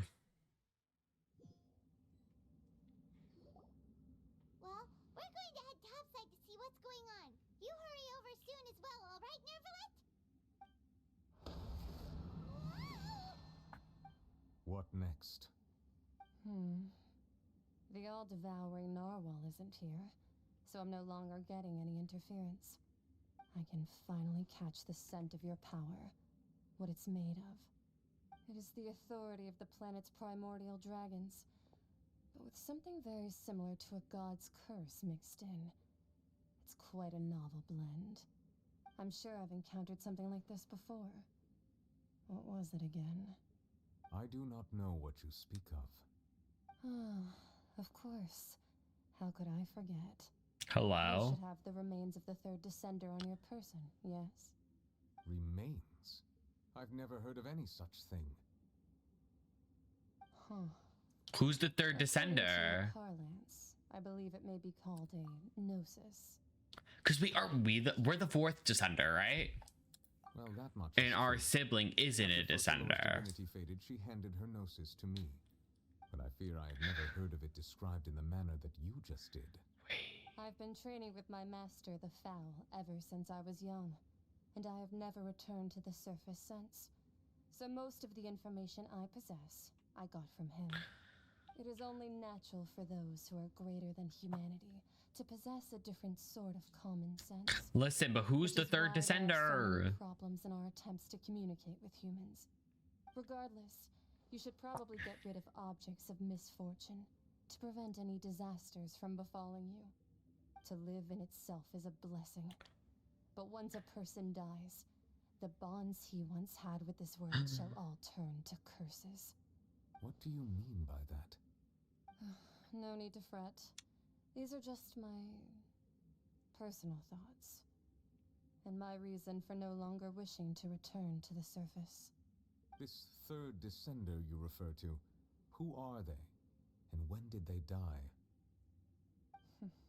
Master never mentioned them to me. Perhaps it just wasn't that important for me to know. If you're interested, though, I could ask him. I'll be sure to pass the answer on to you next time. Next time? You believe we will meet again? I want to know now. Wait. I have a disciple of my own, don't I? He can be the messenger then. Hello? Oh, they better not like pull something where they said, "Oh, we'll meet again," and then we don't. Because I'm not about that. That's what she told me. Whether it would prove useful But it's or not, interesting that the gnosis is like has a negative connotation. Remains of the third descender? So that's what the Gnosis actually are. Paimon just thought they looked like chess pieces. How could they be a person's remains? All the same, assuming that there was no misunderstanding. But who is the third descender? That's the thing. That is what she meant to say. And she said that it would bring misfortune and that you should check it, which is why you gave it to the Fatui.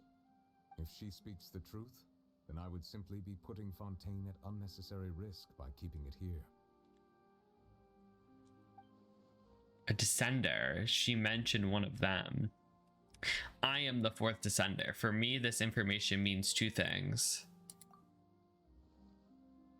One, that the Gnosis are related to the descenders, and two, that one who already came before me has already died. I guess that you might already be familiar with this concept, but I did not expect you to be one of them. That means that the Gnosis, which are exceedingly element compatible and can even enhance elemental abilities, do indeed come from the third descender. I wonder, does your body also possess similar properties?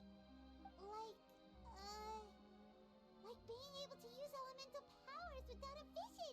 That does sort of count as special compatibility, right? No, let's not think about this stuff right now. It just feels creepy. Hello? Comparing the traveler to the dead third descender and all. Don't worry, I won't die so easily. I still want to know more sibling lore. Some more answers out of him. Or go look for his master and get the answers that way. I too believe it unwise to make too many blind guesses when information is lacking. The same is true of being at court. Alright. Whatever the case, it seems like the crisis here in Fontaine's over for now. Yes. All of Focalor's efforts were for this moment as well. But she sacrificed herself as a god, and she suffered through all those years as a human. Was that really what she wanted? I suppose that would be the mystery of a god's will. Can you understand the will of the gods? I suspect not. But once in a while, I too would guess that if wishes were like the clouds in the sky, they will one day return to the earth as raindrops. Life flows like water, and rain is the final answer. The water levels may sometimes tilt one way or another, but the rain falls fairly upon all. And what, ultimately, is the difference between the rains that fall upon all of us? Oh my god.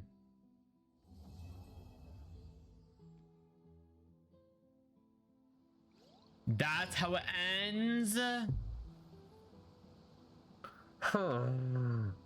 I feel like I have more questions now. That was really good though. Like, I feel like genuinely, like, I feel like that was just so good, and like it tied up what it needed to, but also made you want more. I can't wait to do Furina's story quest. Sorry about the little glitch at the end. My computer had a little moment, but luckily we didn't miss anything, which is good. But thank you guys for coming along on this journey through the Fontaine Archon quest. Genuinely, I love the story so much. I felt so invested into the characters in a way I really hadn't felt invested before. And oh my god. But if you enjoyed this video, please be sure to leave a like and subscribe for more Genshin Impact reaction videos. I'm putting out my reaction to Furina's story quest hopefully very soon.